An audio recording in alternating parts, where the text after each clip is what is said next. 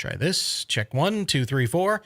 All right, guys, just testing the microphone for later. This is Kory Hartman, 4 o'clock Eastern time, and coverage of Tropical Storm Nicole. We'll do more coverage, more hosted coverage as we get a couple hours down the road. I got to grab something to eat, make sure that everything is ready to go here. Still helping the guys deploy cameras. We've got 4 out now, and probably have some more that are going basically into the air and onto poles and whatever right now.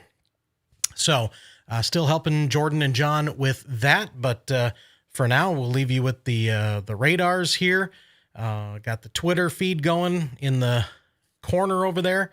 Watching the threat for some tornadoes for sure, especially along the east coast of Florida. So as that gets going, we'll watch that.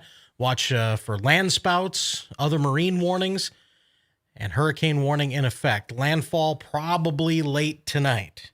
So again, we'll have more hosted coverage coming up.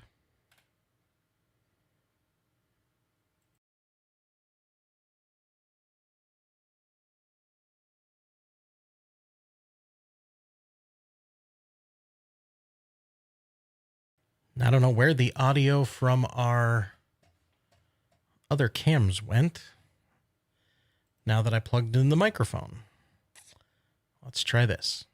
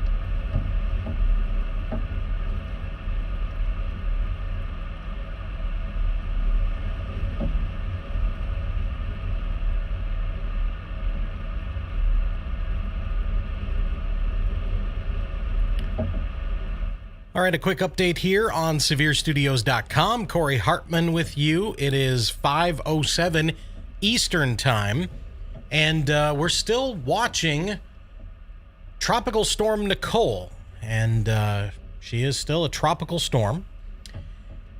Expected to become a hurricane as it continues to work its way toward Florida. I expect some of this outer band activity will start to affect the coast here probably before 6 o'clock Eastern. Going to see heavy rain and flooding, hurricane conditions on the east coast of Florida later on this evening. And of course, power outages, not out of the question. And also tornadoes. So we have a pretty decent chance of tornadoes along the east coast of Florida here tonight. There is a hurricane warning in effect that is surrounded by a tropical storm warning. Hurricane warning, top left corner of your screen is in red. Tropical storm warning is in blue. You're seeing the radar, the widescreen looping radar, and you are seeing, at this time at least, 4 of our live cameras. Now, of course, it gets darker at this time of year. So we're going to obviously see things get dark on these cameras, and whatever light we have will be coming from the lights along these boardwalks and piers and things, which probably won't be a lot, but landfall is expected, I believe, somewhere around midnight, or maybe they backed it up to 2 o'clock in the morning. Anyway, it's an overnight landfall, which, of course, is not quite as exciting as we saw with Ian with a daytime landfall. Of course, this is not going to be a Cat 4, likely a Cat 1. But again, a lot of rainfall, 3 to 8 inches of rain. Storm surge is also an issue of 3 to 5 feet all the way from southeastern Georgia all the way down to West Palm, basically. Could get anywhere from 3 to 5 feet of storm surge. And again, power outages are likely throughout the southeast, especially where the eye goes. And the eye should come on land somewhere around, we'll call it Fort Pierce area, move up toward Orlando, and eventually move up toward Gainesville. And then it kind of will track backwards a little bit. It'll hook back towards southeastern Georgia and southern portions of South Carolina. And anywhere along that path, we could see some power outages. In addition to that, we've got a multitude of things going on with this storm. But tomorrow, more tornadoes. Florida, Georgia, South Carolina, North Carolina. And there's a look at the severe weather risk for tomorrow. And you can also see that there is a chance for some severe weather, maybe a tornado or two, from eastern Iowa through southeastern Minnesota and into southwestern Wisconsin, where I'm talking to you from the Wisconsin Dells Baraboo area. So anywhere in those yellow shaded areas, we could see a tornado or two tomorrow as well. So we've got quite a lot going on. We are going to do more live coverage as things kind of get closer to the coast. And as I'm sure there will be some tornado warnings that will come out. Any special marine warnings for water spouts, those kinds of things. We'll talk about that. And of course, we'll keep an eye on our cameras. Now, our camera in Daytona Beach here along the boardwalk, along this barrier wall, the waves are starting to crash into that barrier wall. So I bet we see some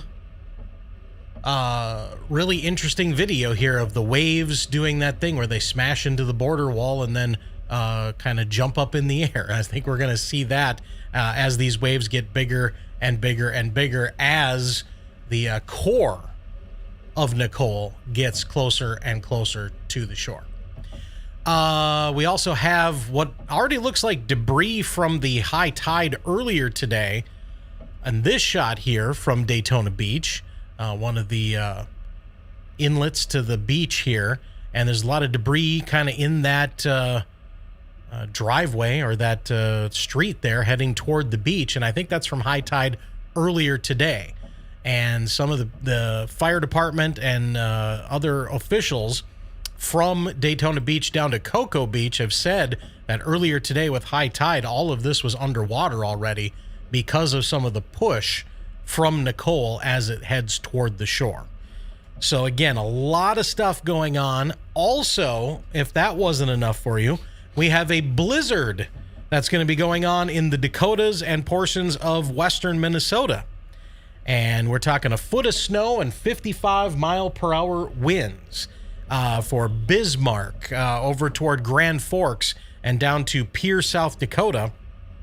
And on top of that, we also have a winter storm warning from basically Aberdeen to Fargo up to International Falls because there's going to be 4 to 8 inches of snow, winds to 50 miles per hour, and there's also going to be an ice storm, over a 1/4 inch of ice in the Aberdeen, South Dakota area. So we really have it all going on.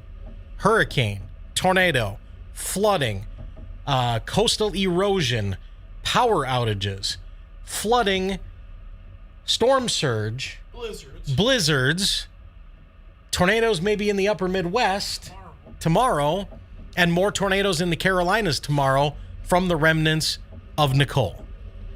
So we really have kind of the super, like, you're not allowed to say Super Bowl. That's trademarked, so I can't say that. It's really the super storm of weather here up and down the coast of Florida, up and down Florida. Thankfully, not really going to have a lot of effects over toward Punta Gorda and places that saw Ian, thankfully. But definitely effects to be felt across the entire Florida peninsula. From wind, again, power outages, flooding, all of that kind of thing. It's not a great look on radar, or on satellite. It's really not a great presentation, but the size of the wind field is huge. Pretty much everywhere you kind of see the precipitation here, and I'm in the top right corner of your screen, everywhere you see precipitation, there's a chance of at least tropical storm force wind gusts. And then, of course, closer to the core of the eye is where we could see those Cat 1 type hurricane gusts. So, again, lots going on. Not going to go continuous just yet. Probably around 6 o'clock. So probably around 45 minutes from now.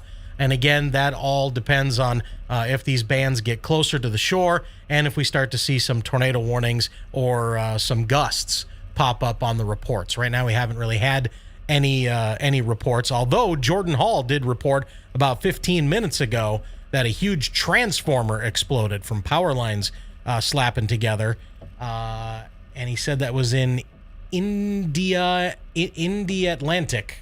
Huh. Okay, India Atlantic. I don't know that town in Florida, but anyway, India Atlantic, Florida. Transformer exploded. All the power's out where he is. So the gusts are enough already to cause some power outages and transformers to explode. So, all right, we will give you an update in 45 minutes one way or another. And if we decide to go full continuous coverage, we'll, of course, tweet that out. Make sure you're following us on Twitter at Severe Studios. All right, Kory Hartman, peace out for now, and we'll be back in 45 minutes or less.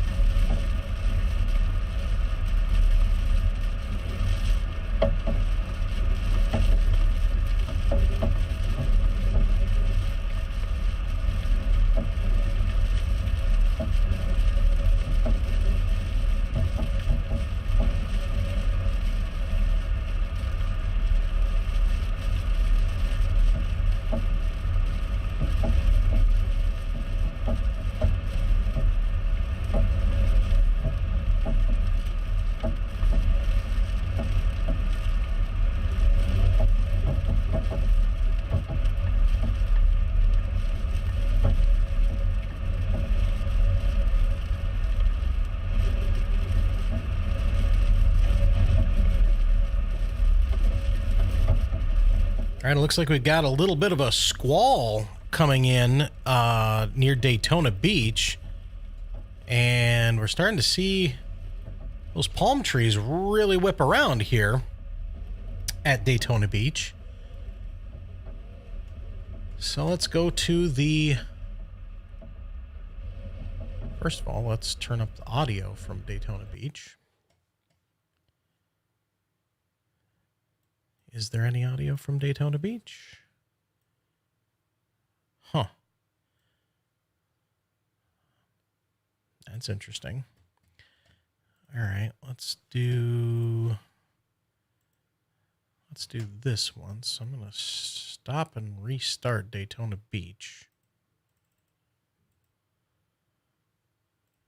Oh, I think it's broken.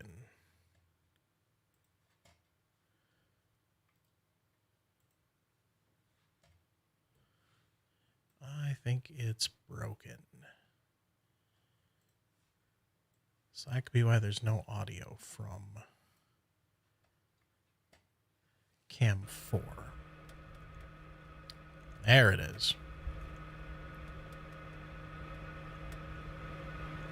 All right, so we have Cam 4 audio.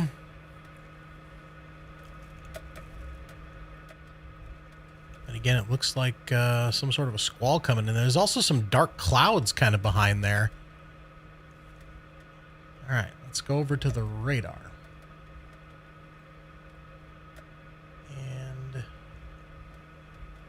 not really seeing anything here as far as if there would be any sort of spin up or anything happening here. So it just looks like just an outer band is coming on here at Daytona Beach. I'll switch to the Jacksonville radar once.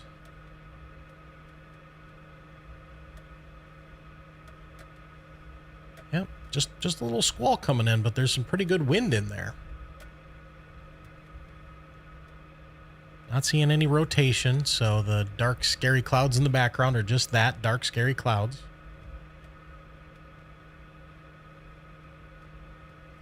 And let's go to our other Daytona Beach camera. And this is on a pole that's really whipping around. Look at those flags up there. Look at those flags on the right side of the camera there. Those are really whipping too.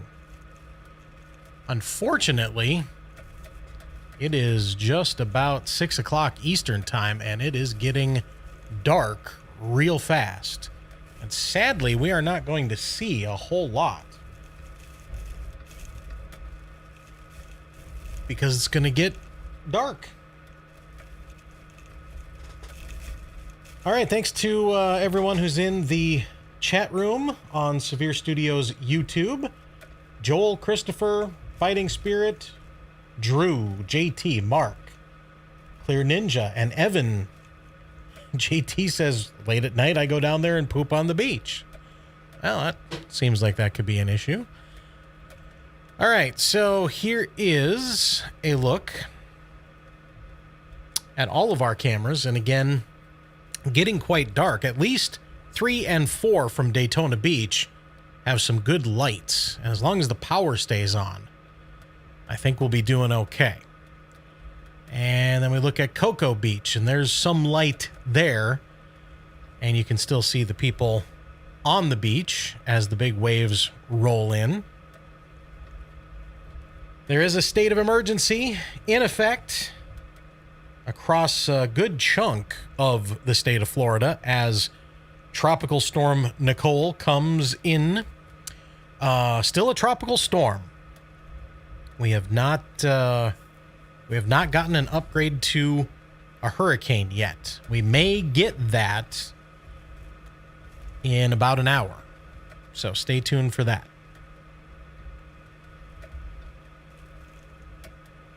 And again, our secondary camera here,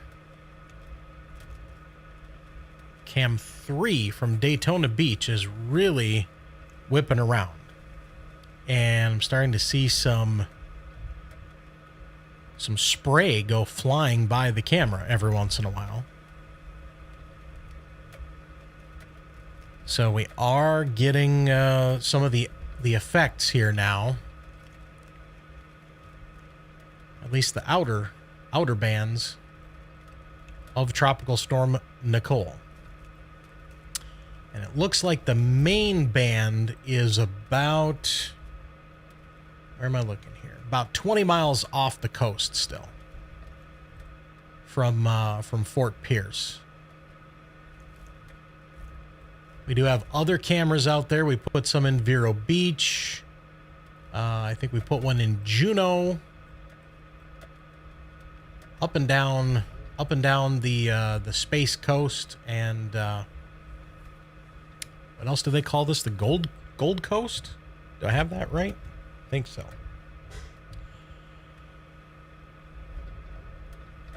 Just left Daytona last weekend. Stuff all over, not picked up.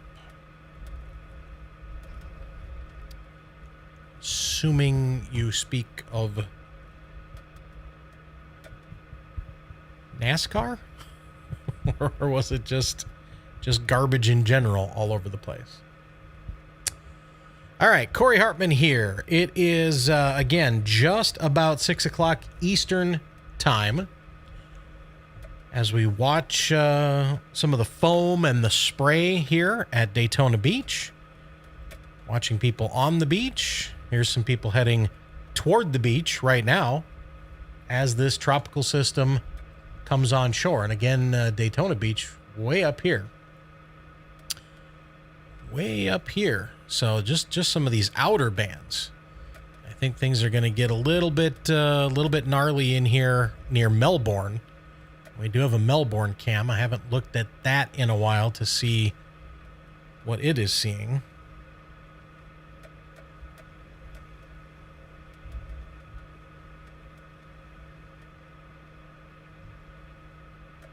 And checking in with John Humphress, who needs something. Not sure exactly what he needs. I think they're still putting out cameras. Because, oh, okay. This just in. Breaking news. Nicole is now a hurricane. Just a moment ago from the Hurricane Center, making landfall on Grand Bahama Island, and Nicole is now a hurricane. That's as of just a few seconds ago.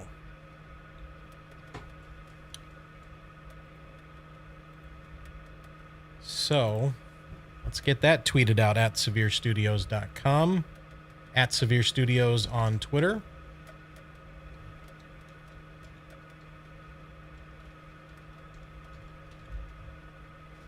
Nicole becomes a hurricane while making landfall on Grand Bahama Island. I'm having a hard time typing. It's because the keyboard is like on the other side of the moon here. All right. Nicole. Hashtag Nicole.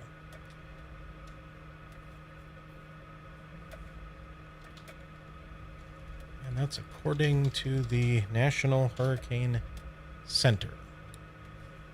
All right, here is the official update. Recent observations from a Hurricane Hunter aircraft indicate that Nicole has intensified into a hurricane.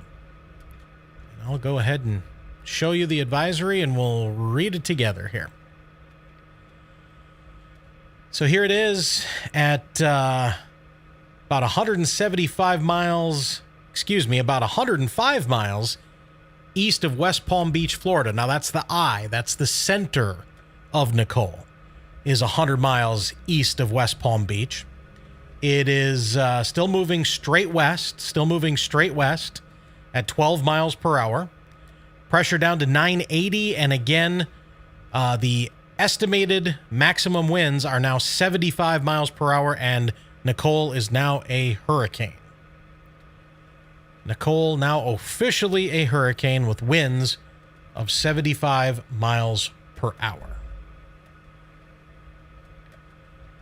All right. Again, we've got people walking around here in Daytona Beach. And again, the information moments ago now coming in officially from the Hurricane Center here is that Tropical Storm Nicole is now Hurricane Nicole. And that means we're going to do some additional social media updates here, and we'll be back with more coverage in about a minute.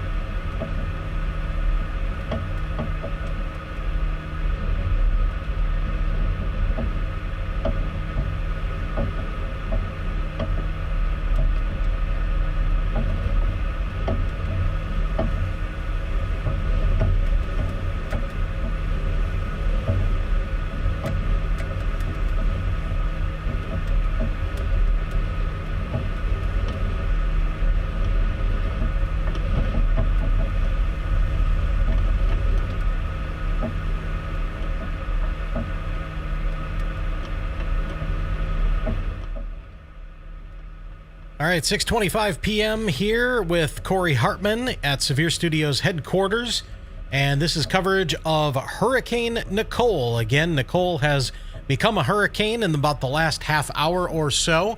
National Hurricane Center says as the eye of Nicole was making landfall on Grand Bahama Island, the estimated winds were increased to 75 miles per hour. And so with that, we now have Hurricane Nicole. We have been watching some great footage here. Great job once again by John Humphress and Jordan Hall placing our surge cams, our surgies, out along the coast of Florida because we've got a lot of light to work with here. We're talking about a nighttime landfall, and as long as the power stays on here, we've been getting some pretty good images of the surf, the foam, kind of hitting this break wall here, and lighting up, I guess you would say, in the lights from this shack or concession area or whatever this is on the right side of the screen here along the pier at Daytona Beach with all the flags. So that's another thing. The flags, we can see how good the wind is because of the flags. We can see the camera moving around on the pole. We can see the foam and the surf from the lights further down, the ones along the pier, the ones along the boardwalk here. So great job putting that camera up. Great job here with our other Daytona Beach camera. Lots of light here. Can definitely see what's going on. Palm trees are moving around. Not a whole lot to see there. And then one that we just got in the air just a little bit ago here and deployed was Surge Cam 1.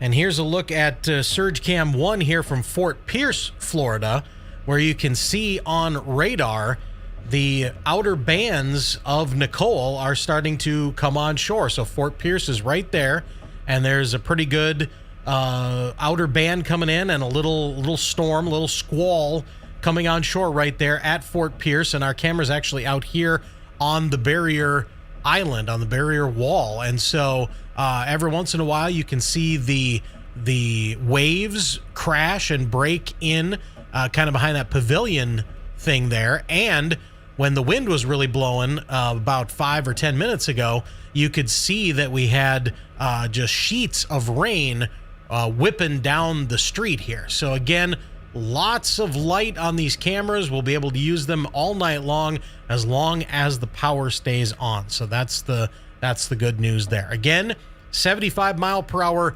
hurricane is what we are talking about now with Nicole. And we're going to see the possibility again of tornadoes tonight, flooding, coastal erosion, and storm surge of up to 5 feet in some places. So we're going to go back to our quad shot here, and we're going to keep watching things and listening to things. We'll be back with more coverage in just a little bit here on Severe Studios YouTube.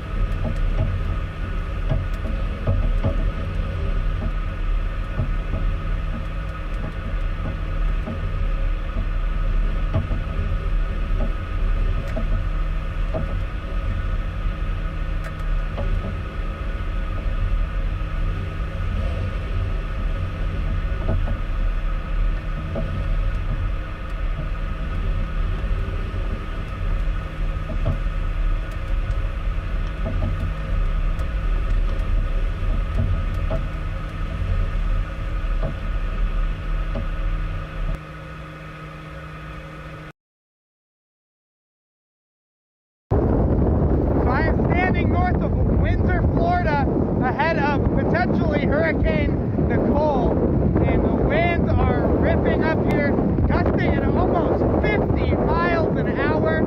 It is insane.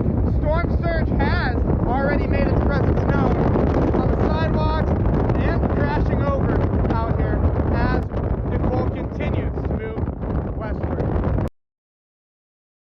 So I am standing north of Windsor, Florida, ahead of potentially Hurricane Nicole, and the winds are ripping up here, gusting at almost 50 miles an hour. It is insane. Storm surge has already made its presence known on the sidewalks and crashing over out here as Nicole continues to move westward.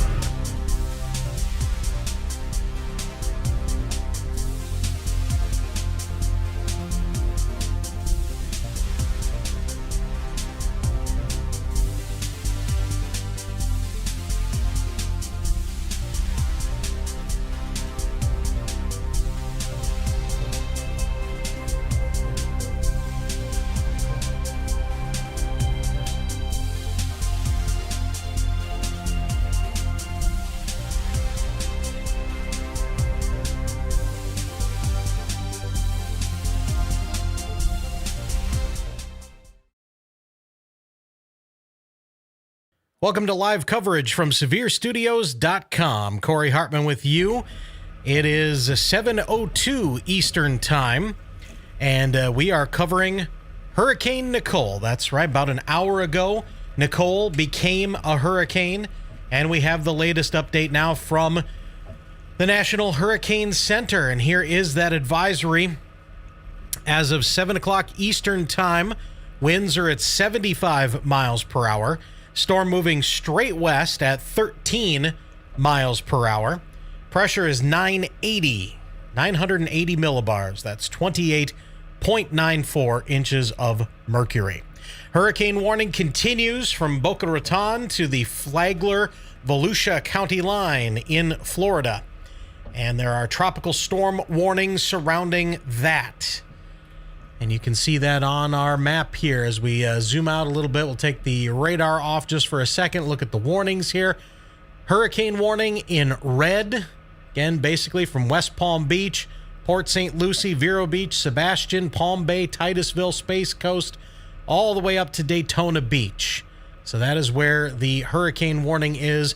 The tropical storm warning is in blue surrounding that. And here is now Hurricane Nicole with 75 mile per hour maximum winds. Doesn't have the greatest presentation on radar, but you can definitely see where the eye is. Center of the eye is basically right here in the Bahamas. And if I measure it from West Palm Beach, I've got about 87 miles to the east of West Palm Beach. And the Hurricane Center says about 100 miles east of West Palm Beach. So, either way, Nicole, now a hurricane, again, moving west at 13 miles per hour, a little faster than it was at the 6 p.m. advisory. That was west at 13 miles per hour. I don't think that really matters a whole lot. Storm surge potential. A lot of people talking about the storm surge. Let me make it very clear that this is not Ian. We're not talking about a Cat 3, 4, 5 type hurricane. There's still going to be effects, and we'll talk about what those effects are here in just a little bit. But we are talking about a Category 1 hurricane. We are talking about coastal erosion. We've already seen some parts of homes and businesses that have been undercut by the water and have eroded the land along the shore. And we've seen pictures and videos of, in fact, on the Weather Channel right now, Kory standing in front of a house, or a business, I should say, where the back half of it, the bathrooms and whatnot, are in the water and are leaning, and again, everything getting eroded underneath. And so we're going to see coastal erosion. We're going to see flooding. It's a very slow-moving storm, 10 to 15 miles per hour. Lots of rain in there, lots of water, especially as we go to the north. Strongest winds are going to be in this quadrant, the northeast quadrant, which would put it kind of where these yellows and reds are. That's where the strongest winds are going to be. They're going to be in this this outer eye wall here, maybe the inner eye wall here. As they get closer to the radar, we'll be able to tell a little bit better. But this is where all of your wind is going to be with this storm. So we've already had some power outages scattered here and there. And we're going to see more power outages, I have to assume. And in fact, if we take a look at poweroutage.us right now, they are estimating about 12,000 customers without power currently in Florida. About 12,000 customers without power. That's about 3,000 Palm Beach County. It's about 2,300 in Brevard County, and about 1,200 in St. Johns County. So the power issue, not crazy just yet, but we are going to see more power outages, especially in the core of where Nicole goes. And let's take a look at where Nicole is right now. There's already tropical storm force winds onshore, and let's take a look at where those are going to be going. And here is the map from the National Hurricane Center as of the 7. Well, let me see. Hang on just a second. I don't think that has updated. Let's reload this. Why does it still say 4 p.m. Eastern? Maybe there is something wrong with the map here. That is really weird. Okay, well, do it live, as they say. That still says 4 p.m. Well, let's go to the interactive map, shall we? Maybe this will be... No, that says 4 p.m. as well. Huh, there may be some data problems at the Hurricane Center. Well, let's talk about the storm surge. That also says 4 p.m. I don't know.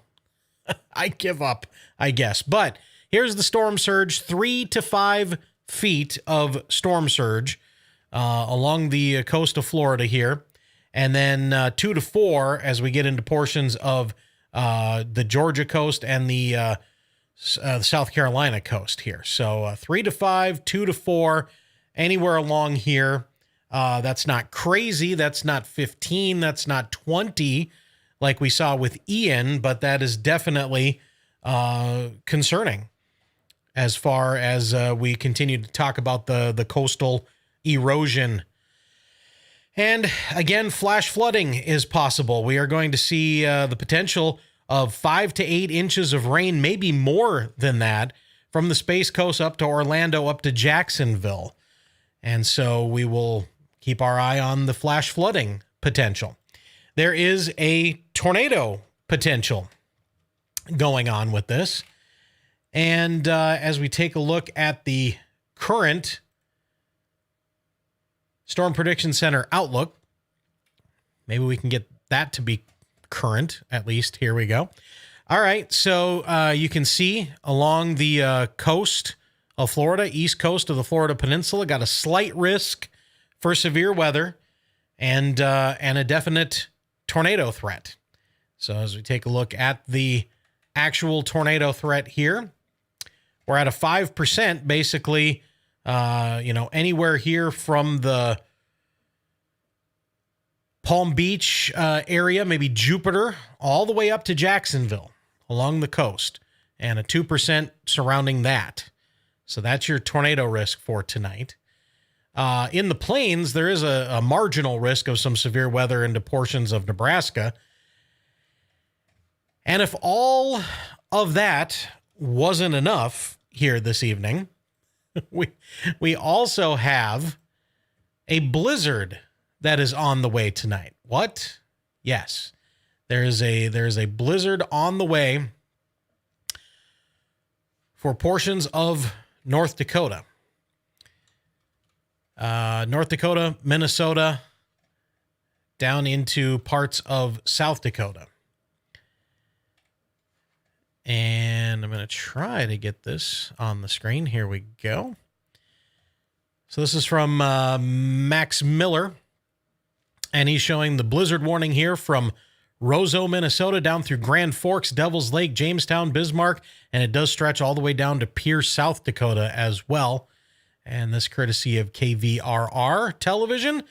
Winter storm warning. There's also an ice storm warning in some of these areas that kind of is under this here. So there's all sorts of stuff going on. Of course, the winter activity not associated with the tropical activity, but when it rains, it pours, they say. All right, good evening, everyone in our chat room here for tonight. Got about 90 people watching. We appreciate that. Hi to James. Hi to Kelly. Hi to Lily. Hi to KMA Clubber. Hi to Dave Grant. Dave Grant is in there, my bud.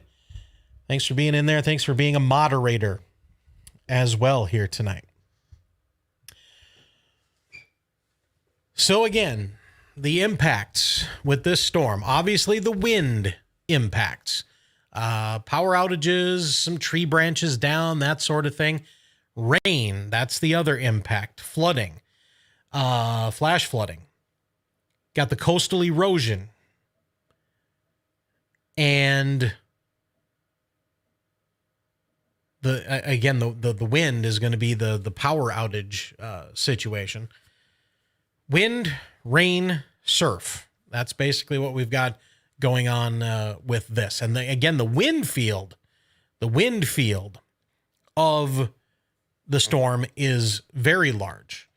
And if the Hurricane Center website was working properly, we would show you that wind field map.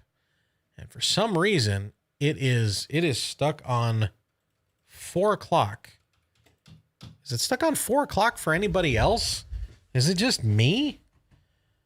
I don't know. I got to go to a different computer now. I've only got 70 of them here in the studio. Yep. Nope. It's the same on that computer too. Wow. That is weird. They have got something weird going on. Latest advisory is 11A.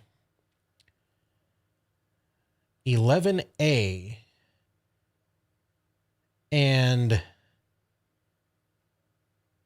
wow, what is... Okay, now you got to see... And now you have to see this. Look at this. What is this? What is that? Is that like a nuclear explosion? Listen, folks, I have no idea what's happening here with the Hurricane Center website. 7 p.m. update gets posted, and here's this big ring. Basically, I guess trying to show that there are tropical storm winds everywhere in this circle already, but there's certainly not hurricane winds in this entire circle. So maybe this is a training hurricane for somebody new at the Hurricane Center. I literally have no idea what is going on here. Let me try the 3-day forecast. No, the 3-day forecast is exactly the same thing. Track line, wind. I mean, I can turn the wind field off. I guess that helps a little bit because we were going to talk about the path of the storm. So let's do that here. So we've got the storm now on in the Bahamas. It's going to come on shore as a hurricane, probably somewhere between Palm Beach, West Palm Beach, and Palm Bay, Florida. I would say most likely Port St. Lucie kind of area. So West Palm, Port St. Lucie, up to Vero Beach. That's kind of where the core is going to come on shore. And so then it's going to make its way across the Florida Peninsula, and it may actually emerge off the west coast of the Florida Peninsula on Thursday, tomorrow afternoon at about 1. And then it could come back on shore, and then it's going to drizzle its way through central Georgia and up into South Carolina. Now, just because this hurricane is dwindling, that does not mean the threats are dwindling. So everywhere across this swath here has the chance to see some power outages, maybe a little bit more widespread than we're seeing now, because that's where the core of the wind is going to be going through. So the chance to see power outages is greater in this cone, in the center of this, and maybe just a little bit to the north of this white area here. But it is a low. It's a big low pressure system, right? So what comes with low pressure systems? Storms. And it's a tropical low pressure system. So we have to think about tornadoes. So we do have the distinct possibility of seeing some tornadoes with this storm. And indeed, as we take a look at the Storm Prediction Center update for day 2, in other words, for tomorrow, we see that we do have a severe weather threat once again here from the east coast of Florida up here to the southeastern portions of Georgia, the coastal areas of South Carolina, and coastal areas of southern North Carolina. And there is a tornado threat along here. We'll show you that here in just a second. There's also an unrelated slight risk from the big low that's causing the blizzard up here in the Dakotas.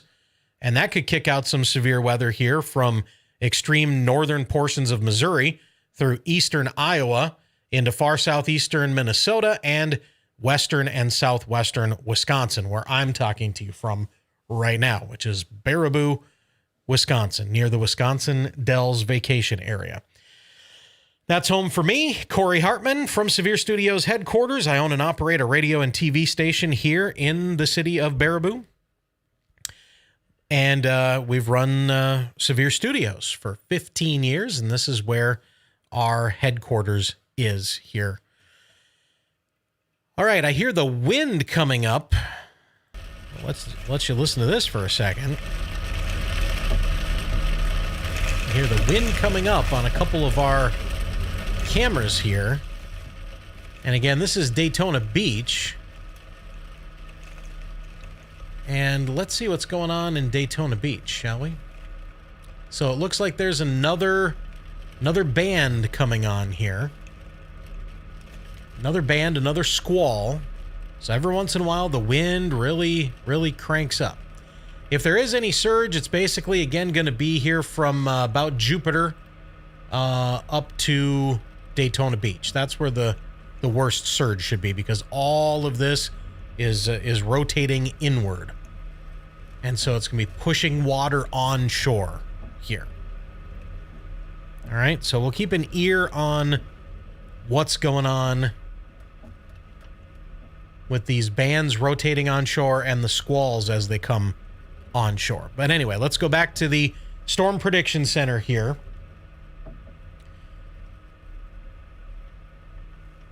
If I said panhandle, what I meant was peninsula. Florida peninsula, not panhandle.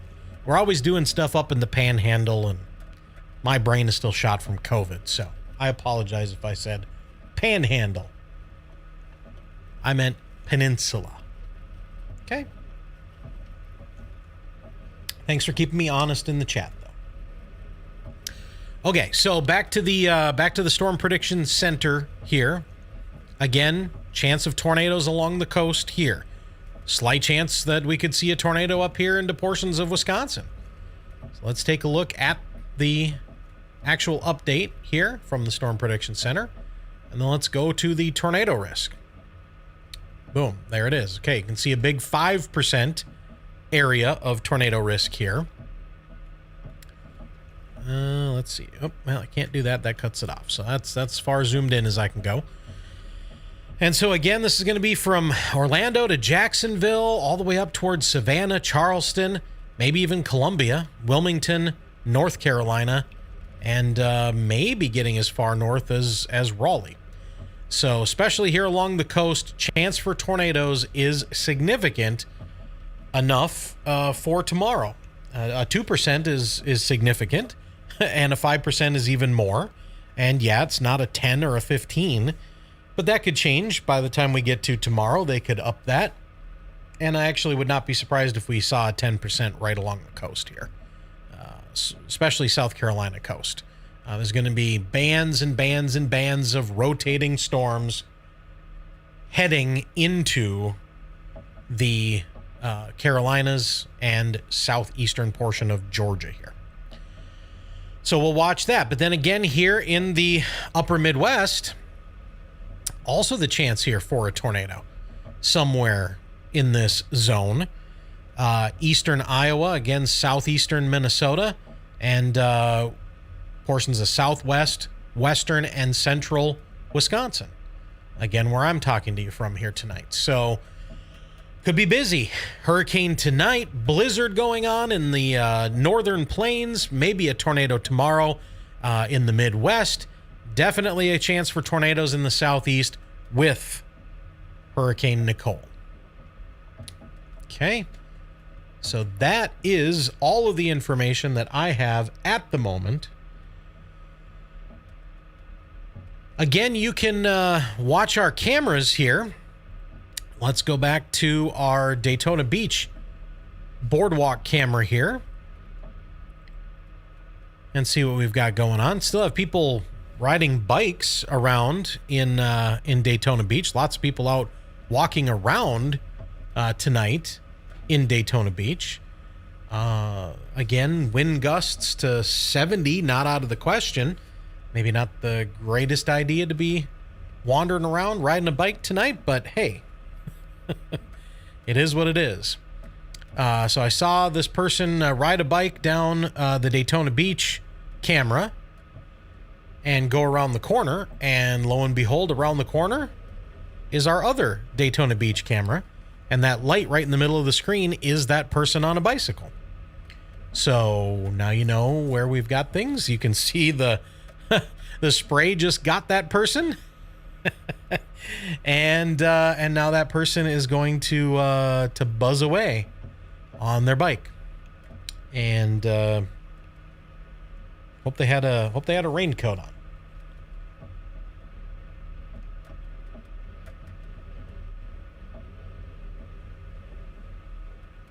All right. So we appreciate you subscribing to the channel. We appreciate you hitting the notification bell so you know when we go live. And we appreciate you sharing this on your social media. If you know some other people that might want to watch this, please go ahead and share it. So you should be kind of wrapping things up if you are in Florida. If you need any supplies, you need to get out and get anything, probably want to get that accomplished. Again, not a good thing to be running around out here with trees and power lines coming down and that sort of thing. Some reporting of street flooding in Fort Pierce, Florida. And again, we have had some scattered power outages, nothing widespread as of yet.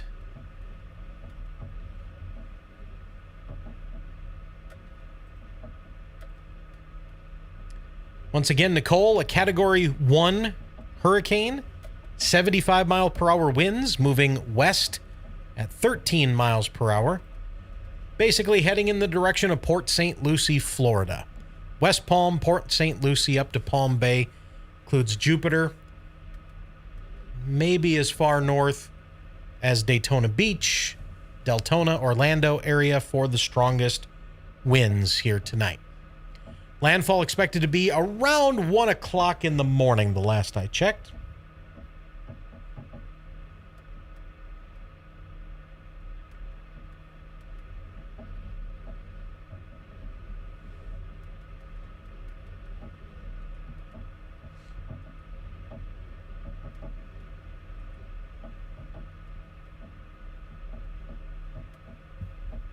Looking at pictures that Jordan Hall is sending me here from his racing drone. It's full of grass and dirt from a hard landing. Hopefully it's okay. Goodness gracious. Okay. All right. What can we tell you that we haven't told you already? We're watching our cameras. We have, I believe, 6 cameras deployed right now. Fort Pierce, Daytona, Cocoa Beach. Those are the ones that are on your screen. We also put a camera in Melbourne. And I'll be honest with you, I can't remember where the other one was. It was in Jacksonville. Of course, Jacksonville. All right, so what we've got is Jacksonville, Fort Peach, Daytona, 2 in Daytona, Cocoa Beach, and 1 in Melbourne. We are looking at the ones right now that have the most light on the subject. And that, of course, here is Fort Pierce, Florida, where we've seen some winds whipping down the street a little bit ago. Heavy surf waves crashing up on the beach. Here, this is an outer island, a barrier island near Fort Pierce, Florida. Then we have Surgy 3 in Daytona Beach, right there in front of the pier and the kind of concession area. That's what's all lit up with the flags there. And then not too far from that location, in fact, just up the street a little bit, is Surgy 4. And that one is kind of at one of the gates, one of the entrances, if you will, to the beach there in Daytona Beach. And then Surgy 6 is in Cocoa Beach, Florida. And if I'm not mistaken, John Humphress is in the process of putting another couple cameras out further south. One in Jupiter, for sure, and maybe one closer to West Palm Beach. So we'll have some a little bit closer to the core of the storm. And but this is, I mean, we had to deploy from Jacksonville to Palm Beach. From Jacksonville to West Palm Beach is a pretty good chunk of real estate here. In fact, if I measure it just as the crow flies, it's 242 miles swath that we had to put cameras in. Now, compare that to what we did with Ian. We basically started putting cameras out in the Tampa area and realized we didn't need to do that anymore. And so we basically went from Sarasota to Fort Myers. Sarasota to Fort Myers, where we put all of our cameras last time. And that is only about a 60-mile swath. So we're well over triple that for this storm. Because the wind field is so big. The wind field is very large with Nicole. It's not, again, it's not quite this large.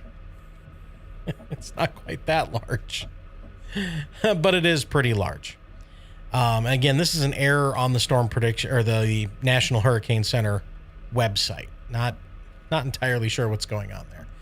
But here again, here's a look at the path, and as it churns through Florida and up into Georgia and eventually South Carolina, core of the storm, you're going to have power outages, tornadoes along the coast, flooding, flash flooding, beach erosion, coastal erosion, and just the winds, 75 mile per hour winds with Hurricane Nicole here.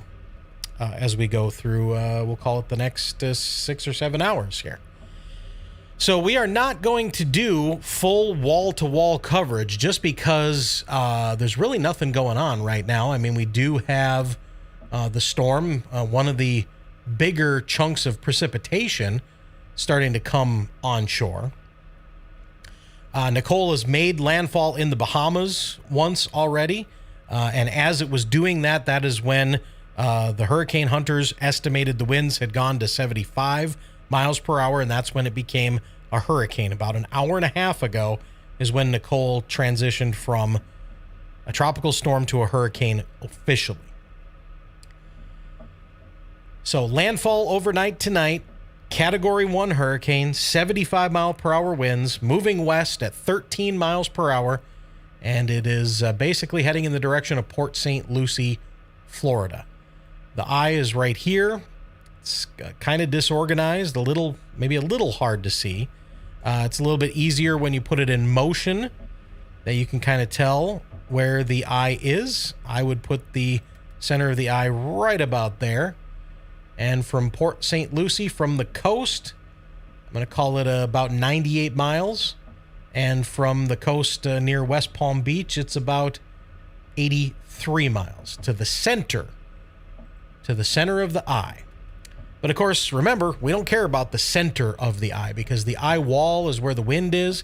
There's going to definitely be some wind here in this outer band, especially, it looks like some stronger wind here is showing up, but it's off the coast yet a little bit. It's a good 60 miles, maybe 70 miles off the coast before we get into this heavier wind over here. Okay, that heavier wind. Seeing some pixels in here. 65 knots of wind. So that's going to be pretty close to that 75 miles per hour. So not surprised there.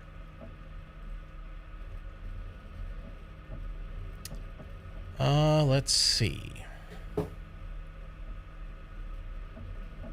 Again, still waiting to see what we're going to have for additional cameras. Again, these cameras, these surge cams, weatherproof cameras for the most part. Some of them are surge proof, some of them are not. Some of them have to have a vent, and some do not. The ones that do not, we try to put a little bit lower, closer to the water. And the ones that have vents, obviously, we have to not put those directly in the surge, so we mount them a little higher.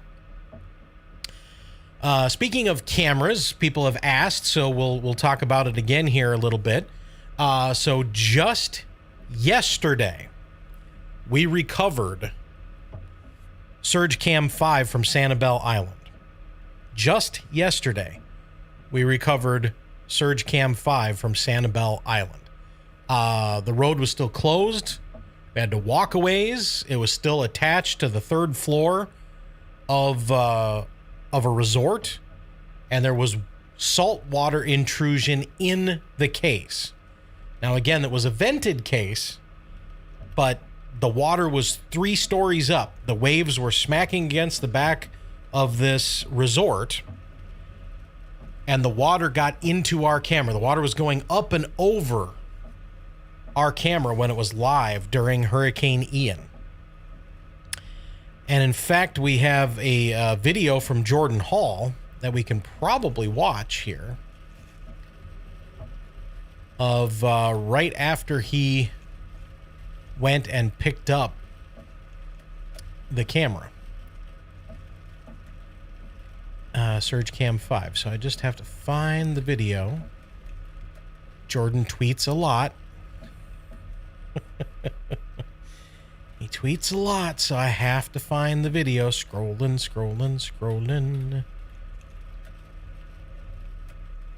Keep on scrolling. Oh, what did he take it down now? I can't find the darn thing.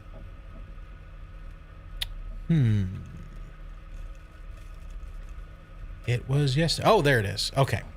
There we go.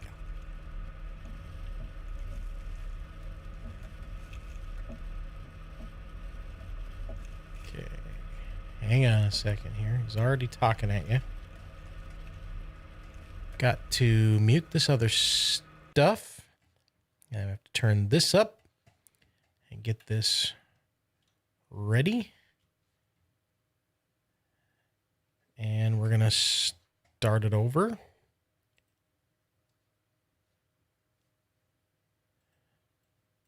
All right. Here we go. On September 27th, I deployed surge camera number 5 on Sanibel Island, Florida, ahead of major Category 4 Hurricane Ian. Today is November 8th, and we have recovered surge camera number 5 from Sanibel Island. It is completely fried, which means water got inside this case on the 3rd floor of a resort. Mind you, water levels would have had to have been over 15 feet at one point to even touch this camera. This camera was taking on water on our live stream during landfall, just to give you an idea of just how bad the storm surge was on Sanibel Island. This is going to be a very long road to recovery, but it is a very big success story that we were able to retrieve this camera. On September 27th, I deployed surge camera number 5 on Sanibel Island. Okay. Always loops when you don't want it to. All right. Thanks, Jordan. So there's Jordan Hall talking about getting the surge cam back yesterday from Hurricane Ian on Sanibel Island.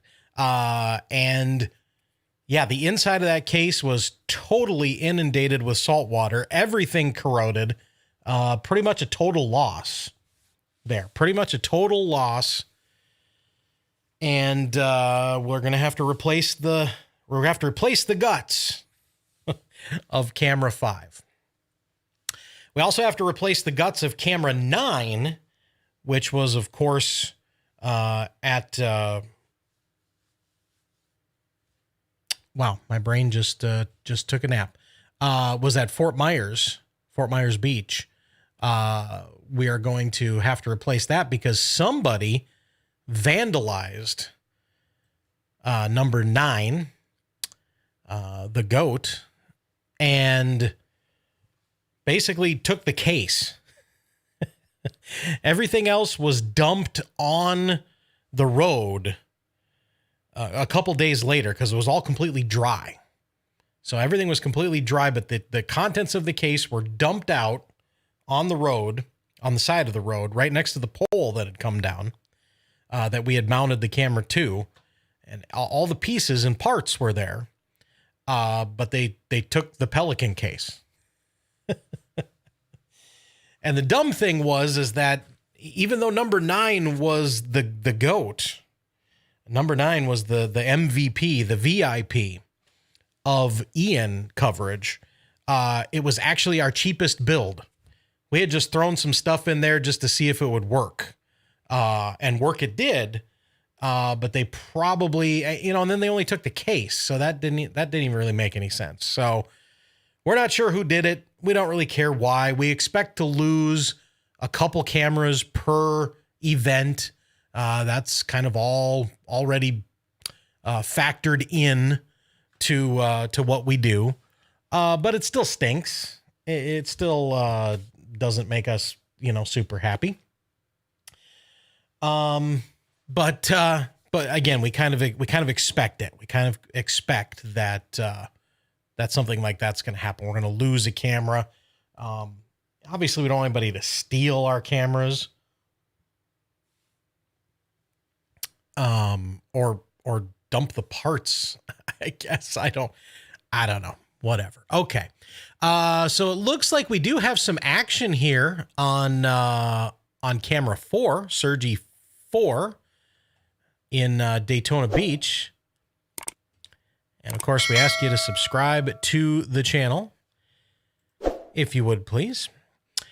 And it's maybe a little bit hard to see, but there is quite a bit of water coming up this street. The water and the foam has made it all the way up to kind of where the debris was from the high tide earlier today. And I'm not sure if I can make this any bigger, but I'm going to do what I can. Nope. Nope. I broke it. Let's see. Let's go to our other Daytona Beach camera. And let me see if I can somehow make this larger for you. Let's double the size. Is it going to let me? Yeah, there we go. Now we're cooking. All right. How can I? All right. Should be able to do it just like that. Okay. Doing it on the fly here, folks. Boom. All right, so we're really zoomed in here. But you can see we've got the water coming under the gate there at the end of the street. That's right on the edge of the beach. Water is coming up there. You can see that wave. And it's coming about halfway up the street there. And it's hitting, again, some of that debris and stuff from high tide earlier. So we're definitely getting a little bit of a push here at Daytona Beach. A little bit of a push. There may be another tide cycle going on. I will be honest with you. I don't know a damn thing about tides. I mean, I know they come in, they go out, they come in, they go out. I know they're caused by the relationship of the Earth to the moon. That's about what I know about tides. Now, along the coast, everybody knows about tides. Everybody keeps asking me about tides. And I'm not even sure I know where to find the information about tides. Sure, the Weather Service has it somewhere. But anyway, we could definitely possibly be seeing another tide coming in here. But we also have a hurricane coming in here. And so there's going to be a push of water toward the camera from the ocean, from the Atlantic Ocean, being pushed onshore. You can see some pretty big waves slapping up against the side of that bridge, or that little apparatus that's holding the gate there, and says, welcome to Daytona Beach. At least I think that's what that says there. I believe it says welcome to Daytona Beach. And there's some waves that are kind of hitting that already. So the water is coming up. Water is coming up. Ashley in the chat said, we just had a full moon, which is also affecting the tide. Right. Absolutely. There's somebody walking down the street. And they got a camera, so they're probably doing some stuff. But anyway, that is what we've got going on there.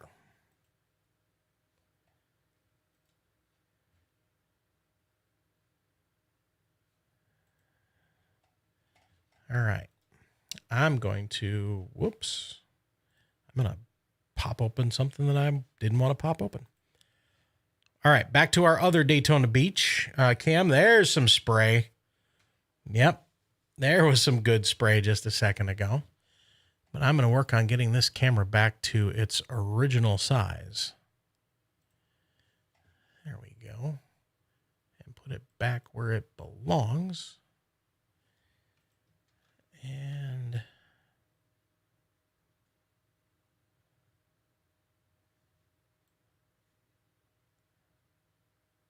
doing some advanced stuff here.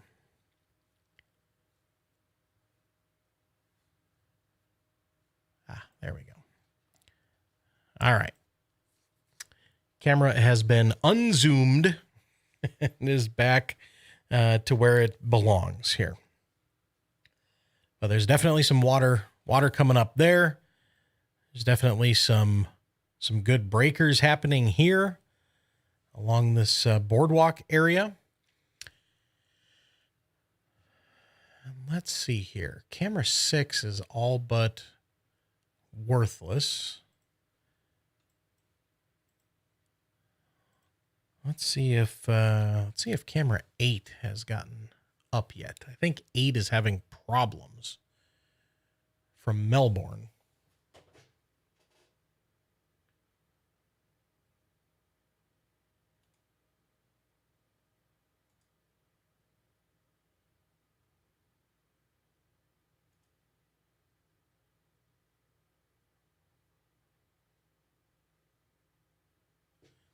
Okay, well, let's go back to the Fort Pierce camera. There's Fort Pierce. And Fort Pierce is right there. And so a little bit of a lull right now, but we're about to see another couple of these squalls, a couple of these lines, these far outer bands come on shore here at Fort Pierce. So I think in another few minutes, let's call it a half hour, I think we're going to see this Fort Pierce camera really get interesting. Really get interesting. So back to Daytona for now. Daytona, these two Daytona cams have been the most interesting so far.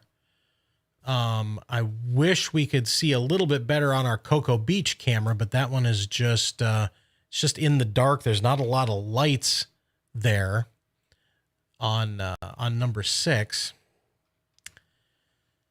And let's go see if we can get that. But yeah, now there's rain on the lens. It's really, really hard to see anything on our Cocoa Beach camera, but there it is. I guess it's not as bad as it could be. You can see the pier there. You can see waves off in the distance. A lot of people have been here at Cocoa Beach, which is not a surprise, but with the landfalling hurricane, maybe a little bit of a surprise. But there's people shooting video, taking pictures, coming down here, doing all sorts of things all night long. And every once in a while, you'll see a flash, and I'll think it's a power flash, but it's somebody using the flash on their camera to take a picture. Okay, Matt says, high tide is coming in now and will peak around 11. Thank you, Matt. Thank you for that information. That's great. I didn't have to go look it up. It's all good. So high tide coming in now, peaking around 11 p.m. It's going to peak about the time that we're getting this core of the hurricane landfalling. So those two things together, not great, not great. But we've got both of those things that are going to happen at roughly the same time. So yeah, so that is going to be an interesting combination of things. Let's see here. Let's roll through some Twitter stuff here. Got a local reporter in Florida from NBC2 Fort Myers who says it's interesting because he's seeing hurricane shutters and Christmas decorations. Hurricane shutters and Christmas decorations up at the same time. And yep, that is definitely interesting. Here comes a group of people on our live cam in Daytona. They are walking down, they're taking pictures, getting close to the debris and the water as it comes up, again with that high tide. And we'll watch these guys and see what they're up to as we roll through Twitter here. Let's see here. Phil Klotzbach says only one hurricane has made landfall in the continental U.S. after November 4th. I'll read that again. Only one hurricane has made landfall in the continental U.S. since records began in 1851 after November 4th. So this would be one of the latest. In 1985, Hurricane Kate made landfall near Mexico Beach, Florida on November 21st. So that would be the one, and there it is. Okay, so 1985, November 21st, 1985, this was the path from Hurricane Kate, which made landfall near Mexico Beach. That's the only one that's been this late since 1851. All right. So there's some interesting information. I mean, I knew this was a late hurricane. We have a Christmas parade in a week here in Baraboo, Wisconsin. So yes, definitely late in the season.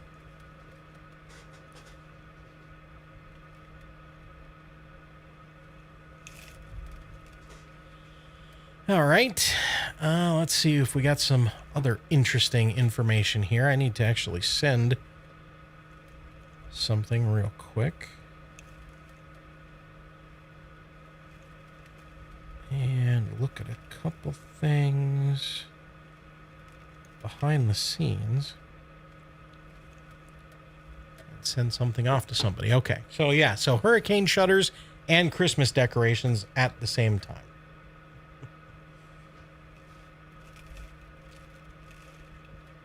All right. Follow a lot of great people on Twitter, and there's a lot of great information if you can piece it out and piece it together and come up with something.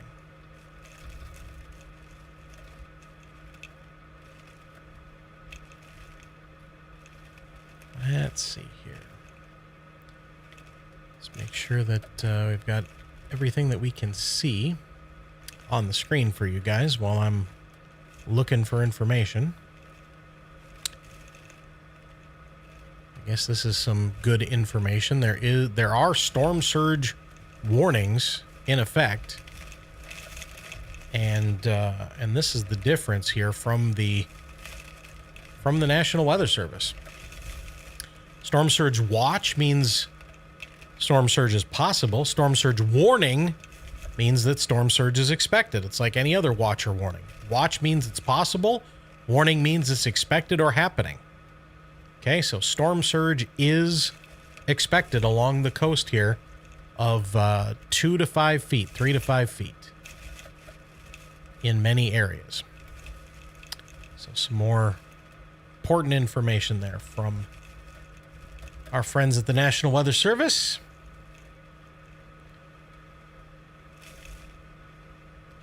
Okay, what is happening? A all I can do is scroll up and down, and that is not what I want to do, but okay.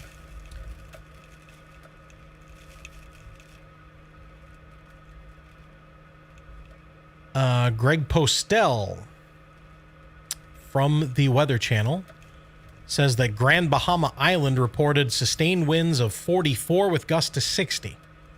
Sustained at 44, gusts to 60 as the inner eye wall passed through. Oh, and he's got a picture of that location right there. So that report on Grand Bahama Island, sustained at 44, gusts to 60. So that's the ground truth. Okay, so it's not 75. That was an estimate from hurricane hunters and from satellite and from aircraft and from radar. But the ground truth is gusts to 60 happening earlier as the inner eye wall of Nicole passed over Grand Bahama Island. Tammy in the chat says we're still saturated from Ian, and so I'm watching this one like a hawk. Yeah, absolutely. There's definitely still some saturated ground out there, and 5 to 8 inches of rain will do some stuff. Fall colors are just about over. Cold fronts moving through, taking down all the rest of the leaves in the south.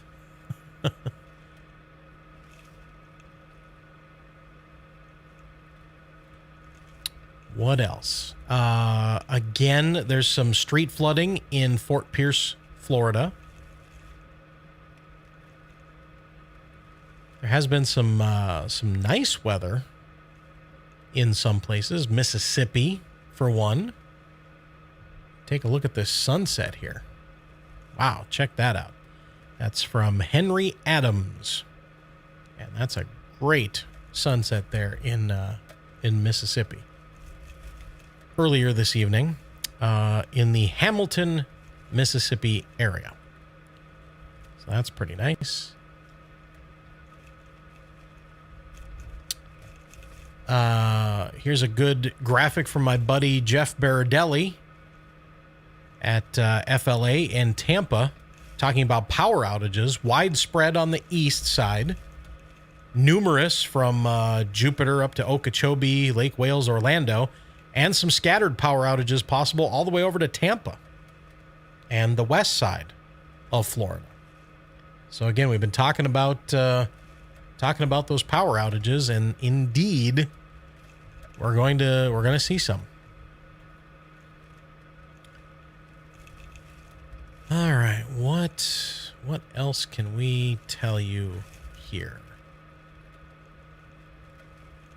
There have been some evacuations. People have moved to shelters in Vero Beach. Most evacuations voluntary, but officials did tell some residents that they needed to consider moving inland, and some apparently decided to take them up on that. So about 70 people moved to shelters in Vero Beach, Florida on their own accord. Probably a good idea.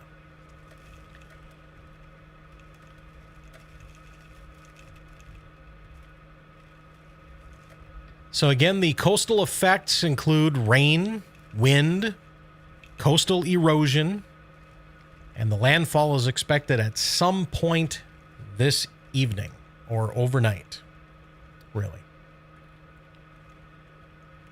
There's a state of emergency in Florida, multiple counties in that state of emergency.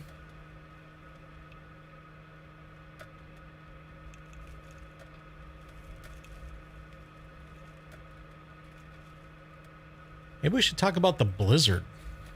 Let's go ahead and talk about the blizzard for a minute. Let's talk about the blizzard and the ice storm. And I'm just at weather.gov. And take a look at the mess we've got going on here. So anywhere in the pink is a winter storm warning. That's for mixed precipitation, snow, wind.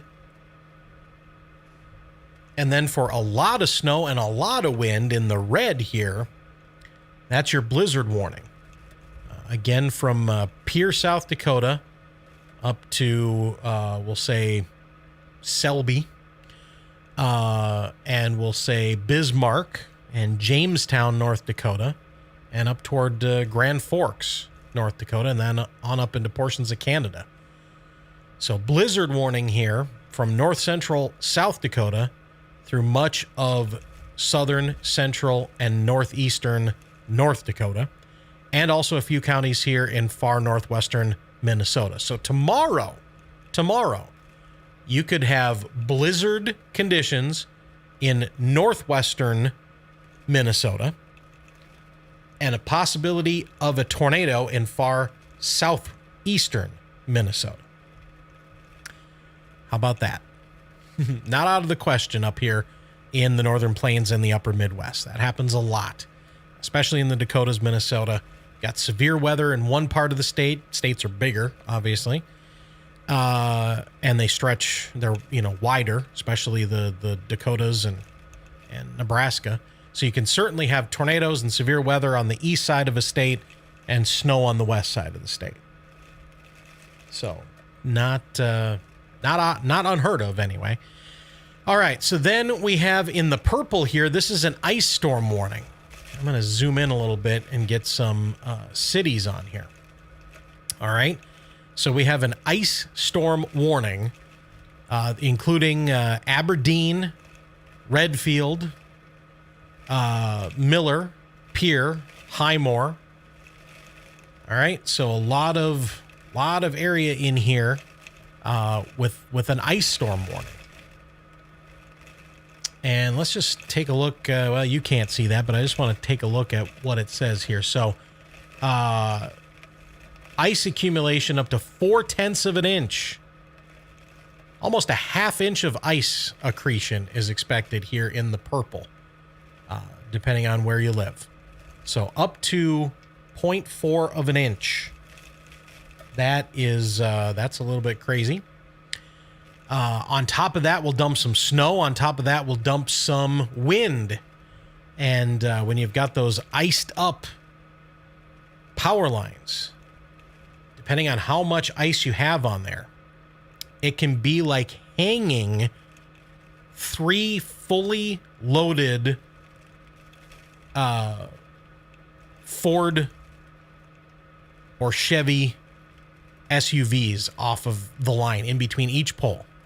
Okay, so think of an Expedition or a Blazer or something like that, big full-size SUV. Okay, and hang 3 of them between every power pole. When you put the ice on the lines and you add the winds, that's the type of strain that you can get on those lines. Okay, and that was told to me by a power company engineer. I used to live in Huron, South Dakota. I used to work for Western Area Power Administration, and some very smart people would tell me these things. And they said the force on those power lines is like hanging 3 full-size SUVs in between there when you get a ½ inch of ice and then 50, 60 mile per hour winds. So that's why power lines come down in an ice storm, and an ice storm warning is in effect. And then again, you've got here from Bismarck to Grand Forks, basically, Ashley, Harvey, Devil's Lake. You got the blizzard warning here. The blizzard warning is for basically a foot of snow, maybe more, 12 to 18, and wind gusts 45 to 55. So lots of snow. You don't necessarily need a ton of snow to get a blizzard, by the way. Blizzard doesn't really have anything to do with the amount of snow that you get. It's the wind and the visibility. Okay, so the wind and the visibility is what is creating that blizzard. Could be a ground blizzard, but this one's going to have a lot of snow. It's going to have a lot of snow and a lot of wind. 18 inches of snow, 55 winds, definite blizzard action up here. Okay. And then we were talking a bit ago about the storm threat for tomorrow.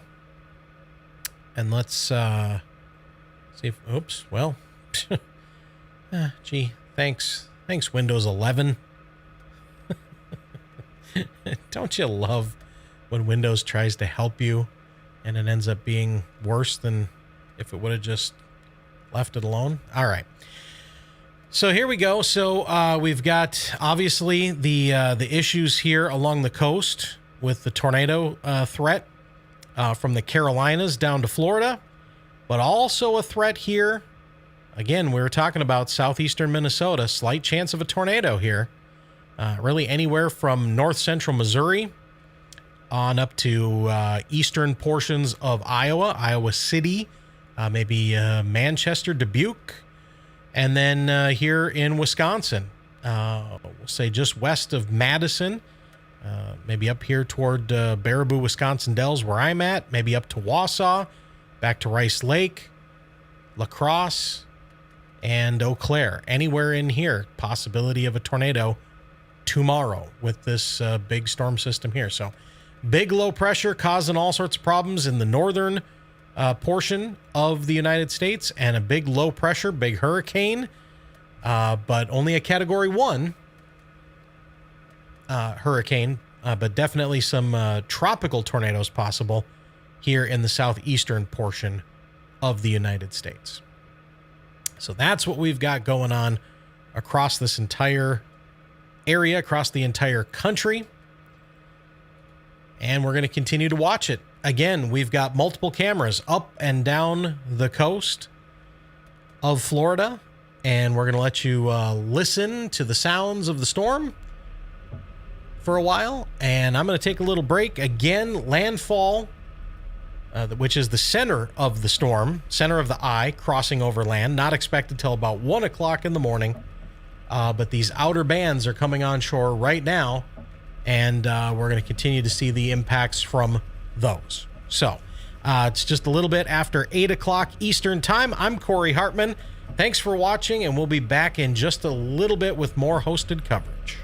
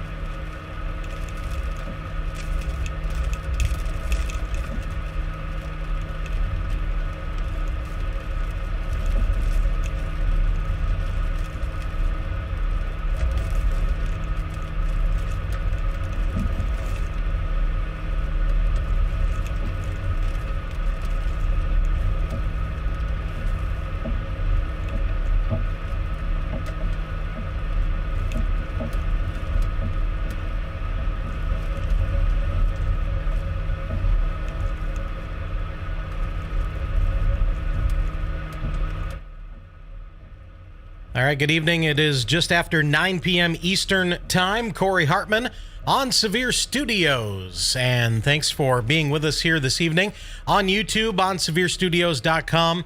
And, of course, our cameras can be seen on the Weather Channel cable network this evening.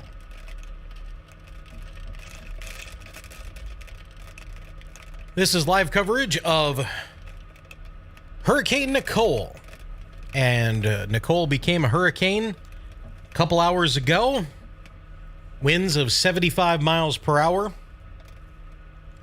And it continues to bring a dangerous storm surge and strong winds to the area overnight tonight. Landfall expected around 1 a.m. or so, Eastern Time. And we'll get the latest information here from the National Hurricane Center. We'll have another update coming up in a couple of minutes. There hasn't been a new update since 7 p.m. And at that time, Hurricane Nicole was located about 100 miles east of West Palm Beach, Florida. 75 mile per hour winds, moving west at 13 miles per hour. And Nicole continues to drift to the west at about 13 miles per hour. And we are starting to see the impacts up and down the coastline here. We've been seeing more and more waves getting larger and larger on Surgy Cam 3 here in Daytona Beach, Florida. And the flags are still whipping there along the boardwalk. This camera moving around a lot. And the spray and the foam and the water, there you go, hitting the break wall there pretty good along the boardwalk.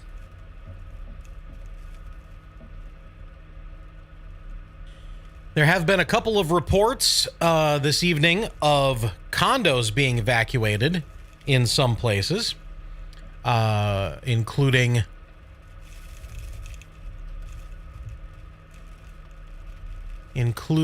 in Daytona Beach shores.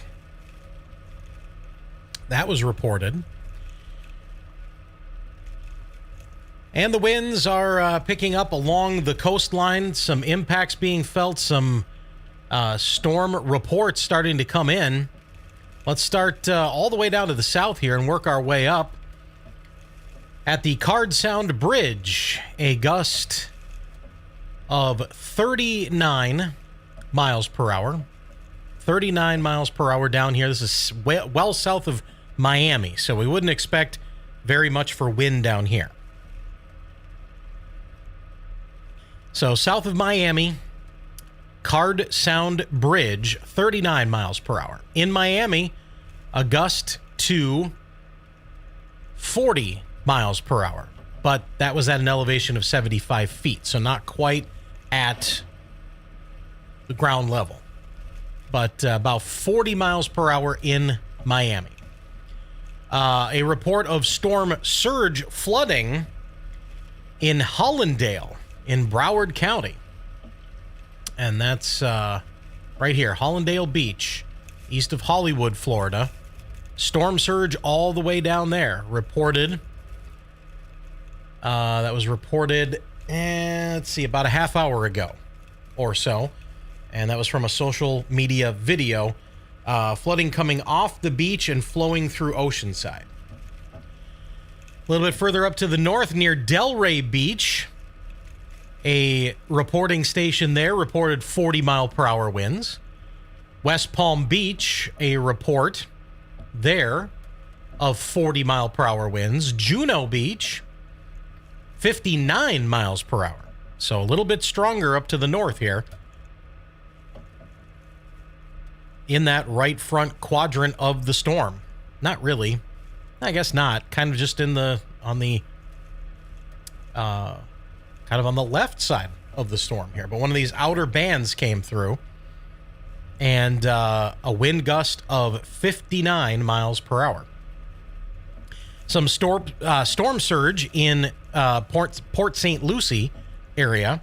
Storm surge there breaching the seawall along Indian River Drive.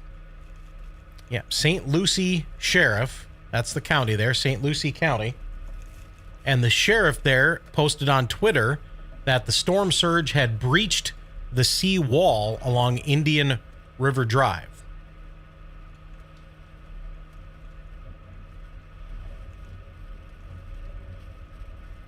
I'm going to pull them up on Twitter here.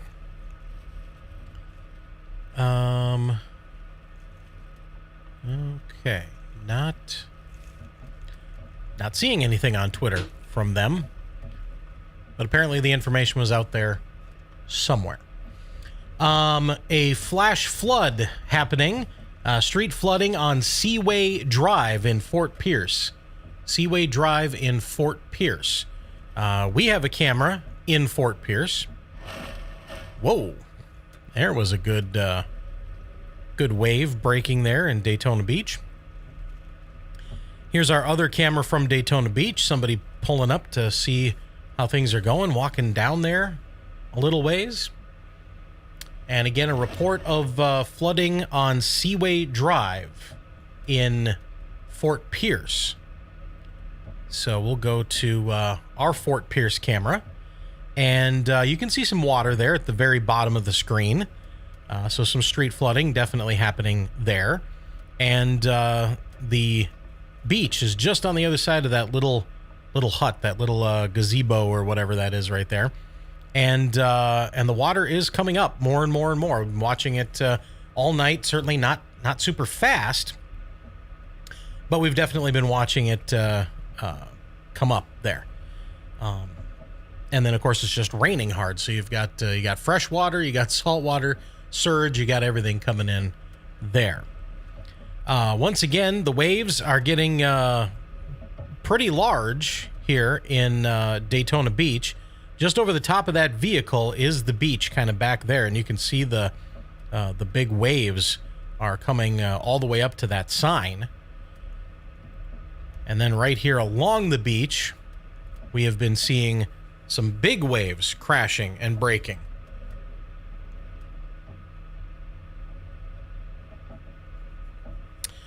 So, as we continue to watch this, again, we've got multiple cameras up and down the coast of Florida once again, this time on the east coast of Florida. As opposed to last time with Ian, we were on the west coast of Florida, from Sarasota to Fort Myers. Now we're on the east side, basically from Daytona Beach to West Palm Beach. And that is where we've been deploying these cameras today. John Humphress and Jordan Hall, as always, doing the remote cameras.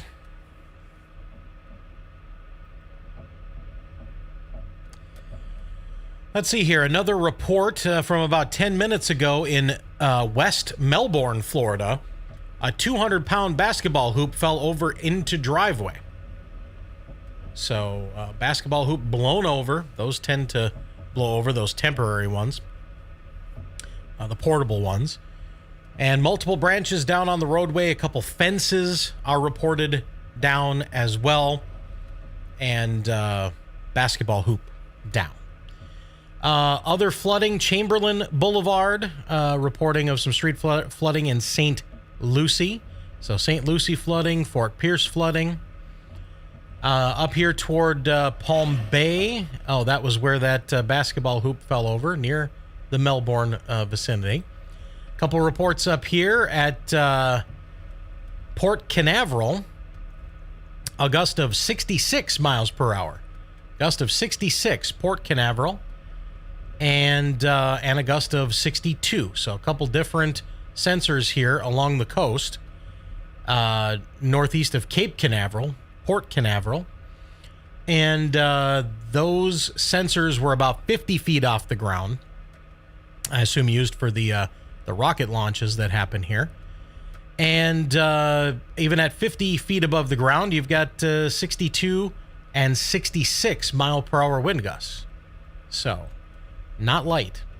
A little further up the coast, another 50-foot sensor, a gust of 60 miles per hour. And that was to the northeast of Titusville.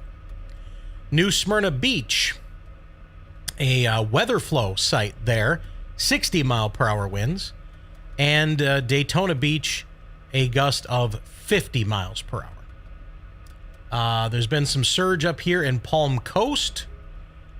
There's been a gust to 52 miles per hour in Crescent Beach.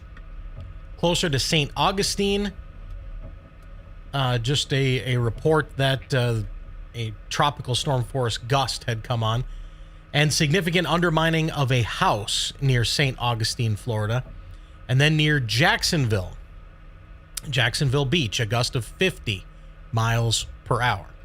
So basically gusts all up and down the coast here from Jacksonville all the way to Miami, basically 40, 50, 60, and in some places over 60 miles per hour.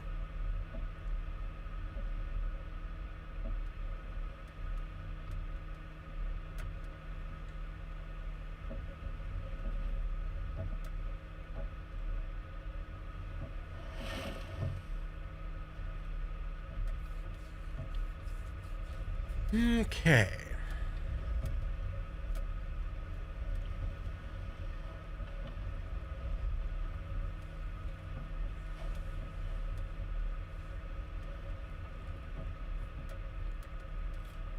So once again, this is a large wind field in this hurricane.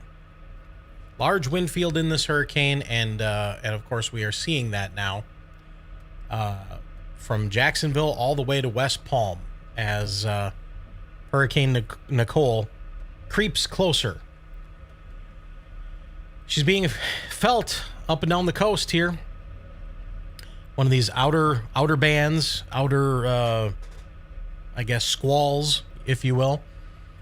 Inner eye is right here. Again, continuing to drift in a westerly fashion. And if I had to peg the center of the storm, it would be right about there, maybe even a little bit closer to there. Right there, that little tiny red dot, if you can see it. And from West Palm, the coast to West Palm, about 60 miles. So it's about 60 miles. We are expecting the storm to jog to the north at some point. So it will jog to the north at some point, but not yet. As far as I can tell, still moving pretty much straight to the west. Yeah, maybe a slight northward tilt on the very last frame there. Maybe.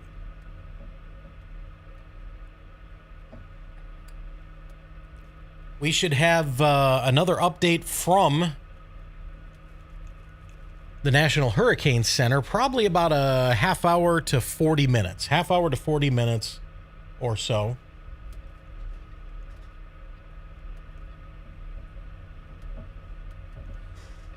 Thanks to everybody in the chat room here tonight. Chadwick, Tim, John, Andre, Riley, and 2A America, and a whole lot of other people. J-Not in there as well. So, hello to you. Wow, there's some nice waves now crashing over the wall here at Daytona Beach. Here's everything we have that has light right now of any sort. Thankfully, there are enough street lights, and thankfully the power's still on here where we can get a pretty good idea of what's happening.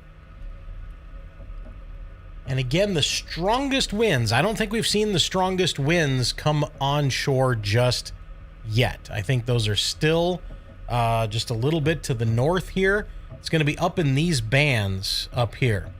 These bands that are going to rotate onshore, basically from, we'll call it Jupiter Island, up to Fort Pierce, Vero Beach, Sebastian, Satellite Beach. I think that's where the strongest winds are going to be. There's some very strong winds in the northern part of this eye wall. And again, part of the eye wall was sampled here on Grand Bahama. And I think they got gusts to 60 or 64 miles per hour here. But again, the strongest winds that I can see on radar are up here in the northern and northeastern part. We'll just call it the northern part of the actual eye wall here. And that eye wall is basically just moving in a westerly direction. And so we'll set a marker from there to the beach at Port St. Lucie, and that is about 45 miles away. So we're still talking about 3 to 4 hours, three-ish hours before the worst winds come on shore. Not that it's great out there now. It's really not. We got high tide coming in right now, and a big storm. The size of the storm is big, and a big storm that is pushing water onto the coast. Last forecast was that we were going to see 2 to 5 feet of storm surge along the coast of Florida, east coast of the Florida Peninsula. Okay, I have to refresh something here because I think it got stuck.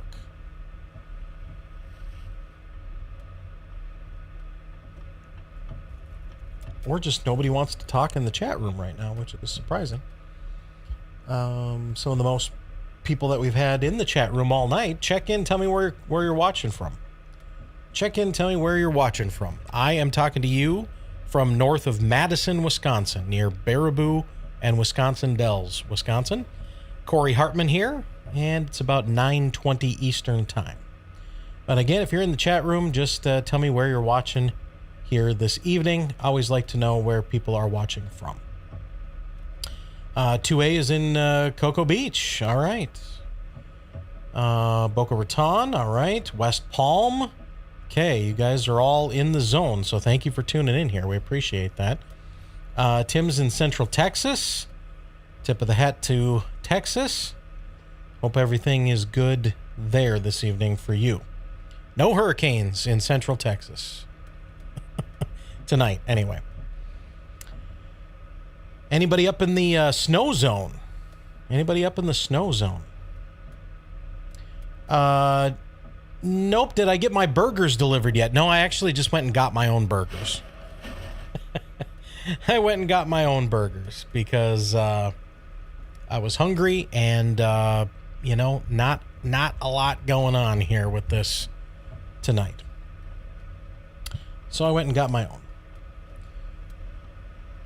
J Knott's in Palm Bay. Okay, Palm Bay. You've had some stuff going on this evening. Got a pretty good squall happening. Some gusts there near Palm Bay. I can see on the radar of about 50 knots.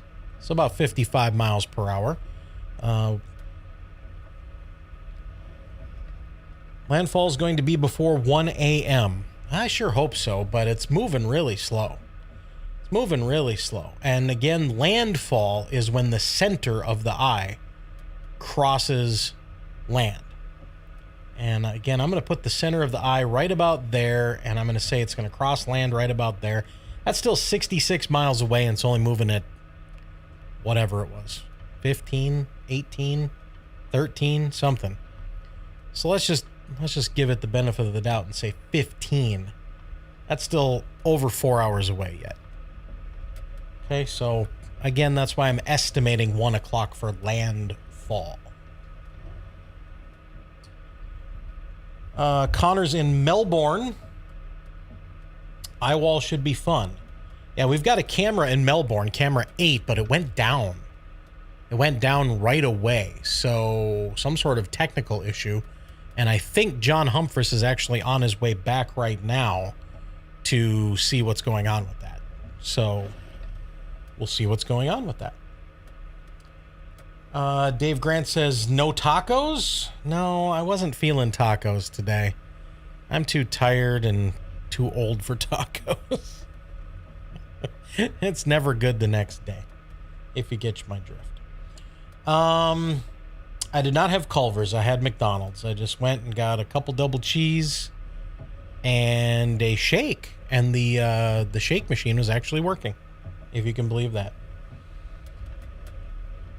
Let's see here. Whataburger is the best. I agree. I do like a good steak and shake. I do like a steak and shake. I like a Freddy's. Obviously like Culver's. But man, I would kill for a Whataburger. But they're just not here. I'd also kill for a Waffle House. But we don't have any Waffle Houses up here in the hinterlands either. So every time I get south, I try to get to Whataburger. There's a steak and shake not too far away from me. I think there's one in Janesville, or maybe Janesville, Wisconsin, or just over the border into Illinois. So that's not too far away. Steak and shake. But I am something like 8.5 hours from the closest Waffle House, which is St. Joseph, Missouri, and that's just unacceptable. Jack in the Box, no. White Castle, no. Just too greasy and weird for me. I need the meat to actually taste like something and be somewhat thick. I like the thick meat. Tony says, just had Shake Shack. Shake Shack is also good. Enjoyed Shake Shack quite a bit.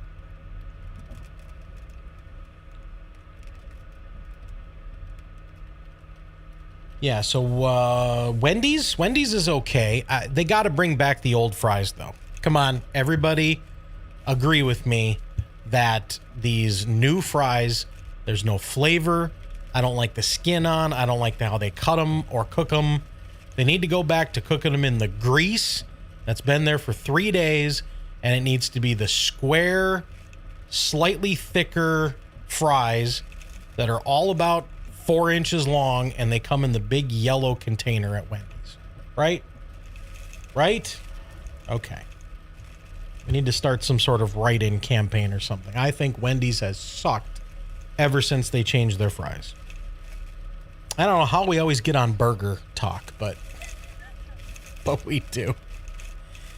I'm going to bring up the Daytona cam because these waves are crashing in here, and it's the best camera we have right at the moment. So we'll watch that one a little bit bigger.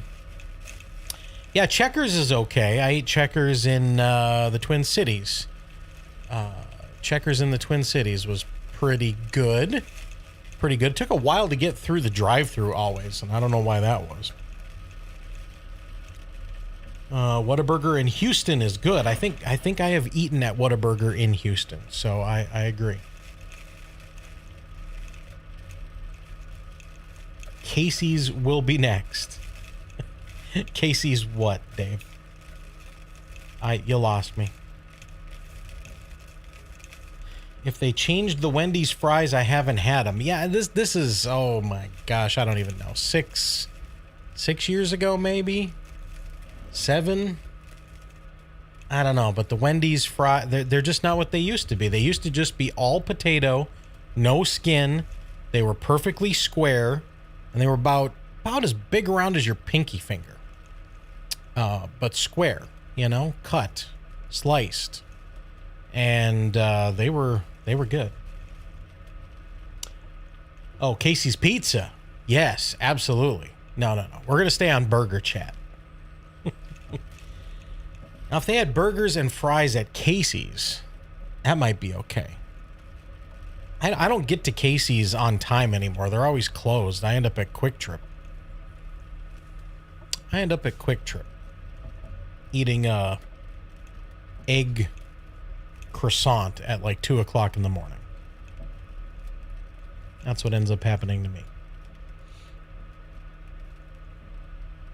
All right. Come on, Hurricane, do something. Poke it with a stick.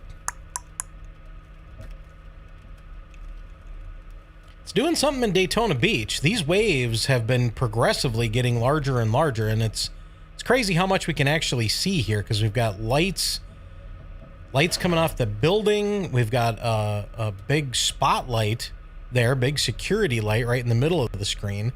And then you got kind of the orangey reddy lights, orangish reddish lights all along the pier so we can see the waves way down there too before they crash on shore. So, and again, we've got waves coming over the top of this camera already. So, definitely high tide, definitely, possibly anyway, a little bit of surge here in Daytona Beach. And then, of course, the wind and everything. And as you can see from those flags, and some of those flags look like they're about to rip off those poles over there. But you can see the wind still basically blowing onshore right toward the camera. So bring back the old school food. Yeah, what old school food is gone that you can't really get anymore? Speaking of Wendy's, I used to like when they had the salad bar. Had the salad bar and some other stuff on it. Didn't they always have like a chili pot? Go over and get your own chili. Yeah, well that needs to come back. I don't know when Burger Chef went out of business.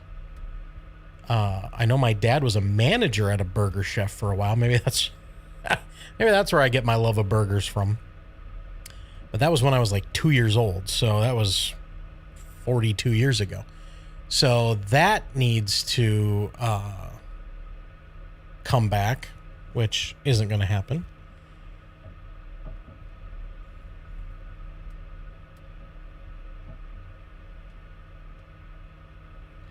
What's going to happen in Orlando area? Well, you're going to get a hurricane. Orlando's only right there. Orlando's already starting to feel some effects of the hurricane. And the eye is going to kind of cut through here and go right up the kind of the center of the peninsula here. So Orlando, I think you're going to get some of that eye wall, or at least the remnants. And once this thing crosses land, it's going to lose steam. You know, it's going to be a 45 mile per hour thing relatively quickly. I don't think it's going to hold together too much. But whatever you get, I think Sebring to Orlando and up toward Deltona and Daytona Beach. I think that's where you're going to see the strongest winds here between now and 7 a.m. Yeah, rain check on the Gulf. Rain check on the Gulf. Although, I think by Friday, if you're there on Friday, you might be okay. So what were we talking about? Oh, we were talking about food you can't get anymore. Trying to think what has kind of gone away or gone out of business. Big boy restaurants, those have really disappeared. Anybody ever eat at a Big Boy? Yep, those disappeared.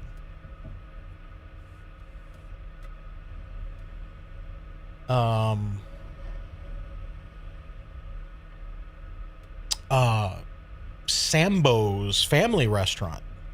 Anybody remember a Sambo's? That was a million years ago. Again, when I was like 2 years old. But they had really good food, though. Big Boy is called Fritch's. Yep, I knew that. There was a lot of different Big Boy type things. And there were different brands of Big Boy. Elias Brothers and some other things. Country Kitchen. Country Kitchen's still around in some places. I think there's still one in Grand Rapids, Minnesota. Not 100% sure where else I've seen a Country Kitchen, but they kind of fell out of favor. But I used to love the Big Country Burger. Oh, 2 gigantic patties the size of the plate, onion tanglers, some sort of special sauce. Oh, the Big Country Burger was good. Shoney's restaurants, yeah, those are gone. Shoney's and Shakey's Pizza. Shakey's Pizza is pretty much gone. Perkins, don't see those much in South Florida. I got to tell you, Perkins is going the way of all the rest of these. It's harder and harder to find a Perkins.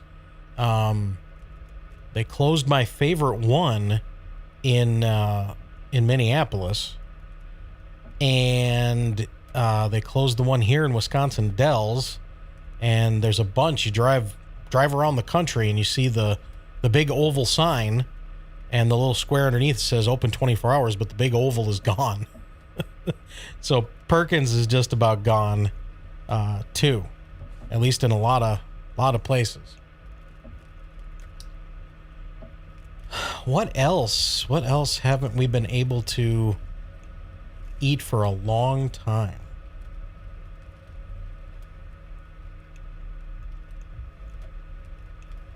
Mr. Donut.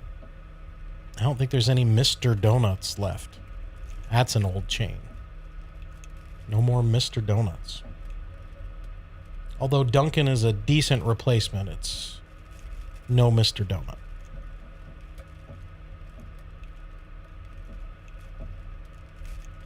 Friendlies, that's another one. Rocky Rococo. Dave's just talking about everything that left Baraboo. There's still plenty of Rocky Rococos around, I think.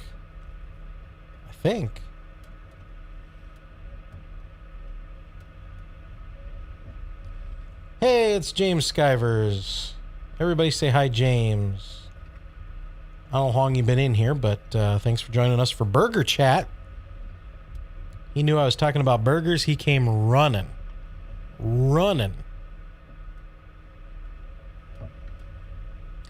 James, do you know it's been 7 years since I've eaten at Joe's Barbecue? That's unacceptable, too.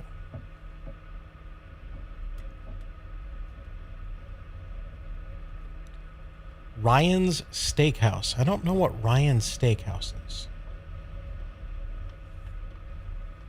But on your behalf, I'm sad that it's gone.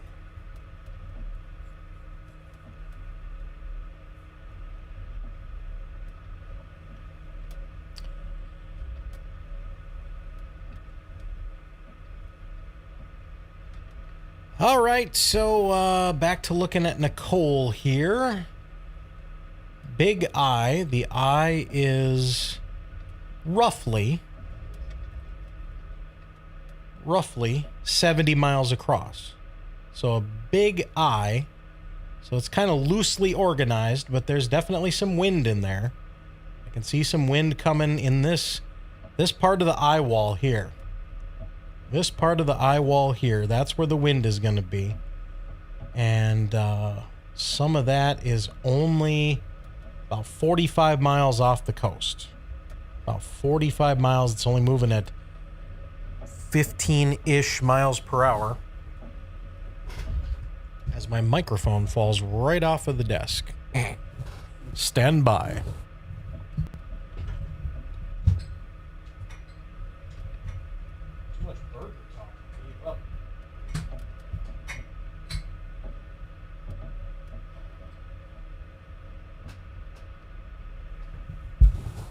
Wow, okay, my microphone stand might have just called it a night.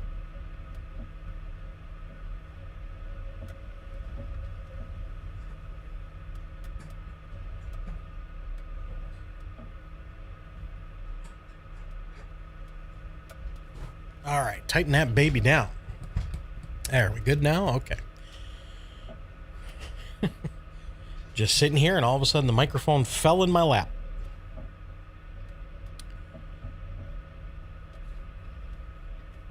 All right, so I'd say about 3 hours. So I'm still going with 1 o'clock for that eye wall. 1 o'clock for that eye wall.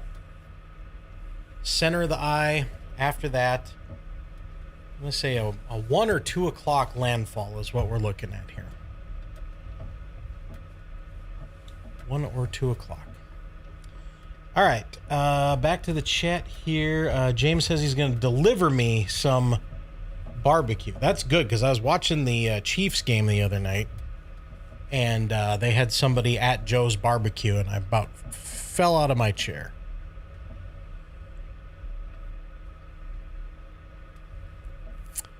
Somebody on Twitter said somebody dropping some not nice words on some streams. Well, not our streams, I'll tell you that. Denny's is replacing Friendly's. Okay. I like Denny's. I think Denny's diners, the ones that are more 50s based. Not just a regular old diner, not a regular old Denny's, but the ones that are like in the silver metal, what the heck am I trying to say? Like sheet metal, you know? Like an old style diner trailer thing. Wow, it's not even that late yet. I need a nap. I like those. Those are the Denny's that I like.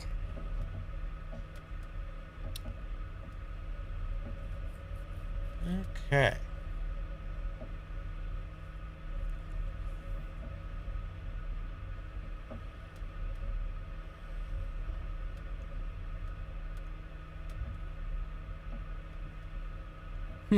So our buddy Alex Russell in South Dakota is doing a picture dump on Twitter here. Well, he says he's added many different prints to his website, which is outershotsphotography.com. And he's got some great shots. Look at this. Look at some of Alex's work here while we wait for this hurricane. That's a fantastic shot there. Northern Lights. Yeah, he's the king of the Dakota's Northern Lights. And that's kind of neat. It's got to be Black Hills, Badlands, I'm assuming. And those look like Northern Lights, but that's actually in the dead of winter. Those are light pillars. Light pillars there from Alex. That's super cool. Let's see what else he's doing here. Here's some more optical illusions. Sundogs there. Some more light pillars. Sundog with an extra refraction up there. Can't remember what degree that is up there, but that's awesome. Not sure what town that is. Definitely looks like South Dakota somewhere. And there's some more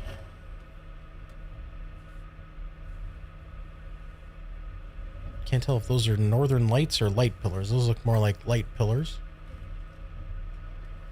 Here's some landscape photos. Look at those. Those are awesome. I just pretend I can take pictures. I mean, Alex can actually take pictures. Little church out there. Middle of South Dakota somewhere. It's awesome. How about some comets and stars? Milky Way. Absolutely. Wow, look at those star trails. You got star trails there, and do you have Northern Lights at the same time down there at the bottom? Man, that is insane. Astrophotography. All right, so that's our buddy Alex from Watertown, South Dakota. And again, you can purchase one of those photos. outershotsphotography.com. outershotsphotography.com. Check it out. He's got a lot of great pictures. I don't know why he's doing a picture dump tonight, but that is some awesome stuff.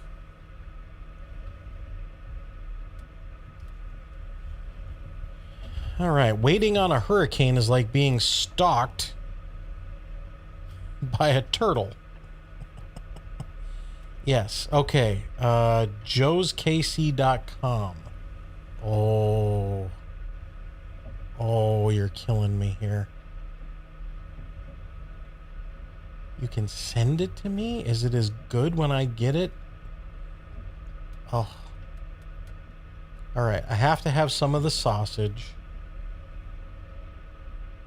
And probably some of the brisket and some pork of some sort. Oh, God. Now I'm drooling all over myself. All right.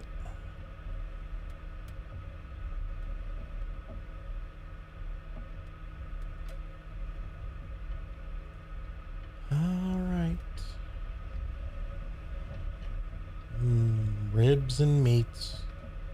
All the meat. All the meat. Look at that. $250 worth of meat from Joe's Kansas City Barbecue. A slab of pork spare ribs, 2 packages of pulled pork, a package of burnt ends, sliced brisket, jalapeno cheddar sausage, Smoky Joe, which is chopped brisket and pork and barbecue sauce, smoked sliced turkey, smoked chicken breast, and 2 bottles of Joe's Kansas City barbecue sauce and a bottle of the Night of the Living barbecue sauce. Wow. All items fully cooked, shipped in a cooler. Put it in your refrigerator, heat it up, eat it. $250 worth of meat from Joe's Kansas City Barbecue. Why don't these places sponsor us? Joe's Barbecue. We need Casey's Pizza. Actually, I have a contact at Casey's. I need to follow up on that. They probably would sponsor us for as much as we end up as chasers at Casey's in the Midwest. But, man alive.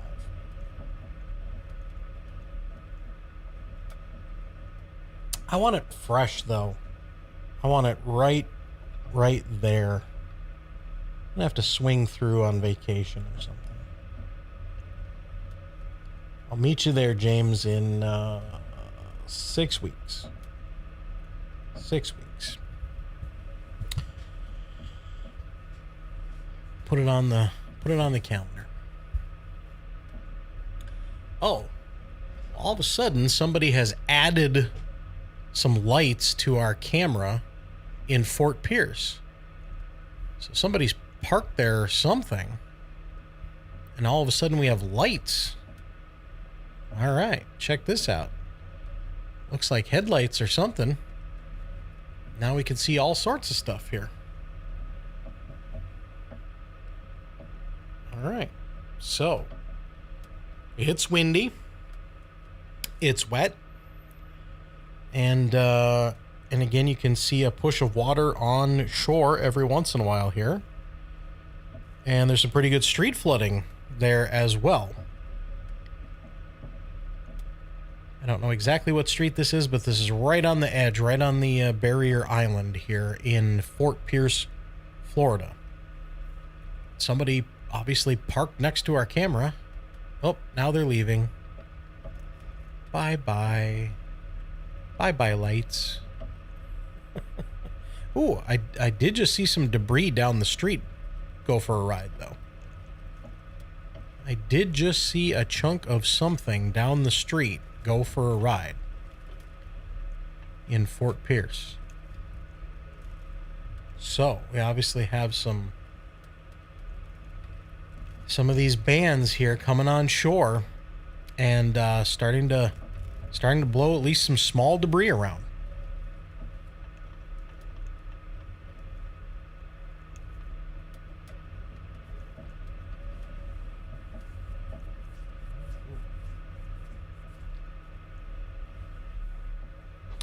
Oh, James, you should know I wasn't actually looking at a calendar.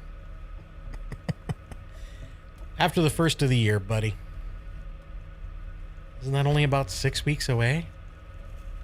I mean, it's the 9th of, I don't know, okay, so 7 weeks. I don't know. Whatever. after Christmas, after the first of the year, I got to get the flock out of Dodge for a while. Before I lose my mind.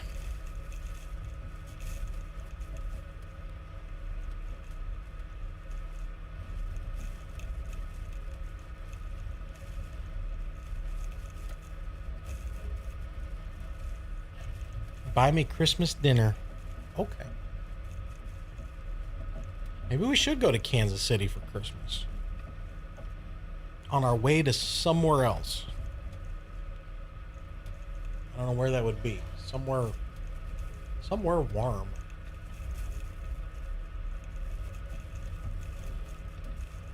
I might actually hold off a little bit longer because it gets so cold up here in February. I've turned into a complete and total wimp. I can't handle the cold up here anymore. I just can't. I hate it. I hate it. I hate it. I can't stand it. I don't want it. I want to leave like the last week of January and come back like middle to end of February. Somehow. Got to figure that out. All right. Chappie joins the chat. Chappie says, I'm sure you answered this before, but were you able to recover your surge cams from Ian? Yes, we recovered all cameras from Ian.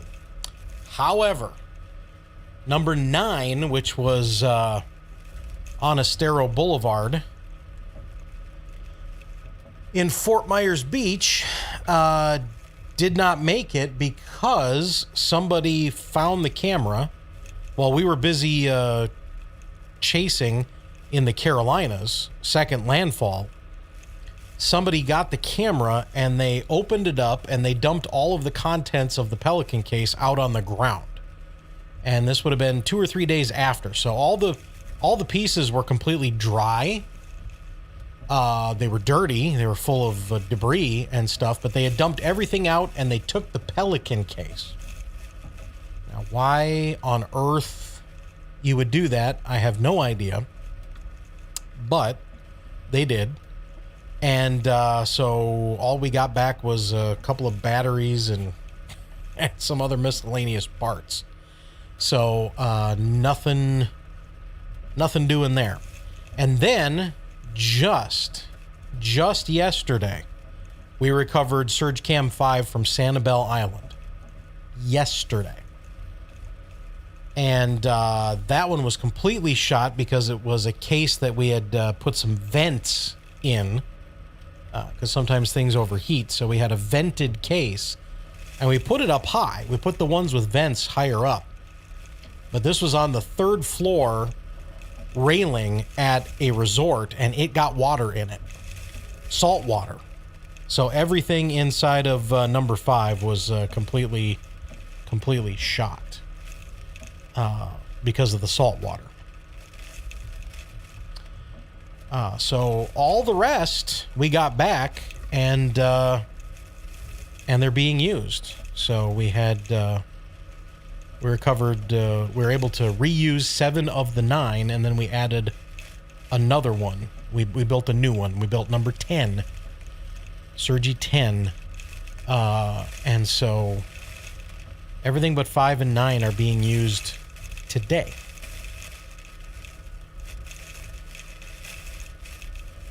So again, if you didn't hear, camera 9, somebody got to it. It was, I'm pretty sure it was still attached to the pole. The pole had come down. The light pole that we strapped it to had come down, but somebody got it off the pole. They opened it up. They dumped all the contents out onto the ground in Fort Myers Beach. Next to the resort there on Estero Boulevard. So, they dumped everything out of the case. They took the case. I guess somebody needed a waterproof case. I really have no idea what the thinking was there. But again, the funny part, if you didn't hear it earlier, the funny part of number 9, even though it was the VIP, the MVP of our coverage last month, or I guess it'd be 2 months ago, it was end of September.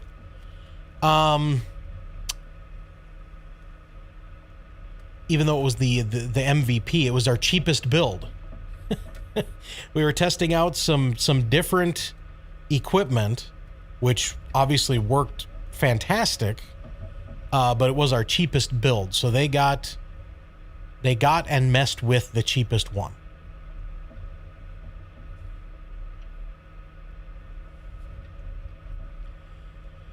So we hate to see that happen, but it happened. And again, we always expect that we will lose a couple. We always expect that we will lose a couple cameras per event. We kind of planned for that. Of course, during Ian, people donated a lot of super chats and that sort of thing, which was crazy. We didn't ask for it. People just wanted to do it, which was still beyond amazing. And so people did that for us, and so we were able to replace some of that equipment already. So thanks again to anybody in here that donated last time. It's just great how people helped us out with that.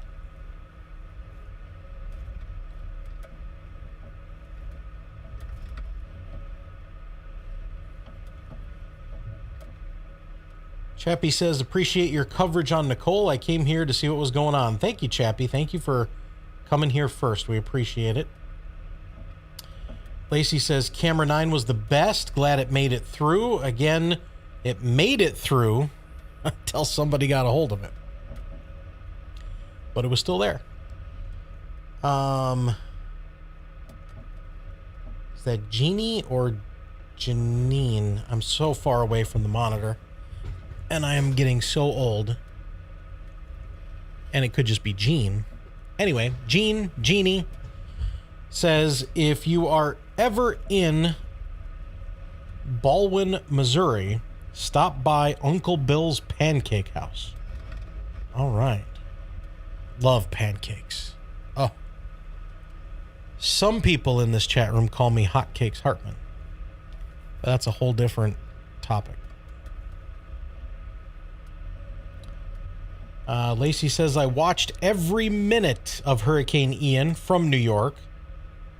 And now I'm back in Fort Lauderdale watching again. Okay, so you're back in Florida, and here's another hurricane.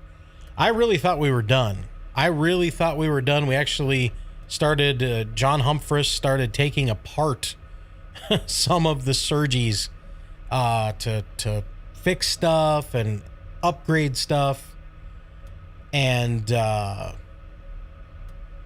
we had a whole bunch of them torn apart. I think we had 3 that were working, and we put them all back together quick for this. So that's what we did.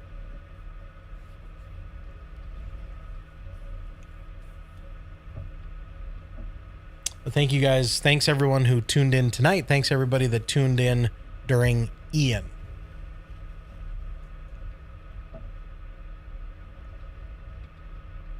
Okay. So, all right. We've got a new advisory from the Hurricane Center while we were talking about barbecue and burgers. So let's see here. Nicole is approaching the east coast of Florida with strong winds, storm surge, heavy rain, all of the above. Right now, still at 75 miles per hour. It's a dangerous storm surge that is on the way, still on the way. And right now, it is still moving slightly to the northwest now. So west-northwest, still at 13 miles per hour. West-northwest at 13 miles per hour. So I said it looked like maybe it was jogging just a little bit. Yeah, you can kind of see west-west-west, boop. And it goes a little bit to the northwest, right? So let's back it up let's go forward. Here we go. And boop. Jogs just a little bit to the northwest in the last, say, 15 minutes or so. So that's good news for West Palm Beach. That's good news for West Palm Beach. That means that eye wall is going to go north of you. The northern eye wall is going to go north of you. So this is where all the strongest winds are. And I don't know if it's just because it's getting closer to the radar or what, but it looks like it's thickening up or maybe getting a little stronger here on this northern eye wall. Backside eye wall looks like nothing. But again, that might just be where it's at. I'm going to switch to the Miami radar just to see if there is a back eye wall. I guess there is. Okay. So there is a back eye wall too, but this northern one seems to be where all the wind is. Northern eye wall seems to be where all of the wind is. At least not all of the wind. What I mean is the strongest winds. So that's the part we're most concerned with, is right in here. Right in here. And I think that's going to go north of West Palm now. But Stewart, Port St. Lucie, Fort Pierce, South Beach, Vero Beach, Indian River Shores, all the way on up to Melbourne and the Space Coast, I think is going to get the brunt of this as it comes on shore in the next 3 hours or so.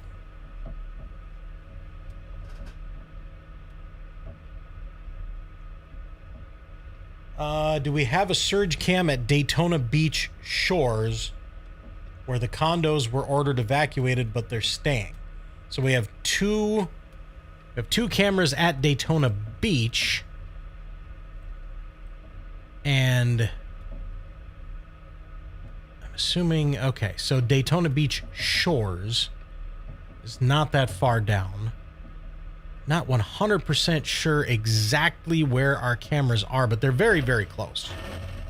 Yeah, they're definitely close to where you're talking about. Let me see if I can... We have a map behind the scenes. A map behind the map. Let me see if I can figure out exactly where. Yeah, so we're just up the road from Daytona Beach shores, less than a mile. So our two cameras are less than a mile up the road. We're right at the about a mile. We're at the Main Street Pier, basically, in Daytona Beach, which is not too far from Daytona Beach shores. Maybe 2 miles. 2 miles up A1A. So that's where our Daytona Beach cameras are. And our Daytona Beach camera, Sergi 3, has been really getting hammered here. And this is why we put out unmanned cameras. This is why we strap cameras to poles and whatever we can strap them to, because then we don't have to be there. We don't have to be along the coast in the worst weather.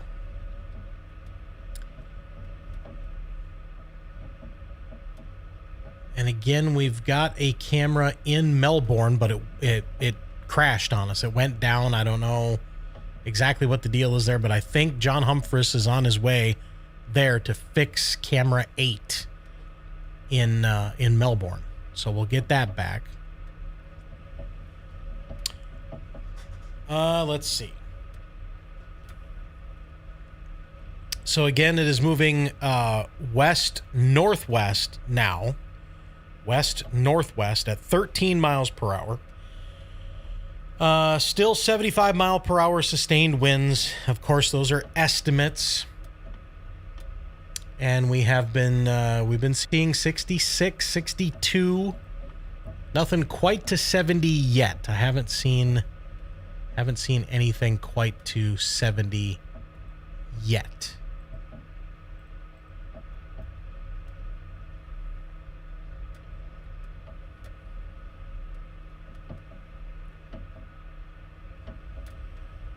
Okay. All right. Back to burger chat. Let's see here. I have a friend down in Port St. Lucie. Hope it's okay. Yeah, I think Port St. Lucie is going to get a good chunk of this. It's raining outside. It's roaring like a freight train. Oh, that's never good. And getting some decent gusts in West Palm. Yep, I believe that. I believe that. The reports from West Palm Beach have been 59 and 40. So 59. 59, not too long ago. 59 mile per hour gust in West Palm. Again, it's about 70-ish miles east of West Palm Beach. About 70 miles east of West Palm. And it is moving to the west-northwest at 13 miles per hour. So we still have a while to go.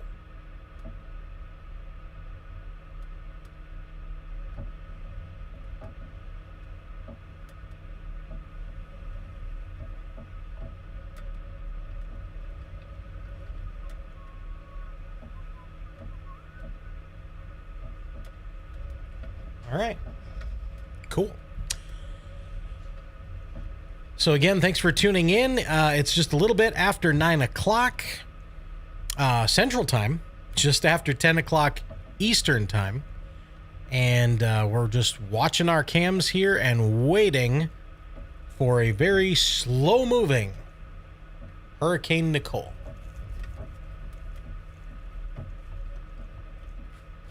National Hurricane Center reminds us that there's a storm surge warning in effect for the coastline. And rising water is dangerous. So there's a danger of inundation from rising water. Probably 2 to 5 feet of water along the coast.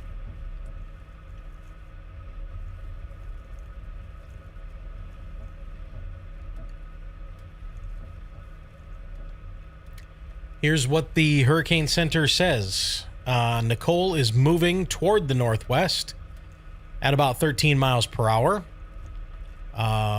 We will continue to see another northwestern turn during the day on Thursday, followed by a turn to the north, and then eventually the northeast on Friday. Forecast track will move the center of Nicole on the east coast late tonight or early tomorrow morning. The center of the storm will move across central Florida. That'll be tonight, of course. Into southern Georgia on Thursday and Thursday night, and into the Carolinas on Friday. It's expected to stay a hurricane around 75 miles per hour estimated winds until it makes landfall, and then it will weaken as it moves across Florida. And probably will no longer be a tropical cyclone by Friday. There are hurricane force winds 25 miles out from the center, and tropical storm force winds are 485 miles from the center.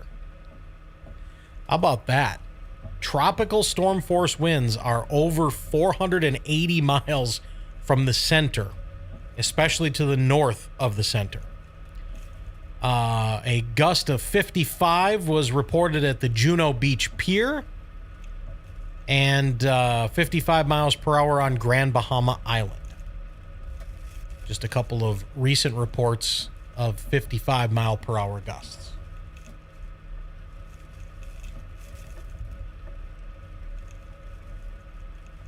Do we have coffee brewing for this storm? No. I had a vanilla shake, so a little bit of sugar, but no coffee. I do want to sleep tonight at some point. Probably will be late tonight, but I do want to sleep at some point. Lacey says, my parents are in Martin County, hit by Hurricane Jean and Francis. Yikes. In Bradenton, Vanilla Swirl says, light rain and it's a little gusty. Little gusty.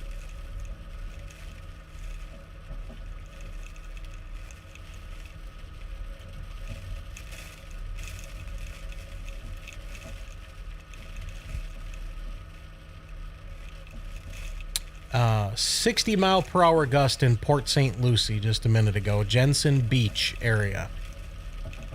Jensen Beach area, 15 minutes ago, a gust to 60 miles per hour. And again, that's in the outer storms here, these outer squalls. But what we're most concerned with here is going to be this eye wall here. And the eye wall is now only 30 miles on the dot. 30 miles from Port St. Lucie, 35 miles from Fort Pierce, and 42 miles or so from Vero Beach. So, again, forget about the center of the storm. Center of the storm is right about here, which would put it about 67 miles from Port St. Lucie, but forget about that. Cut it in half. We'll say 33 or something. 33, 34 miles to this eye wall, this outer band, or this inner band, I should say. Outer band here, inner band here. The eye wall, northern eye wall, is where the strongest winds are going to be.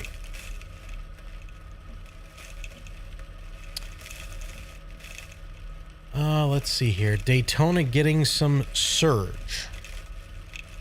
Well, here's a look at Daytona Beach. There's waves crashing over. Not really seeing much for surge right here. This is from... Here comes another one here. Boom. Big waves crashing over. So you've got that going on. And then... on our other Daytona Beach camera, here you go. This one would show any surge if it did come in. Water's still coming up about halfway up that road. But I think a lot of that came because it was high tide. High tide near a full moon. I guess it was a king tide, which I'm not 100% sure even what that is. But I was told that that's what was happening. And so that's what we've been seeing here. And then it's quite wet in Fort Pierce. Let's go to the Fort Pierce cam. And there's definitely looks like there's some surge coming in here at Fort Pierce. It's been pouring, so there's lots and lots of rain coming down. But I think we're seeing some surge there too. In Fort Pierce right here. And that's the camera that's on the bottom right of your screen.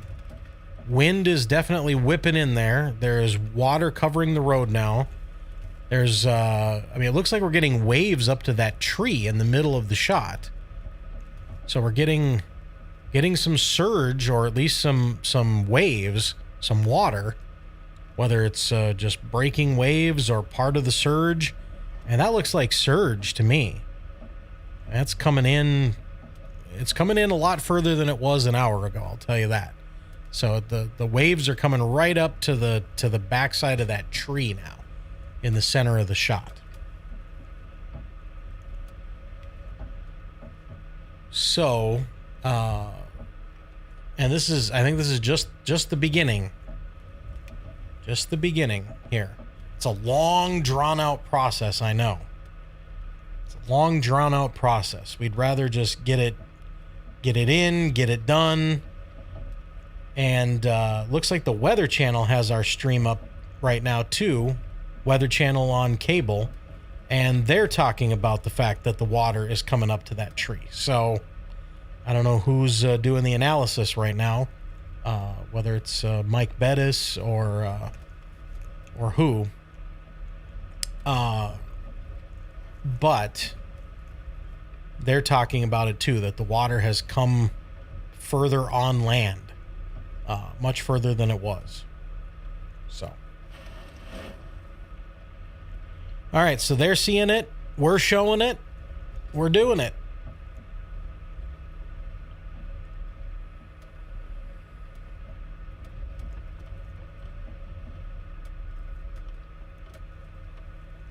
Once again, there's only been one or two other landfalling tropical systems that have hit this late in the year. This late in the year, kind of unheard of on the 9th and 10th of November.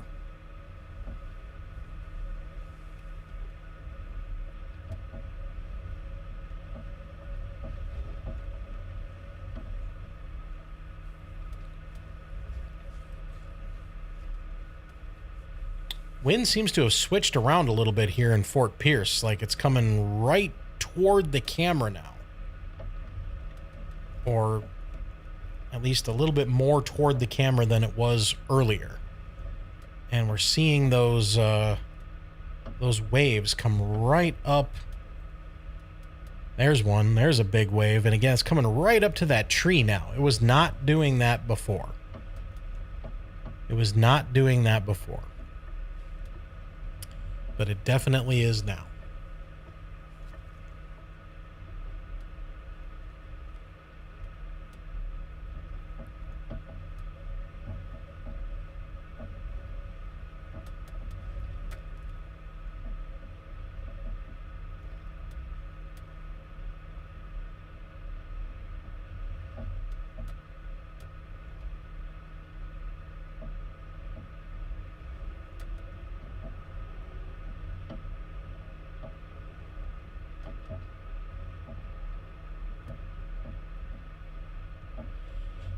Okay, just checking messages and things.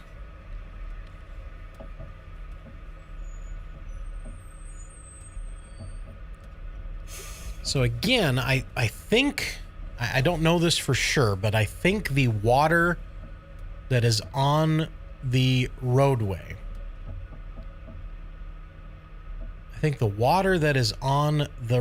here in Fort Pierce, I don't know if that is surge. I think that is just flooding from the heavy rain, and then the wind is blowing it. But I don't know that for sure. I cannot say that for sure. Now, what's behind that tree? That definitely looks like surge. Definitely looks like surge behind that tree, because the wind and the waves are coming right up behind that tree. Got some activity going on here. Not sure what this is here in Daytona Beach. Some sort of vehicle. Almost looks like a tow truck or city truck of some sort has pulled up here. And somebody got out and kind of walked down to the edge of the water and kind of where some of that debris is. And I don't know what they're up to. Or what's going on. And it kind of looked like somebody was carrying like a stick or shovel or something. I don't know. Keep our eye on that. And then, of course, our other Daytona Beach cam is from right around the corner from the other camera. And we've been seeing some gigantic waves crashing there.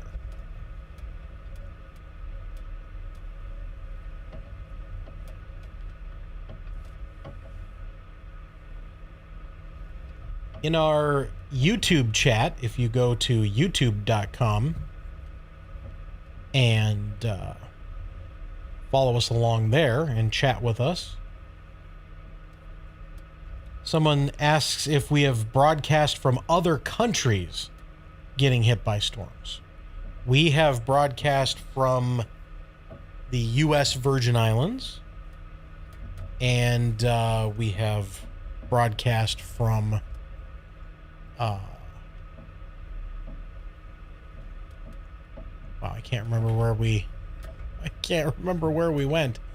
It's starting to all blur together. Now,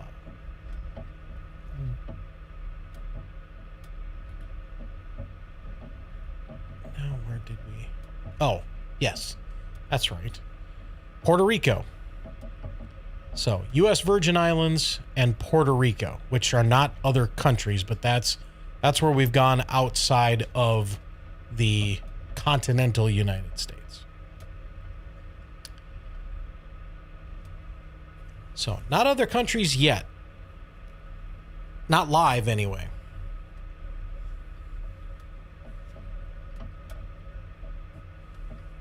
Do we have a surge cam in Port St. Lucie? I don't believe that we do. I think Fort Pierce is where we have our closest camera. So I think the Fort Pierce cam is going to give you the best idea of what's going down in Port St. Lucie.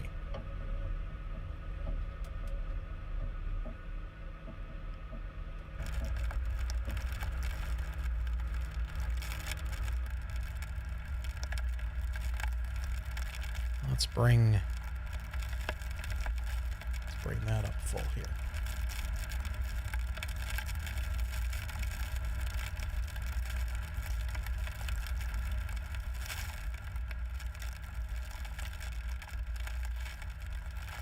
All right, so Fort Pierce, again, this is as close as we have to Port St. Lucie. It's not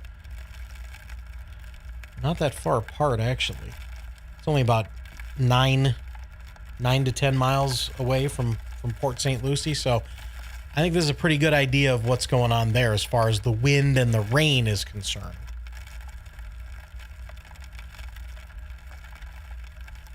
And there's going to be a little bit of a lull. There is a gap between these lines here. And then this northern eye wall is what we're watching here for the strongest winds.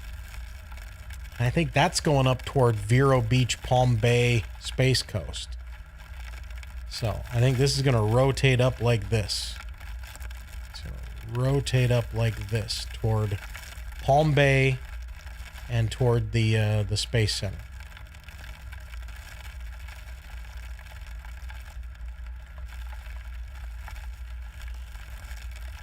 I can't remember what somebody in the chat will remember, right? Somebody will remember in the chat. What system damaged the vehicle assembly building at the Space Center?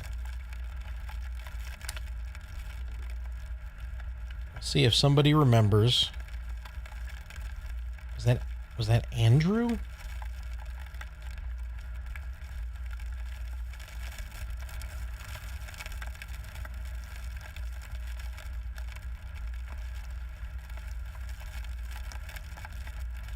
See if I can find it before somebody tells me.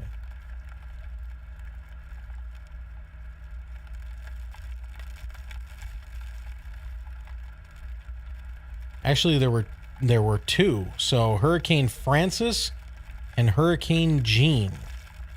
Was that Jean or Jeannie? I'm not sure, but anyway. The VAB lost 820 panels from the south wall during Hurricane Francis, and another 25 from Hurricane Jean. And that was 2004. 2004. Central Florida was battered by 4 hurricanes between August 13th and September 26th, 2004. So hopefully no damage at Kennedy Space Center from Nicole. Let's hope. But 2004, Hurricane Francis.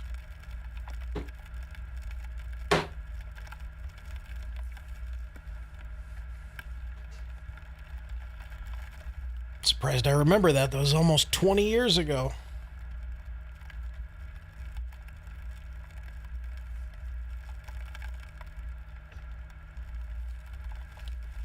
2004 was even before Severe Studios was formed.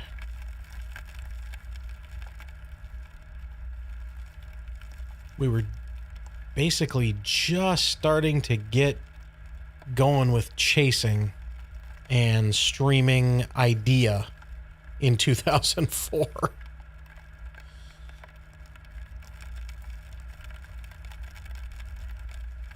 All right, so on the Weather Channel, again, the Weather Channel and Severe Studios here, we have an agreement, a contract for them to use our streams. And boy, the water, okay, the water is past the tree now. When those waves come in, the water is getting past that tree now, and it's going to be getting into the roadway. So here very, very shortly from now, we will call this the first real surge of the night here in Fort Pierce. So really, it seems like, I kind of can't believe how much Daytona Beach is getting. I'm going to switch to the Jacksonville radar because I don't even... Yeah, so Daytona just keeps getting these squalls. Squalls, but there's wind. There's wind pushing onshore, obviously, in Daytona Beach because we keep seeing the big waves crash into the wall here and go up and over with the big spray and everything. And so we're obviously getting wind here in Daytona Beach, but it's just these squalls that keep coming in. And then as we look again closer to Fort Pierce, that's down the road a ways. That is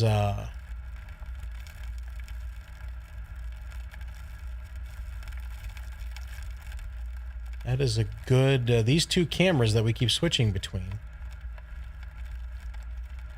are a good...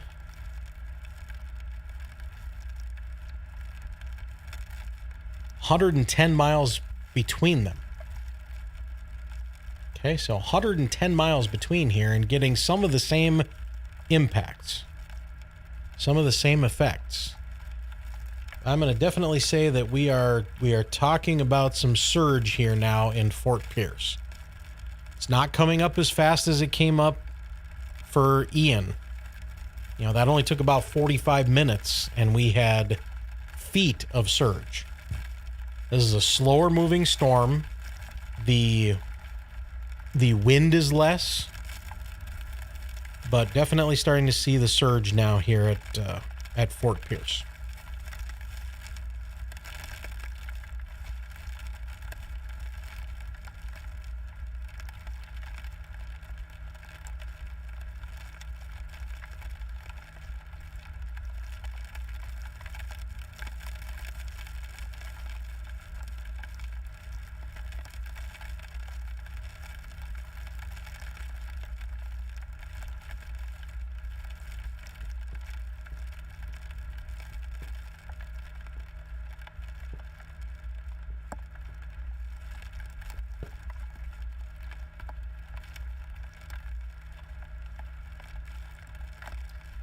Have we recorded footage of dust storms or derechos? Yes, we definitely have.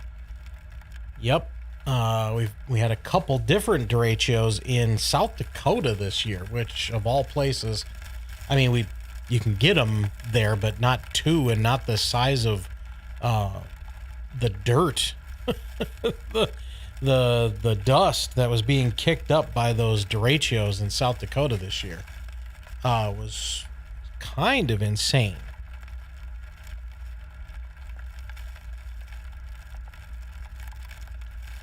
Let's see if I can find... see if I can find what I can find.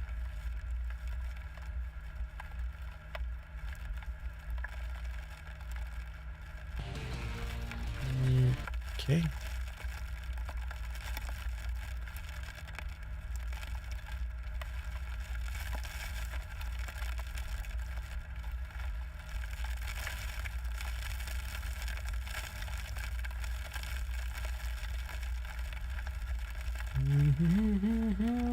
Here we go. It took way longer than it needed to find this, but I found it.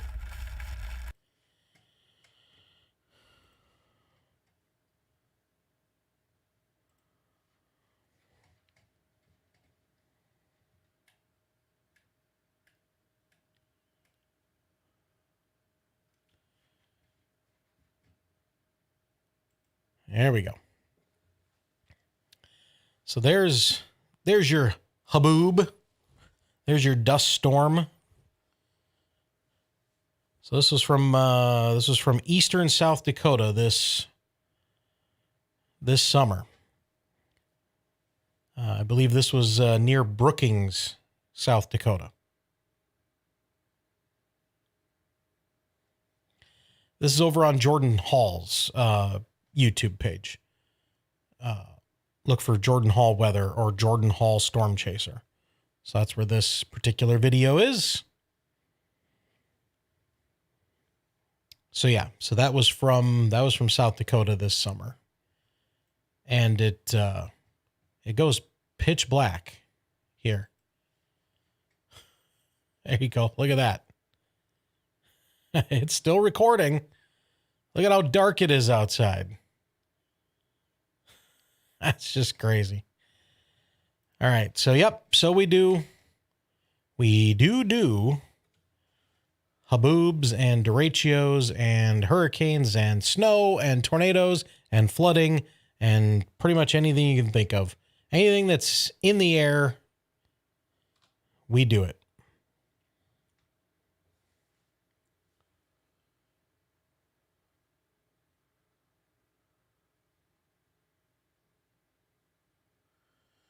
Can we zoom in on the Space Coast? Sure. Sure we can. There you go. Got one of these bands about to rotate in right now. And just off the coast here, about 60 knots. So about 65 to maybe 70 mile per hour winds are coming on the Space Coast right now.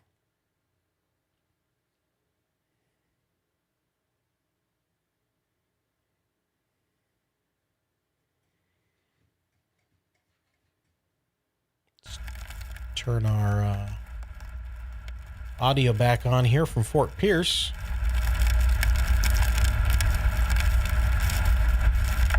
And I'm going to take a little break and we'll listen to this for a little bit. And we'll be back with more.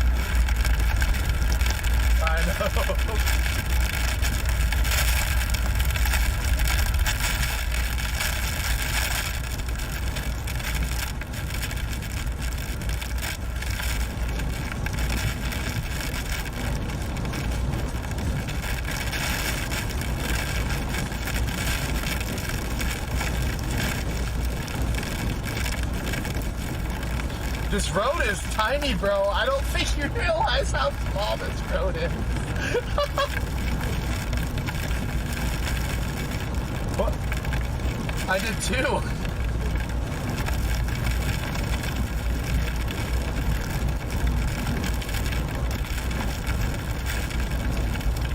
Oh, well, I would assume so.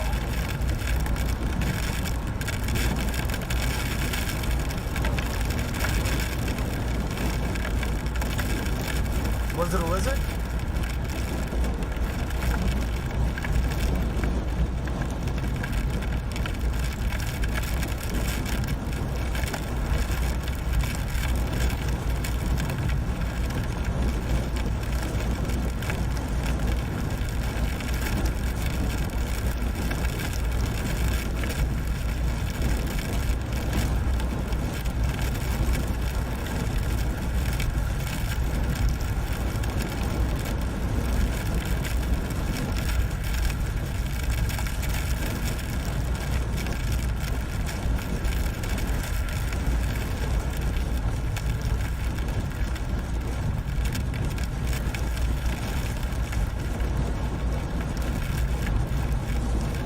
Hey. Go slow over this bridge. This is the bridge I flew my drone on. Hey, can you hear me? Yes, stop on top of this bridge. If you look off to the right, you should see a red flashing light.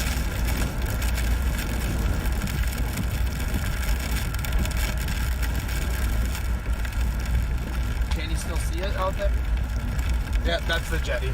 Yep. I want to know what that looks like in the daylight right now. I kind of want to get some wind data up here. Damn.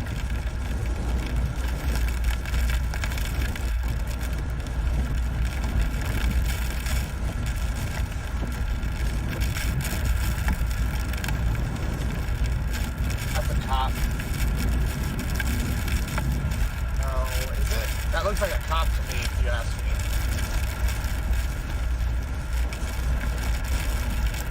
What is it?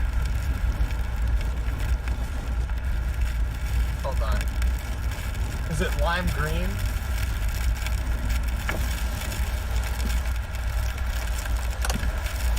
Daddy? Daddy, sorry? Good. Bye, Dad.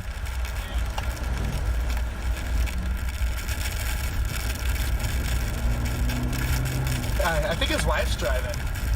Oh, you see that power flash up in front of us there?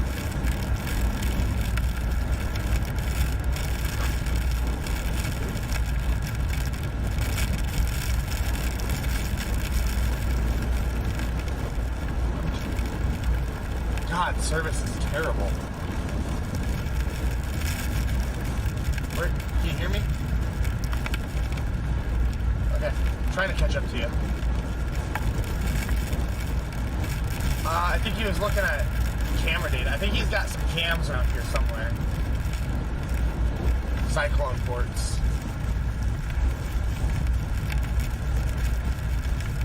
Yeah, that was that bridge I flew that drone to that Yeti out there. That's that Yeti I flew to in the 60-mile-an-hour wind. That's where I cut my finger. They quit bleeding, so we're golden now.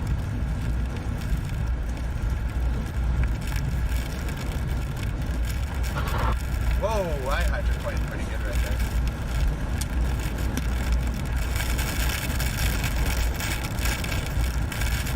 Got power, I guess.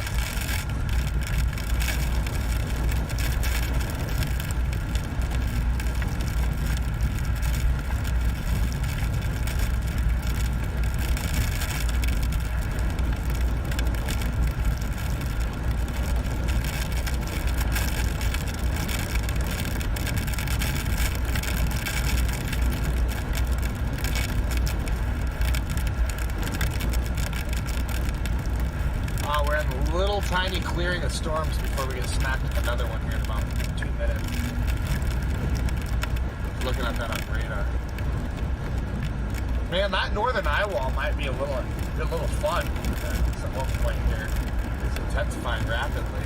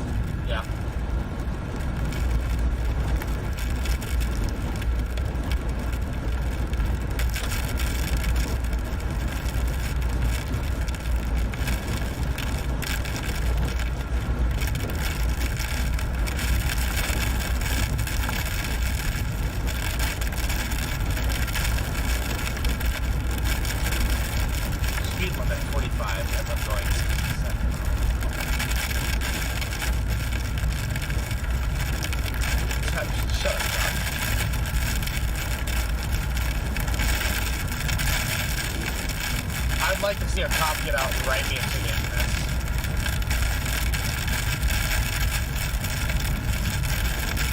Would.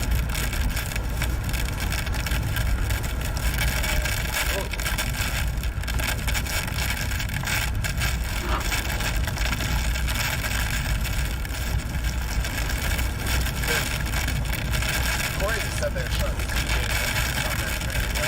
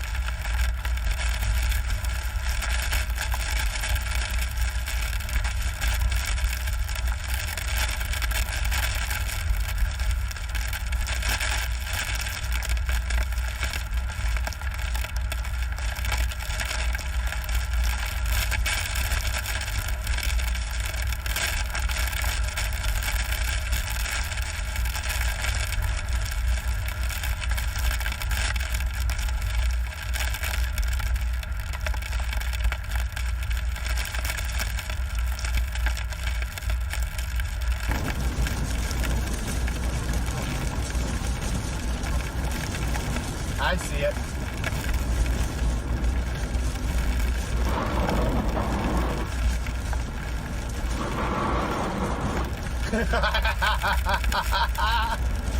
I can see the water go up like 30 feet near when you hit that. And I heard you go, whoa! That'll teach you to go so damn fast.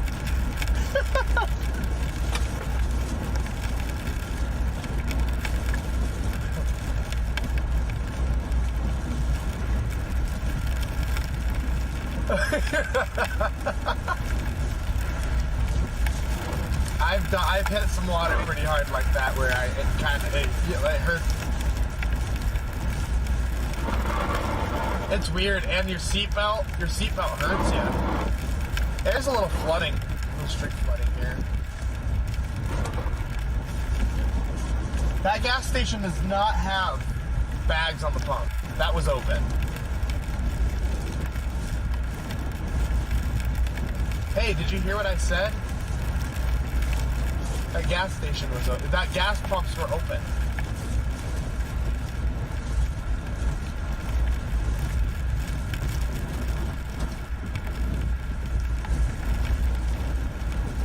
Watch, the next one will be bagged up. I'll laugh.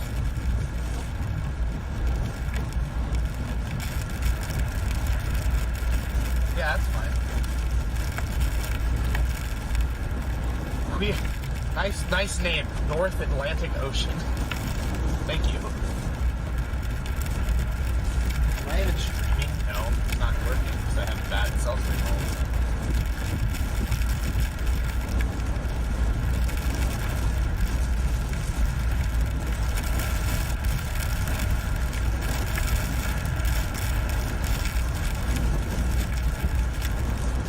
Reggie.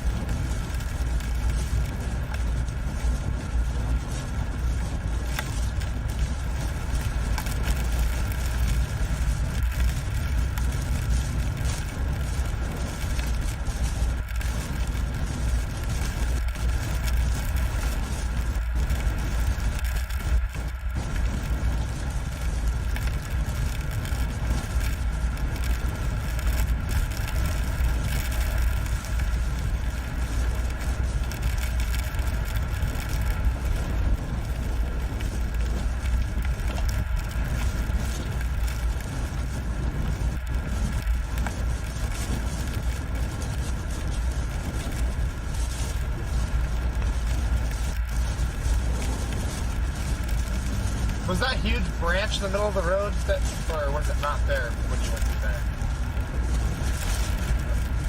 Oh, well, I swerved pretty dang hard around that.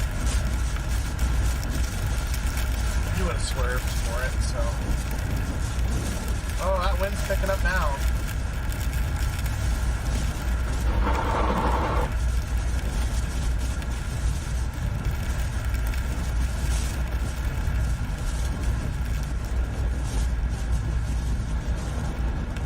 Yeah, well, what do you have in the GPS again?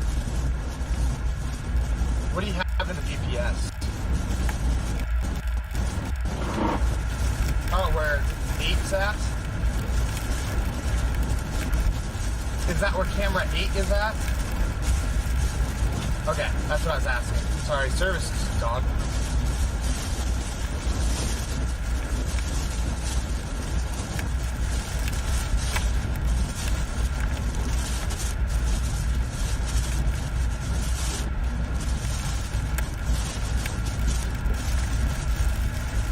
Did you just turn left? Okay. Good to know.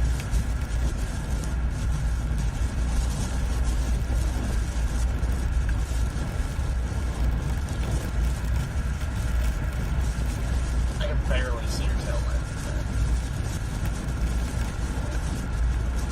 Oh, I'm sure you do.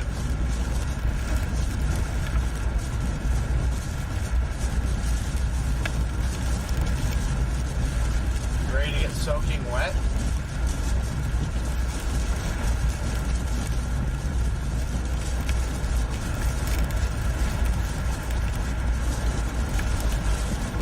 Okay.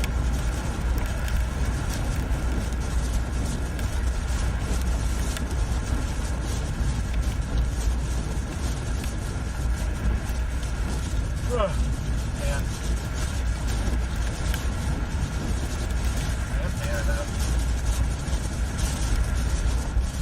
I haven't even touched an energy drink yet today. Like, that's still totally on the table. I'm proud of myself.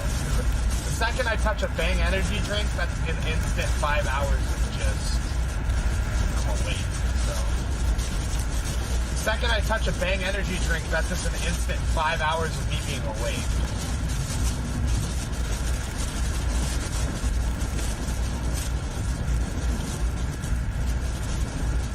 Trying to catch you.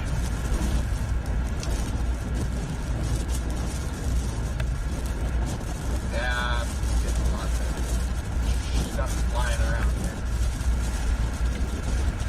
Wait for these power lines are gonna blow up. I can tell you now.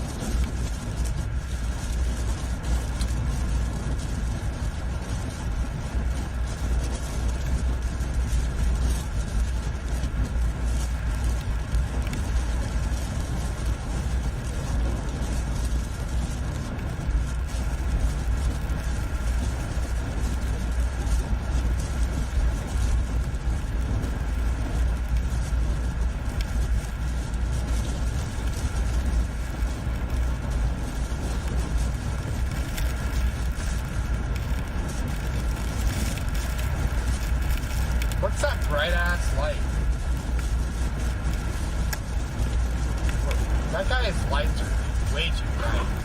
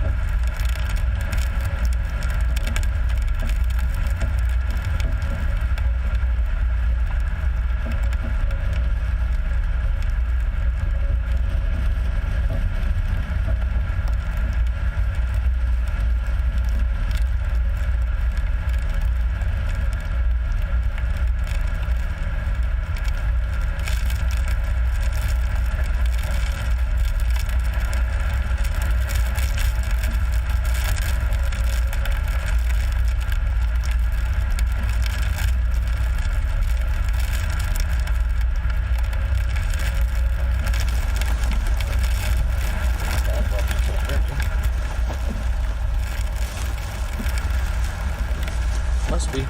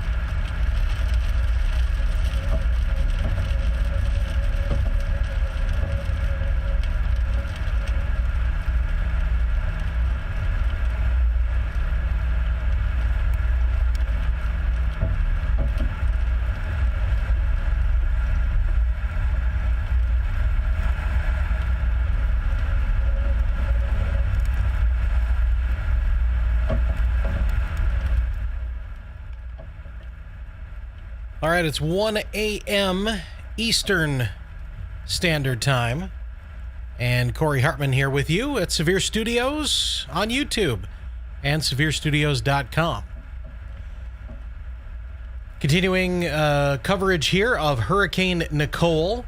It is still a Cat 1 hurricane. Nicole is likely to make landfall along the east coast of Florida within the next couple of hours with strong winds, dangerous storm surge, heavy rains over a big area as well. And as of 1 a.m. Eastern Time, here's the latest. The location is about 30 miles southeast of Fort Pierce, Florida. 30 southeast of Fort Pierce, Florida. There's Fort Pierce. Center of the storm is right about there. We're talking about the center of the storm. Maximum sustained winds at 75 miles per hour. Right now it is currently moving to the west-northwest at about 14 miles per hour. So about 2 hours from now is when we expect landfall. So probably 2 or 3 o'clock in the morning. There are no changes in our watches or warnings at this time. No change in the pressure, no change in the wind. Still 980 millibars and 75 mile per hour winds. Storm surge warning remains in effect, as well as a hurricane warning for the east coast of Florida. Nicole is moving toward the west-northwest. A turn toward the northwest is expected later today, followed by a north and northeast turn on Friday. And then eventually it will become a post-tropical cyclone by Friday afternoon. In addition to the wind and the storm surge of 3 to 5 feet along the east coast of Florida, we are going to see beach erosion, coastal erosion, heavy rain, flash flooding, and the potential for some tornadoes. In fact, the National Weather Service Storm Prediction Center has issued a mesoscale discussion, or an MD as we call it. And let's take a look at that MD. And it basically said that the tornado risk was going to increase after midnight. We are after midnight Central. We're after 1 o'clock Eastern Time. And a band of robust storms approaching the shore. And in fact, as we take a look at our radar picture here, there is a band of robust storms that is approaching the shore. And these things are all rotating.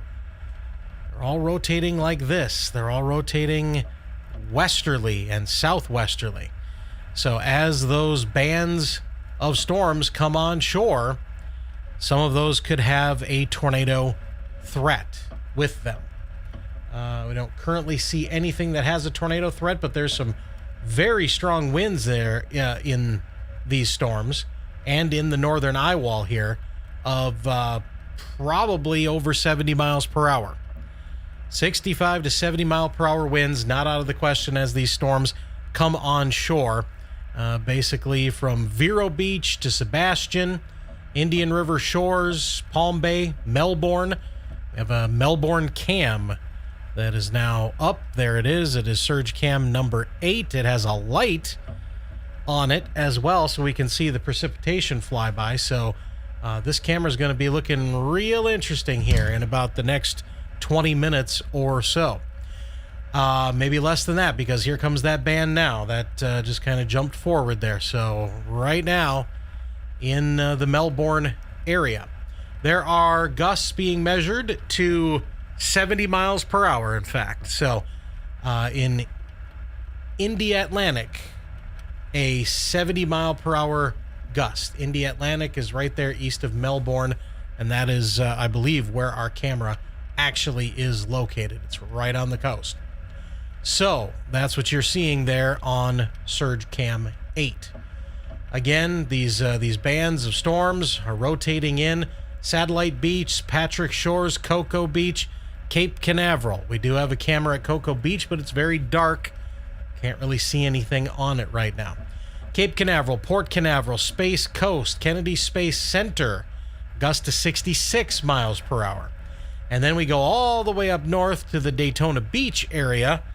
And the Daytona Beach area has been getting its share of squalls and wind and lots of waves, although I haven't been seeing quite the waves that we were seeing earlier.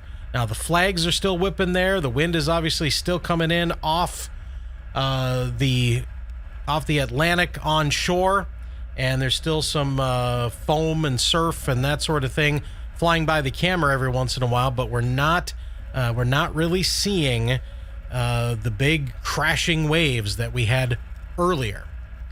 We're also not quite seeing the storm surge that we had in Fort Pierce, which again, we'll slide back down to that area. So there's Fort Pierce, and we're not really seeing anything because it's calm there right now. Now, the eye wall is just off to your east and northeast. But I think things are going to be relatively calm unless we get a mesocyclone, mesovortex, something in the northwest corner of the eye here. But Fort Pierce actually looking pretty decent right now. It is breezy. There's a little bit of rain, but it looks nothing like it did a couple of hours ago when the water was all the way up to this tree here in the picture. Water was all the way up to that tree and past that tree. So we're not seeing any of that right now, thankfully, in the Fort Pierce area. So again, the strongest winds are going to be in the northern eye wall. They're going to be in this outer band here, and they're going to be in this line, this grouping of robust storms that are moving their way toward the coast. And again, indeed, we did have a 70-mile-per-hour gust in Palm Bay. And so that is where the strongest winds are and will continue to be. Again, the Melbourne cam, that is probably one of the more interesting cameras that we're going to have. And again, that's just north of Palm Bay. And I wish Melbourne would stay on the screen here, so I'm actually going to fix that. And let me go down here to Melbourne. I say always show Melbourne. There. Okay, so now we know where Melbourne is. That's where our camera is. And that icon is basically right there along the beach with a 70-mile-per-hour gust in India Atlantic.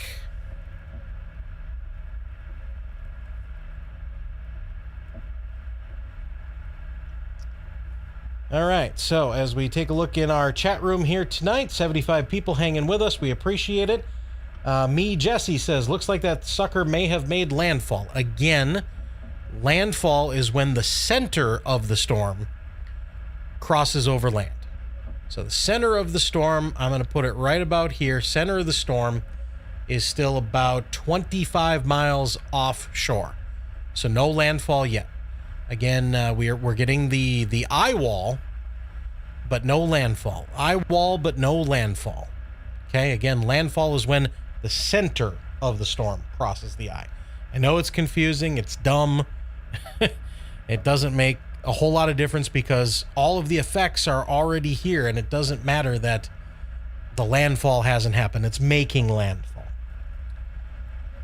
Ty says, I hope the Ricky Tiki Tavern at Cocoa Beach Pier stays intact. I saw the sign for that the other day when the guys were driving around, and I thought that was pretty interesting. Ricky Tiki Tavern. Watching from Daytona, when is the worst of it? I mean, you've been getting pounded all night long, really. But that's just been from some of these outer bands up here. Okay? That's just been some of these outer bands and these kind of squalls coming through. All day today, all night. Now, when all of this makes its way northwestward, and I would say that, you're going to see that stuff. Let's see, it's about 90 miles away. So you probably got till 6 o'clock in the morning, probably 7, until you really start to see the effects from the core of the storm. Okay, so you can get a little bit of sleep, and then get up and see what's going on around 6 o'clock in the morning, let's say. Okay, so get like 4 or 5 hours and then check back and see how things are going. Because by that point, the more of the core of the storm will be up to the northwest, but it's still moving very slowly at about less than 15 miles per hour is what they've been saying. Less than 15 miles per hour. There was a wind gust of 72 miles per hour, 71 at Cape Canaveral, 66 at Sebastian Inlet, 62 at Juneau Beach. And again, we're starting to watch the threat for tornadoes increase as we go through the overnight period. Here is the Storm Prediction Center outlook for today, which is now, we're now into Thursday here. And so this big slight risk area has a chance for tornadoes. There's 5% tornado risk in there, and a big chance for tornadoes in this area today, all the way from North Carolina, South Carolina, southeast Georgia, and east and northeastern portions of Florida. So from now through most of the day, tornadoes are a threat. There's also a marginal risk in the upper Midwest and a chance of an isolated tornado from eastern Iowa to central Wisconsin. Eastern Iowa to central Wisconsin. Anywhere in here, there's a chance for an isolated tornado this evening, this coming evening. Okay, so that's what we've got going on. There's all of our cameras that we have that you can kind of see anything on right now.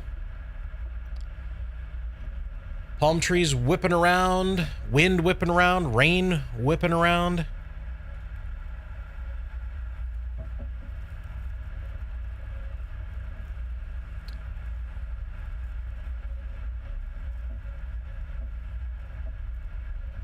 Just checking to see what else we've got for information. Tend not to get a whole lot of information at this time at night. It's pretty late or early, depending on where you are.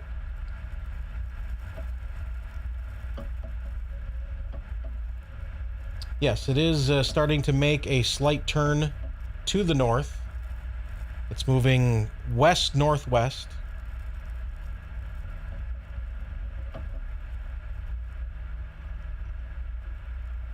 Given the landfall, have you seen any Sharknadoes? No. And G14, thank you for the super chat. Thank you for the super chat. You know, we never have to ask, and people are always happy to donate toward the cause here. Gas in the tank, food for the chasers, coffee for me. That is always appreciated. So thank you. Thank you, G14.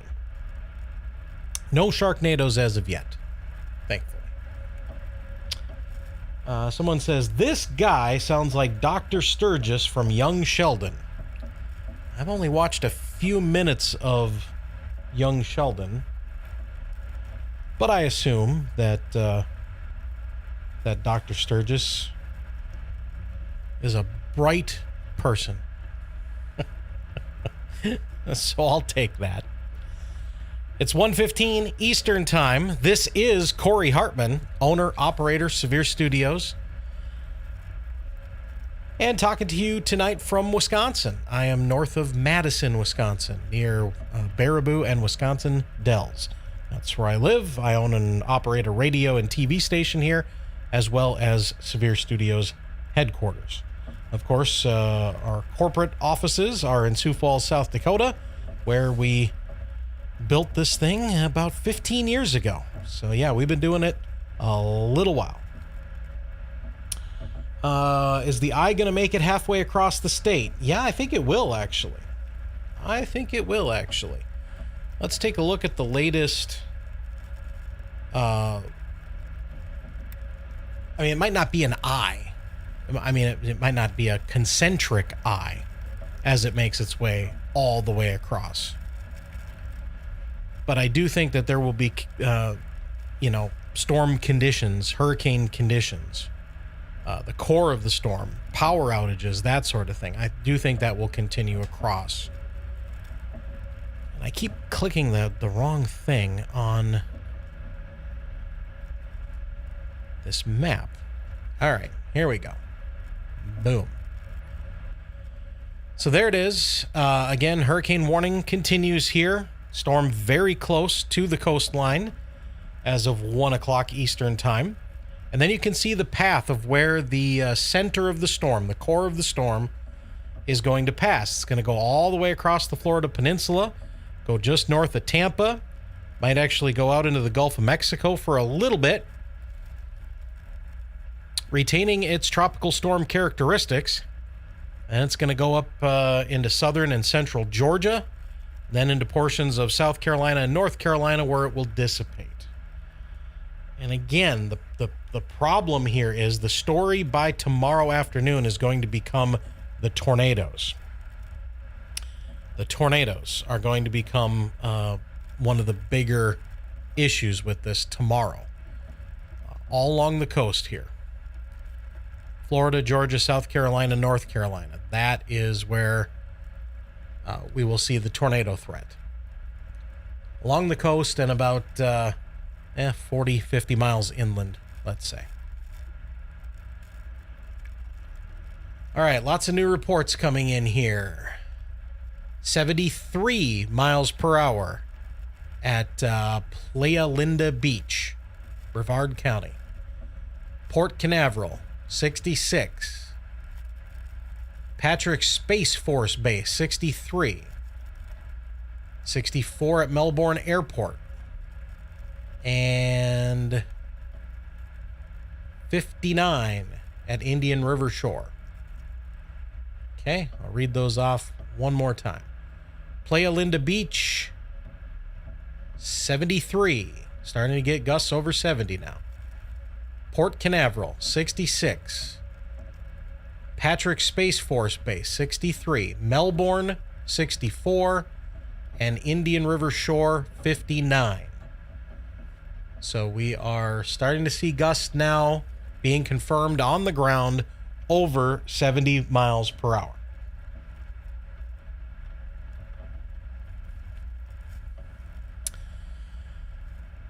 All right. We have talked quite a bit tonight, not only about what's going on in the southeast in Florida and the tornado threat possible for Iowa and Wisconsin today, but we still have blizzard conditions.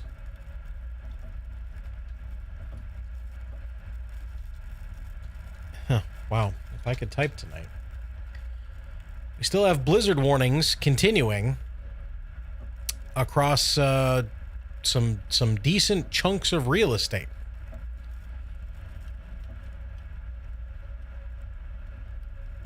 So you've got a blizzard warning for all of this area here in North Dakota, including Bismarck, Jamestown.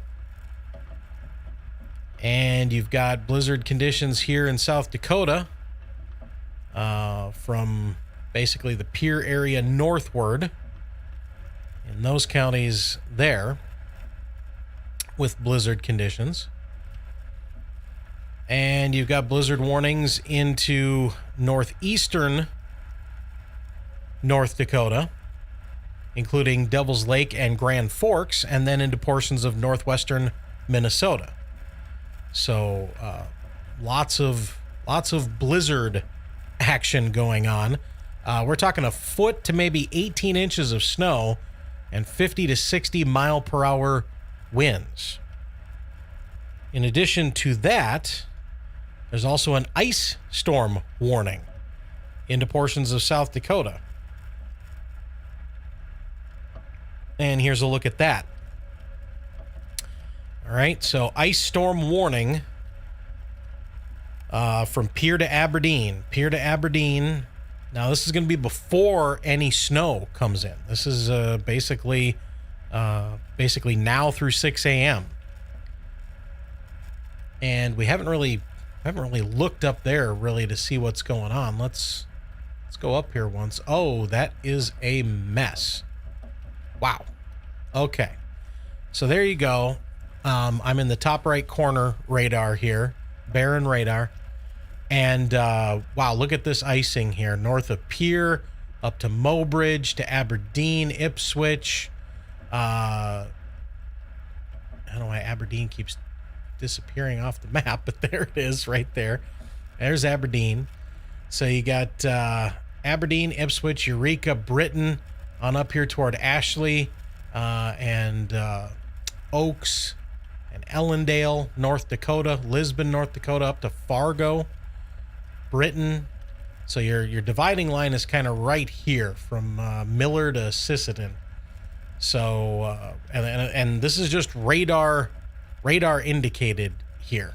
You know, this is the radar's best guess of what's going on. That it's icing to the west of Aberdeen and it's rain to the east of Aberdeen. And that does kind of line up with our... No, sorry. I just realized that I hadn't switched that over. Okay, let's do that all over again. So here is the Barron radar. And again, you got these pinks here from Pier to Oneida to Highmore to Miller, Falkton, Gettysburg, Selby, Eureka, Ipswich, Aberdeen, Britain, on up to Ashley, Oaks, Lisbon, North Dakota. Okay, and again, this is just the radar's guess of what is happening. Basically, that it is split. West to Aberdeen is icing, east to Aberdeen toward Watertown and Brookings is rain. That's the radar's best guess. But again, that matches up with what we just had on the screen from that ice storm warning. All right, so let's take a look and see what the ice storm warning is saying here. Let's go to the textual data. And again, this runs until 6 a.m. Central Time. We're talking about, in some places, 2 to 4/10 of an inch of ice. So almost a ½ inch of ice. Winds at 45 miles per hour or greater.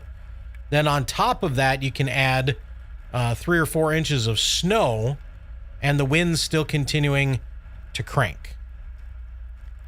So that is what is going on across central and northeastern South Dakota here tonight. Again, ice storm warning continuing. So you got an ice storm. We've got a blizzard. We've got heavy snow. Anywhere that is basically... Here's a look at the big map here. Thanks to Craig Cece. Anywhere in the pink, you're just talking about heavy snow. The red is where you add in those winds over 45, 50, 55. And then the ice storm in the purple. Blue is what used to be called, way back in the day, a traveler's advisory. Basically, slow down because it's going to be icy, but it's a winter weather advisory. So winter weather advisory in the blue, ice storm in the purple. Pink is the winter storm warning for heavy snow and some mixed precipitation on the east side here. And the red is the blizzard warning for north central South Dakota, much of south central, central, eastern, northeastern North Dakota, and far northwestern Minnesota. And again, what we were talking about earlier, we were talking about the threat for tornadoes here from Iowa to Wisconsin. And maybe a little tiny part of far southeastern Minnesota. So northwestern Minnesota, blizzard warning. Southeastern Minnesota, possibility of a tornado tomorrow. Not unheard of in the upper Midwest in September, October, November. Okay? As winter really sets in in the upper Midwest. We see this all the time, especially in South Dakota, North Dakota, Nebraska, Iowa, and Minnesota.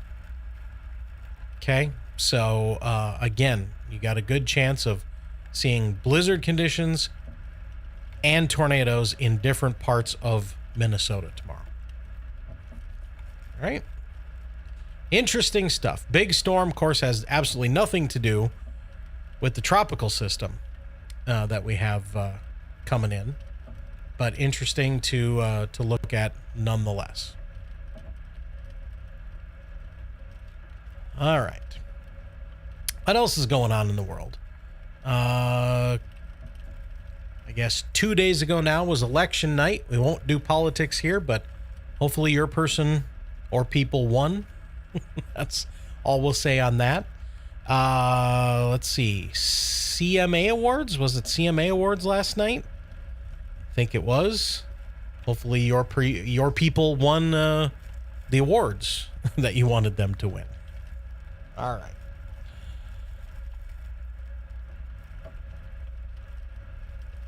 Playa Linda is just north of the Kennedy Space Center launch pads. Okay, great to know, Mr. Ray. Thank you. The boss from Office Space in the boss from Office Space voice. Yes, Lumberg. If he could come in on Saturday, that'd be great. If the winter storm could miss West Michigan, that would be great. Yes, if the storm could miss Michigan, that'd be great. We could just have you move your desk down to the basement. That'd be great. While holding a cup of coffee. Have you seen that Lumberg from Office Space is on new commercials for Walmart? It sucked that it was for Walmart, but at least Office Space is getting, some love in the year 2022.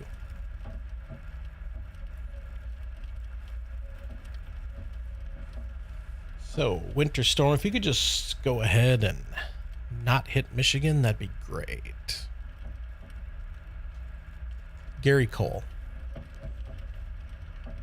Great actor. All right. If you haven't seen the movie Office Space, you have no idea what I'm talking about, and you should immediately log off of YouTube and, unless it's on YouTube, and go to your favorite streaming platform and watch the movie Office Space. I didn't think that that Office Space was a documentary until I worked for the federal government in Huron, South Dakota. Huron, right here in South Dakota. And I used to drive every day from Mitchell to Huron, which was just less than an hour, 55 minutes. And I would drive to Huron and back every single day for 5.5 years to work in an Office Space environment. And I met every single person, every stereotype in Office Space was in that office building, 4th floor in Huron, South Dakota. I liked working with 99% of them, but you had the annoying secretary, you had the engineer. I'm a people person. Yeah, worked with that guy. The whole 9 yards. All right, back to reality here. Back to life. Back to this landfalling hurricane. Once again, landfall is when the center of the hurricane, according to the Hurricane Center, wherever they think the center of the hurricane is, when that crosses land. That is landfall, air quotes. All right. Looks like our Melbourne cam is struggling a little bit. And that doesn't really surprise me given what is happening here in Melbourne and in the Atlantic, Melbourne Beach. Some big storms coming on shore here. And we have had gusts to 64 miles an hour and 63 miles per hour, all in this area, all in the last little bit as these big storms are coming onshore now. And that is, I mean, these are the storms that have the wind, okay? I mean, we've had some wind throughout the day, some squalls, but these are really, yeah, look at that whip. I'm going to try to take it full screen here before it locks up again. Oh, just as I cut to it, it locks up again. We are getting major wind here now in Melbourne.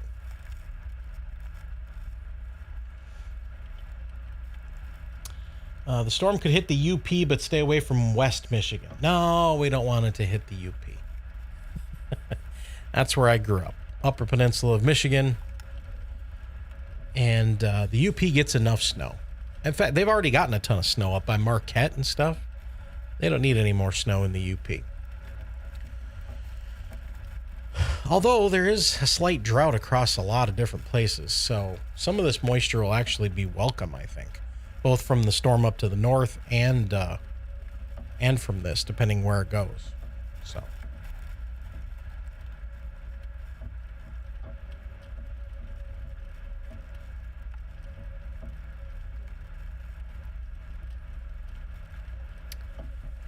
Yeah, so this camera here is struggling and the wind is cranking. Yep, it's really hard to tell, but we know that we've got 60 to 70 mile per hour winds in this area. 60 to 70 mile per hour winds in this area, and there's actually stronger wind just offshore. There is stronger wind just offshore. I'm seeing 68 knots. That's going to be 75-ish miles per hour. 68 knots, 2 miles per hour is 78 miles per hour. All right, 68 knots, 78 miles per hour. So that is that's a telltale sign that we could see over 70 mile per hour winds, maybe approaching 80 miles per hour. Where's the Daytona cam? The Daytona cam is right along the beach, the pier, I believe it's called the Main Street Pier. And both of our Daytona cams are on either side of that. Let's see if we can get any audio here from Melbourne. Let's just see. It's going in and out. Holy cow. Okay. All right. Okay, Melbourne is getting hammered here, folks. Melbourne is absolutely getting hammered right now. So, it's... Yeah, again, it's struggling. The audio... All right, well, that's enough of that for right now. Definitely seeing the winds there. My gosh. Okay. All right, so we're going to go back to the quad split here so you can see everything that we've got that has light on it at this hour. And we are getting some wind in Melbourne right now.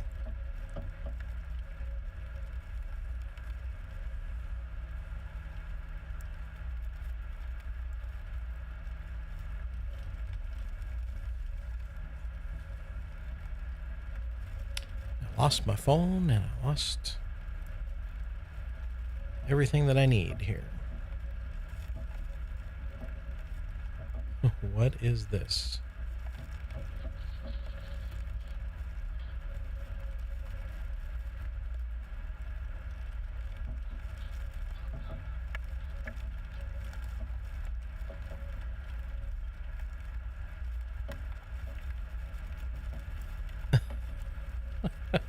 I have no idea. Jordan Hall just sent me a video of them getting way too close to the surge.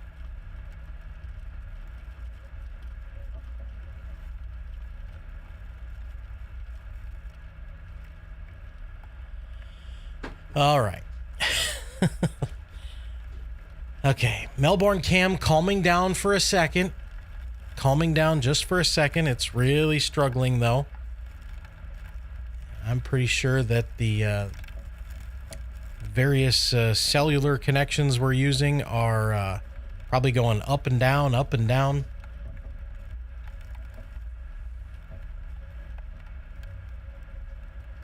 And not really surprised, given what's coming on shore right now. All right.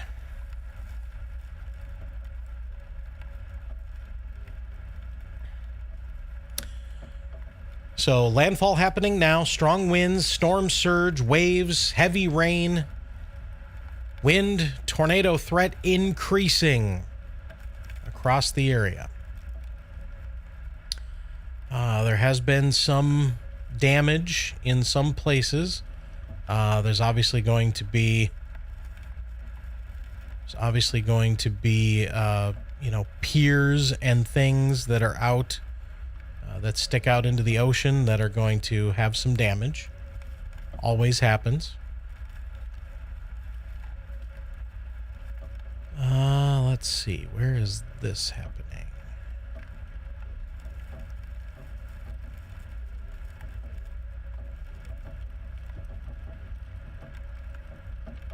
Oh, we've got a video here from Jordan Hall that we can show. Let's go ahead and do that. That'll be fun. So this is some of the danger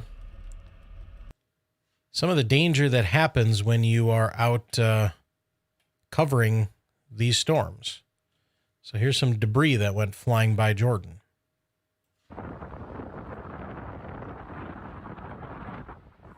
Might be some language in here.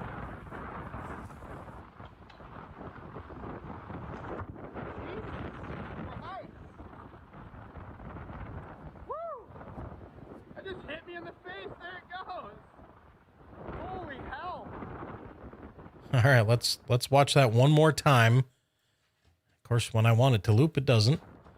I'll turn it up a little bit.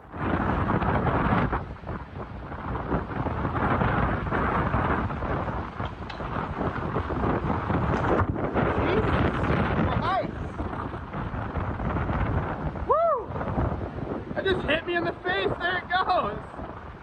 Holy hell. All right. Don't try this at home, folks. These are professional storm chasers that have been doing this a long time. These guys, 5, 10, 20, 30 years of storm chasing experience. And they know what they're doing. And even when you know what you're doing, sometimes you can get surprised like that. All right, so don't try this at home. Standard disclaimer. We go out so you can stay in. So, Jordan Hall, take it easy, buddy. And I'm going to send that out on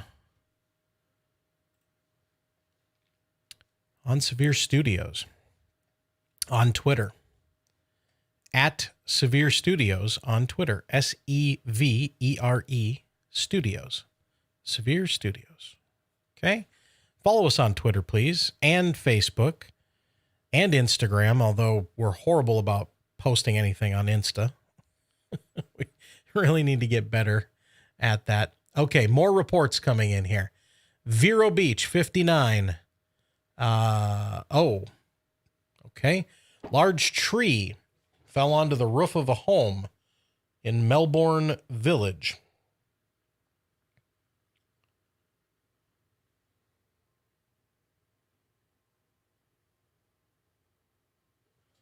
Okay. Brevard County Emergency Management reporting trees that have fallen on to a home. A tree fell onto the roof of a home in Melbourne Village. Again, we've got gusts of 65 to 75 miles an hour. I think it's safe to say. 65 to 75 miles per hour right now in Melbourne. Coming on here, the northern eye wall's coming on shore by Vero Beach. That's going to slide up towards Sebastian and Melbourne again over the next couple of hours here. All right. So again, Melbourne taking a beating here. Let's get some audio back here from our other cameras, and I'll continue to look at my sources here on Twitter to see what all has been going on over the last hour or so.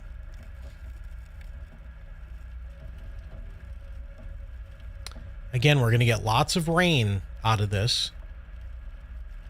And the remnants of Nicole will push on off to the north and east. So even after it's quote-unquote subtropical, it's going to push moisture up toward Charleston, West Virginia, maybe Pittsburgh, maybe parts of New York State. All right, so you'll continue to see the moisture from this storm. Kurt says, can't sleep here in Jacksonville. Why is that, Kurt? What's going on there, buddy? You just worried about the storm, or you got stuff going on in Jacksonville? Let's switch to the Jacksonville radar once just to see what's going on up here. Okay, so you got thunder boomers, you got wind, you got squalls coming through Jacksonville. There might be some wind in there. Around 50 miles an hour. Does that sound about right, Kurt? So 50 mile per hour gusts pounding your house or apartment or whatever. That would not surprise me in the least.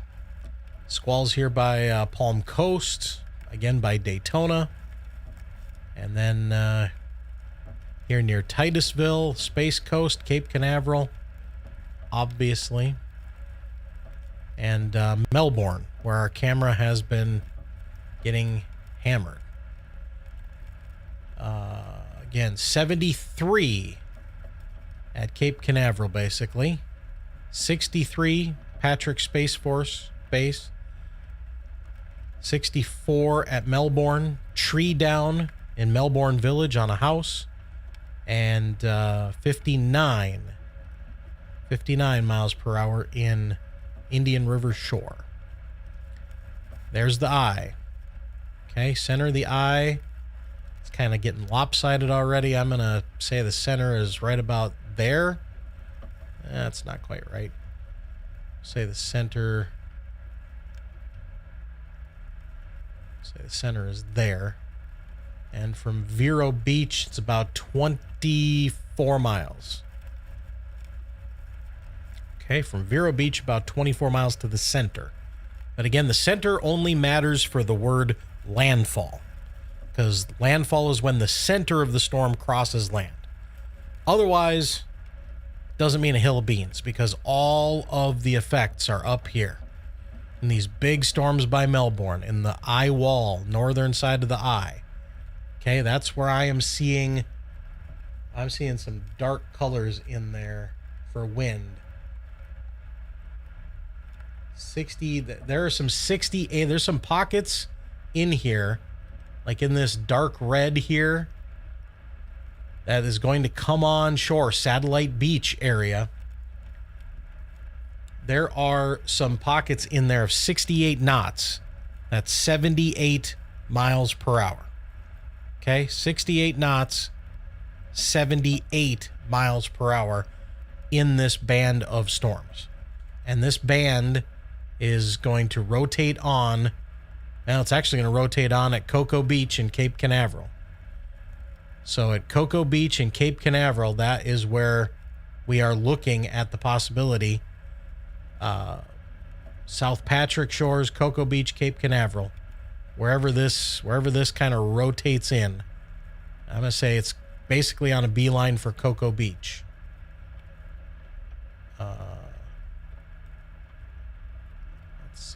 used to have something to be able to tell me that. Not on this version, I guess. Actually...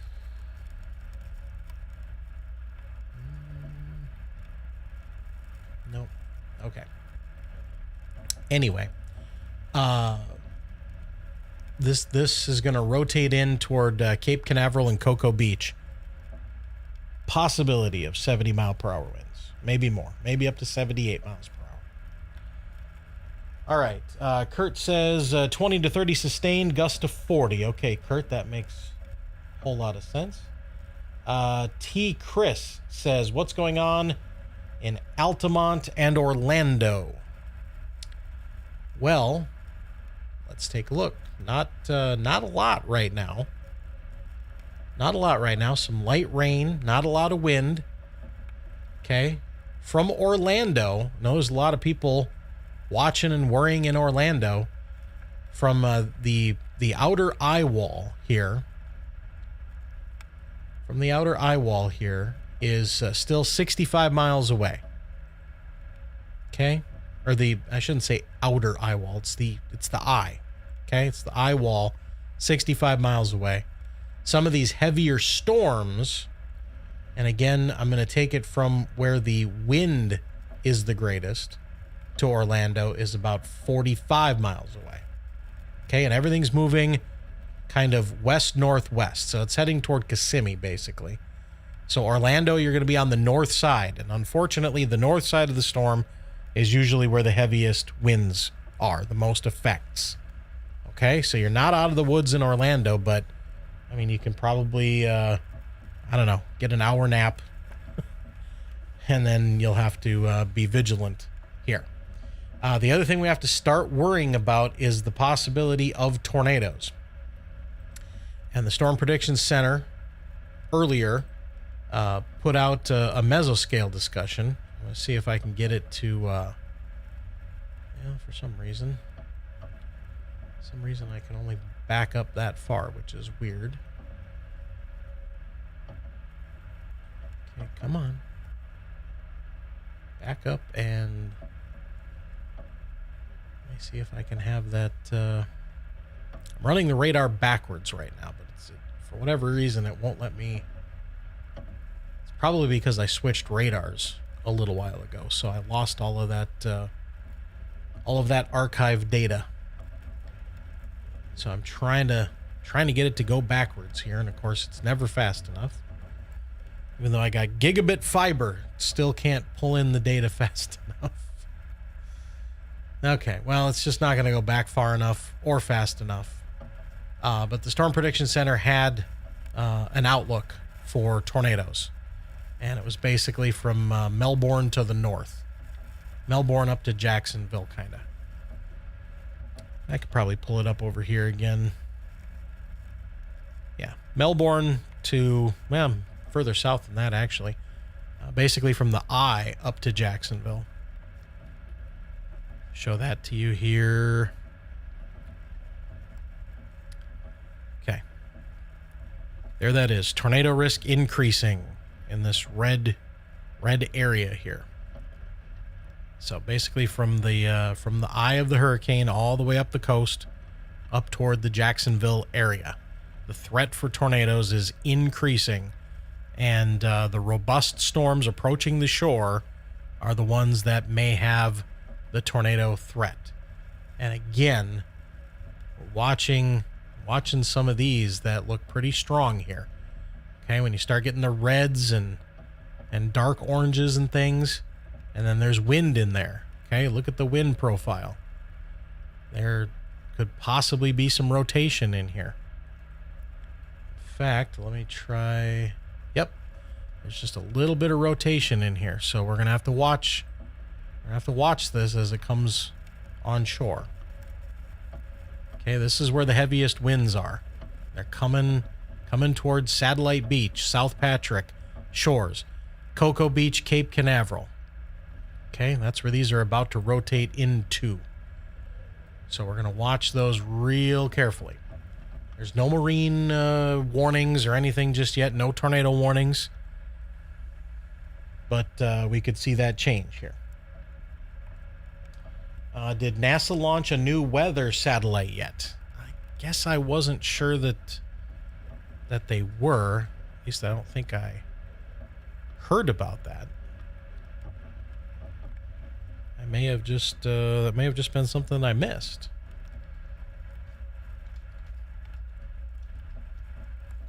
Let's take a look here. So goes 18? Goes 18? Yeah. Goes 18 was launched on March 1st and is going to go into service in early 2023, but it replaces Goes West, not Goes East. So that doesn't help us at all here in Florida. Okay, it's going to be for West. Goes West is what's going to be replaced. So Goes 18 replaces 17 and becomes Goes West in January. Okay. Bonnie's watching from Titusville. Hi, Bonnie. Aunt B says they're here. What's here? Hopefully nothing creepy. I am seeing debris fly around. A little bit of debris flying around on the Sergi 3 in Daytona Beach. Let's bring that up full here. I saw some debris down here, kind of back behind this pool of light, flapping around just a minute ago.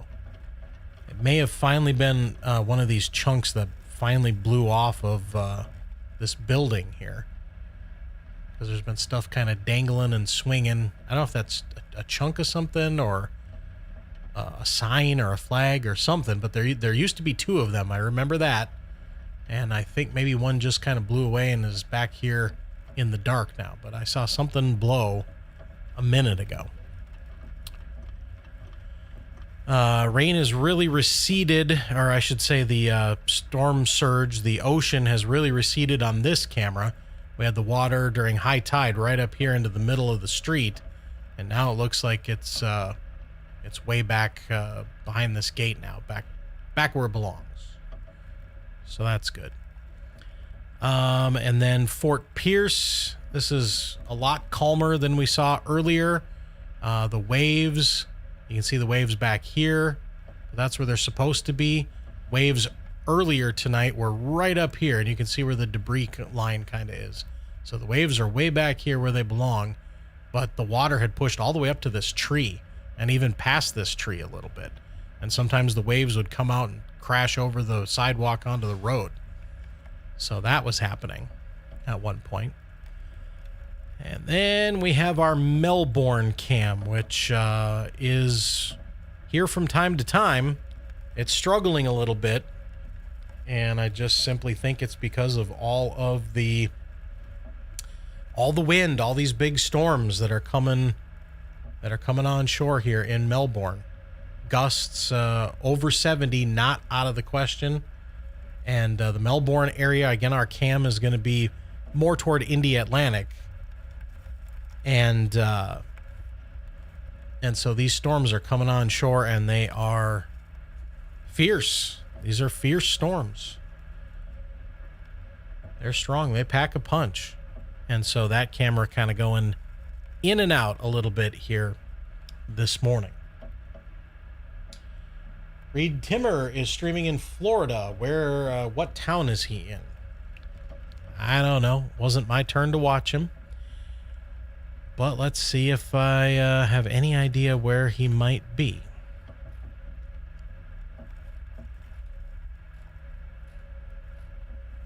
Let's see here.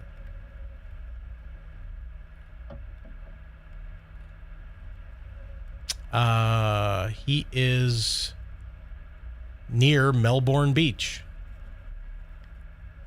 Sebastian Inlet to Melbourne Beach. That's where Reed is, according to his latest tweet. Artemis launch is delayed because of Nicole. Well, that makes sense. No power here in Fort Pierce. Okay. Well, that also makes sense. That also makes sense. So you're getting some eye wall right now. Again, although on our Fort Pierce cam, it doesn't look that bad. Although it might already be over the top. It might be in the eye because our camera, again, is right along the shore here. Barrier Island kind of thing. So it's quite possible that the eye wall is past Fort Pierce.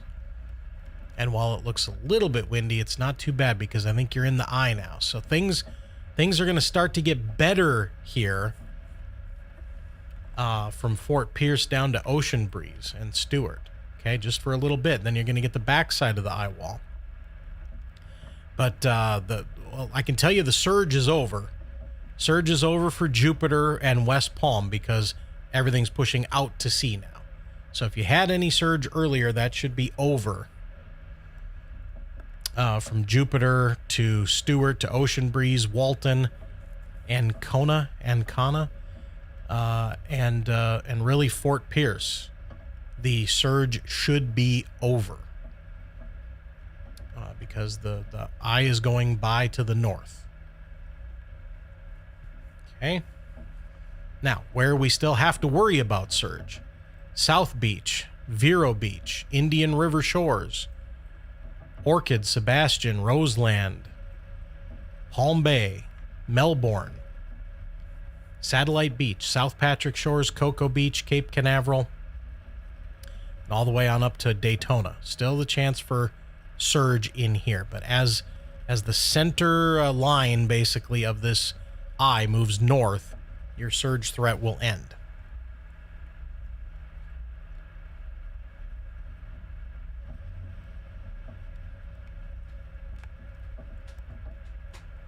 Okay. All right, let's see here. Let's go back to the Melbourne cam. Let's see what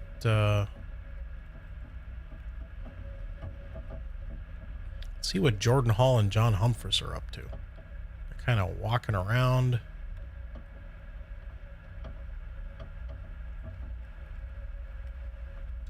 Not 100% sure where Jordan is right now, but I've got his direct location.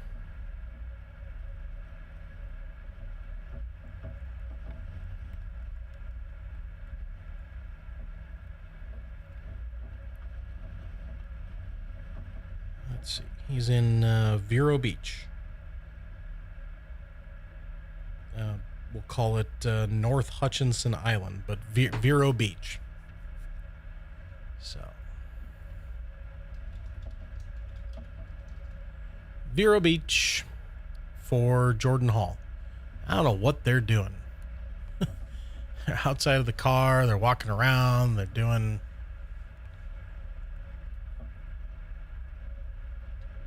things.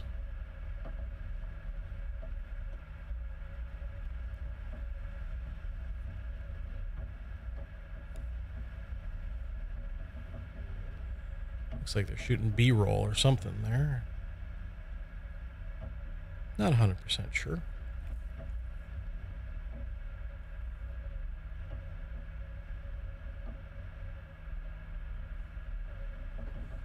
Yeah, Melbourne cam is back for the time being. Oh, as soon as I say that, it cuts out. So it's just going to keep going in and out.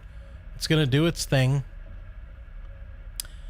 We are coming up on 2 o'clock Eastern.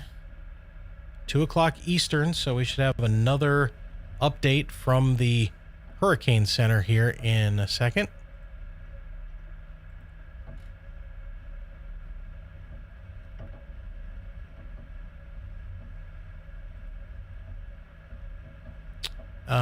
It is 15 miles east of Fort Pierce, Florida. 15 east of Fort Pierce. So it kind of looks like that's going to be where landfall happens. Fort Pierce, St. Lucie, somewhere in there. Okay. That's probably where landfall will happen. Again, landfall is when the center of the storm crosses land. And indeed, it's about 15 to 20 miles east, depending on kind of how they determine the center, because it is a little bit oblong right now. Okay. And I mean, there could be an argument made that this whole thing right here, all the way over here, is part of the eye. So that would put the center right about here. And indeed, that is about 10 to 15 east of Fort Pierce. So anyway, that's the official. As of 2 a.m. Eastern time, still 75 miles per hour gusts. We're actually seeing over 70 mile per hour gusts, confirmed. Still moving west-northwest at 14 miles per hour. Pressure still 980, and the current location is 15 miles east of Fort Pierce, Florida. Hurricane Nicole continues to take sights, take aim, batter up the Sunshine State here tonight. And the eye is getting very close to Vero Beach to Fort Pierce. Vero Beach to Fort Pierce. And that's where Jordan is right now.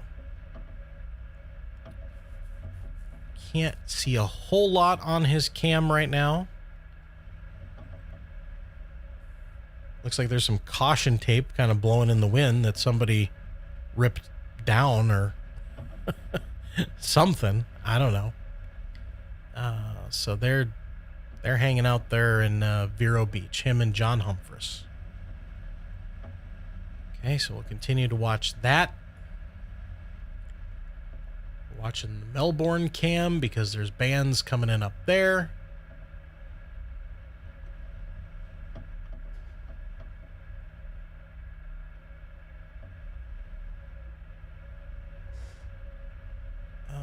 Let's see here.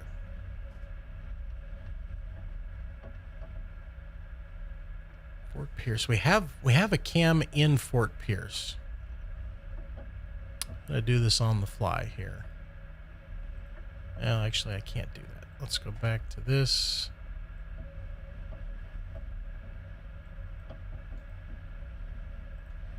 We have a camera in Fort Pierce, but I don't think we're going to see anything. Or no, I'm sorry. Fort Pierce is on there. Surgy 1. It's getting late, folks. Holy cow. Okay. Surgy 1 is in Fort Pierce. Okay, so we've got that.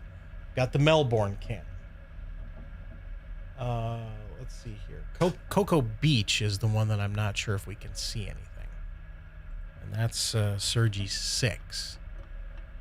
I think it's just going to be too dark.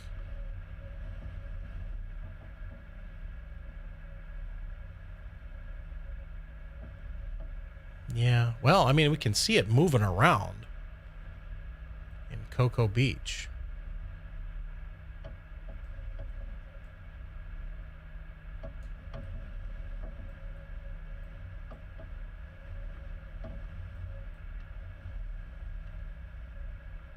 Okay, so Cocoa Beach right up there. It's getting hammered pretty good. I mean, we'll put it on the screen here for a bit. Again, this is number 6. And again, it's going to be a little bit hard to see.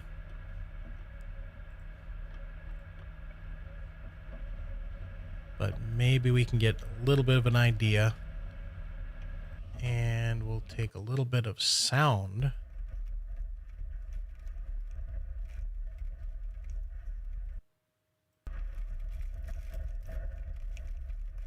All right, so we've got a little bit of an idea, a little bit of sound here. And you can see the wind is blowing the camera around because it is really shaking.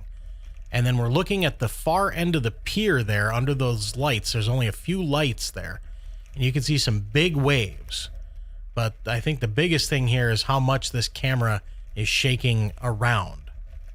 So again, can't see a lot here because there's not a lot of light on this pier at Cocoa Beach. But the camera has been moving around a lot, and there are some big waves at the end of that pier. So a little bit hard to see. A little bit hard to see. But that camera definitely shaking around a little bit.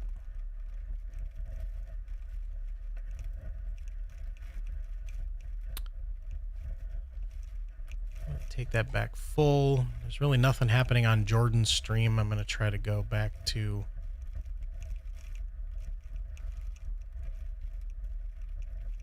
Melbourne, which is 8.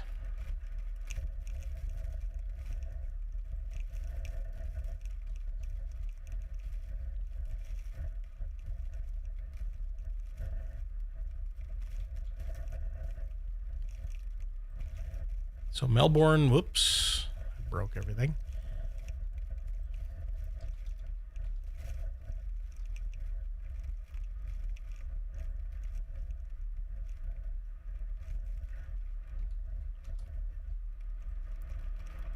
All right. So Melbourne has moved to the bottom left now. Okay. So we got Fort Pierce, we got Daytona, we got Melbourne, we got Cocoa Beach. And we've got people in the chat room here tonight. 84 people watching. Appreciate that. Cocoa Beach has a live webcam. Well, if it's from another chaser, prefer that we don't post it in our chat. But if it is just a camera from some business or municipality, you can certainly paste that in here. We appreciate that. Let's see here. Dick McNamara. Does South America ever get hurricanes? That's a good question. I know Central America can.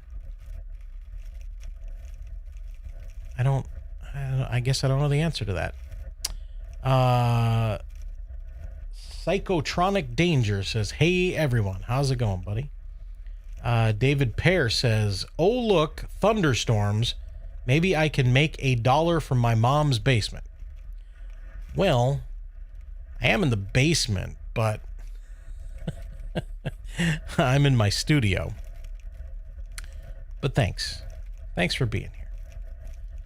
$6. It lands near Palm Bay. Actually, I think the landfall is going to end up being Fort Pierce. And again, the landfall is when the center crosses land.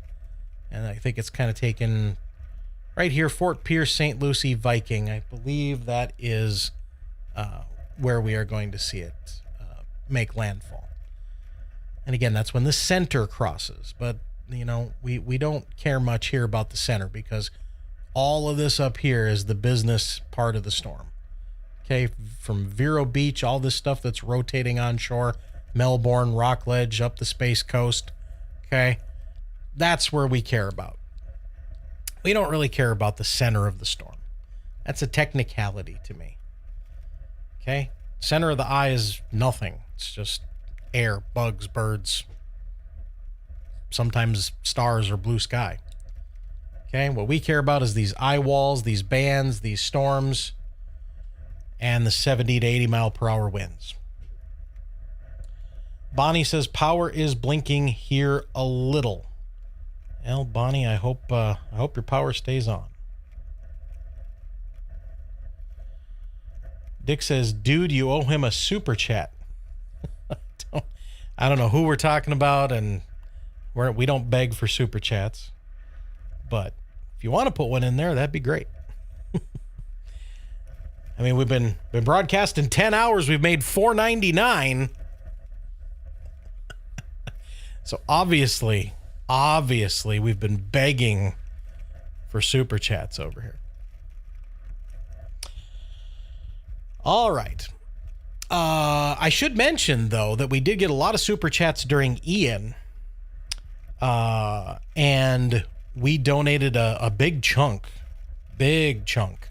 to World Central Kitchen, who was putting together meals and bringing meals in for weeks into Fort Myers and Punta Gorda and that whole area. So World Central Kitchen. We made a sizable donation from some of the super chat money that we received during Ian. So do want to mention that. I think that's a great organization. They were on the ground cooking, serving, cleaning, and helping. So we did donate to them right after Ian, so the money would get used right away.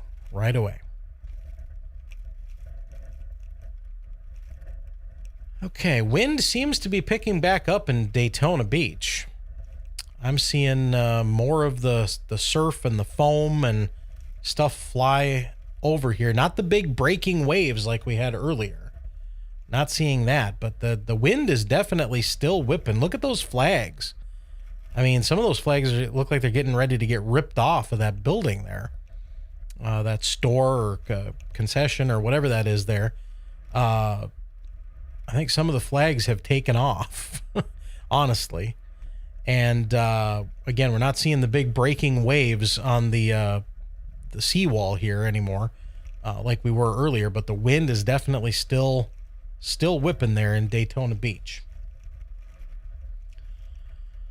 So once again, there is a tornado threat. We are watching. There's no tornado warnings just yet, and no imminent danger of a tornado. But if any of that changes, of course, we'll get some tornado warnings here tonight.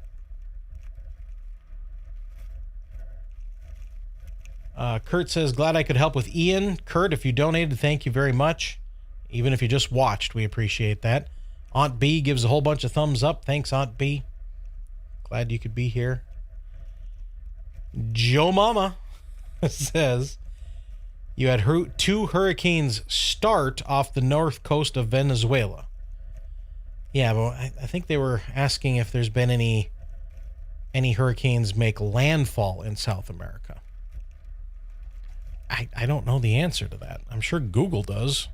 South American hurricane landfalls. I don't know. List of South American hurricanes. All right, here we go. Yeah, so they don't get very far. They don't get very far south. They don't get very far south. So the tracks seem to go mostly to the north and into Central America.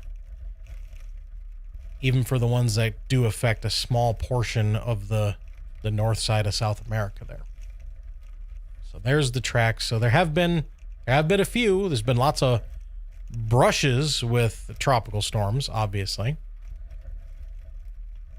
But the continent is rarely affected by tropical cyclones. No tropical cyclone has ever affected the Pacific side of South America.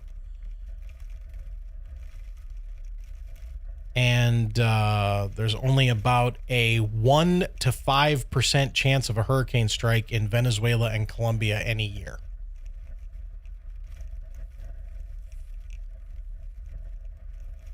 So,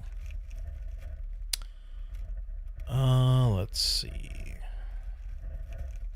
In the South Atlantic, I guess there's been a few near the coast of Brazil, but those don't look very interesting. Yeah, so not a lot in South America to answer that question. Could be why I've had never heard of one. All right, center of Nicole getting very close to Fort Pierce, Florida. There's a new mesoscale discussion coming out from the Storm Prediction Center about tornadoes, and they're basically directly calling out the Cape Canaveral vicinity. Okay, so hold on, Kennedy Space Center, because we could have all sorts of issues happening here. All right, here it is, just in from the Storm Prediction Center 25 seconds ago. A cellular convective structure. How about that? The old CCS will move on shore over the next couple of hours, and a convectively enhanced gust, in other words, a thunderstorm enhanced gust, although there's no thunder, so I guess it is just the rising air. So the convectively enhanced gust or a brief weak tornado cannot be ruled out, and that is again for the cluster we've been watching here, which is thankfully taking its time coming on shore, but it's the one we've been talking about right here with these dark reds and some possibly embedded gusts of 78 miles per hour. I keep seeing pixels on the wind display of 68 knots. That's 78 miles per hour. So as these things rotate in, Cape Canaveral, Cocoa Beach, South Patrick Shores, this area is where we're going to see the greatest chance for a possible tornado and also some enhanced wind gusts.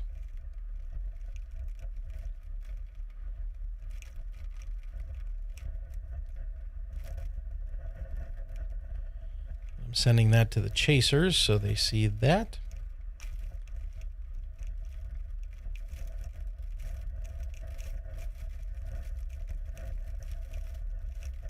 Okay.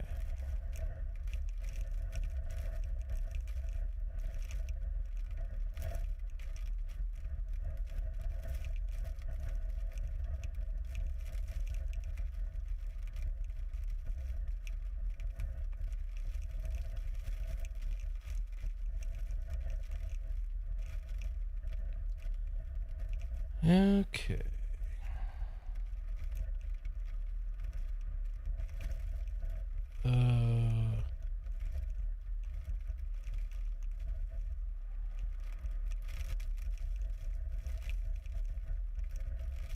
Okay.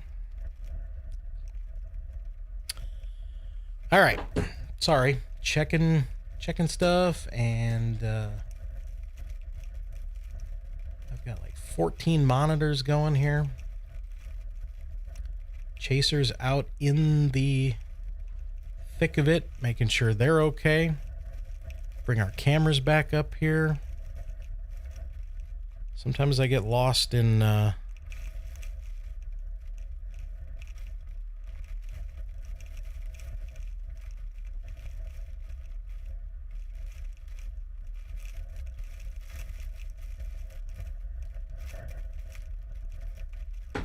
sometimes I get lost in all the screens.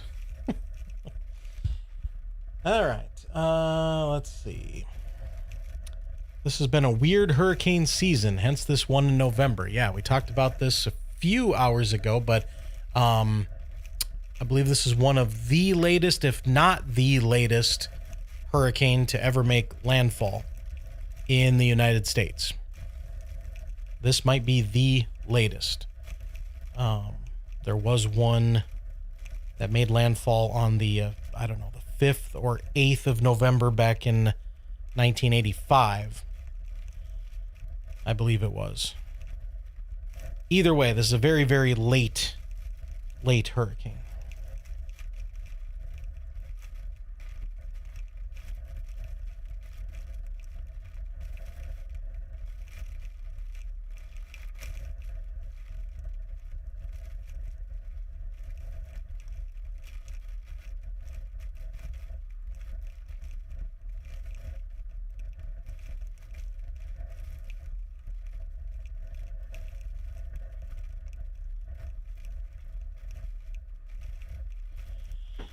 All right, so I'm going to take a little break. I'm going to let you listen to the wind, and I'll be back with more in just a little bit.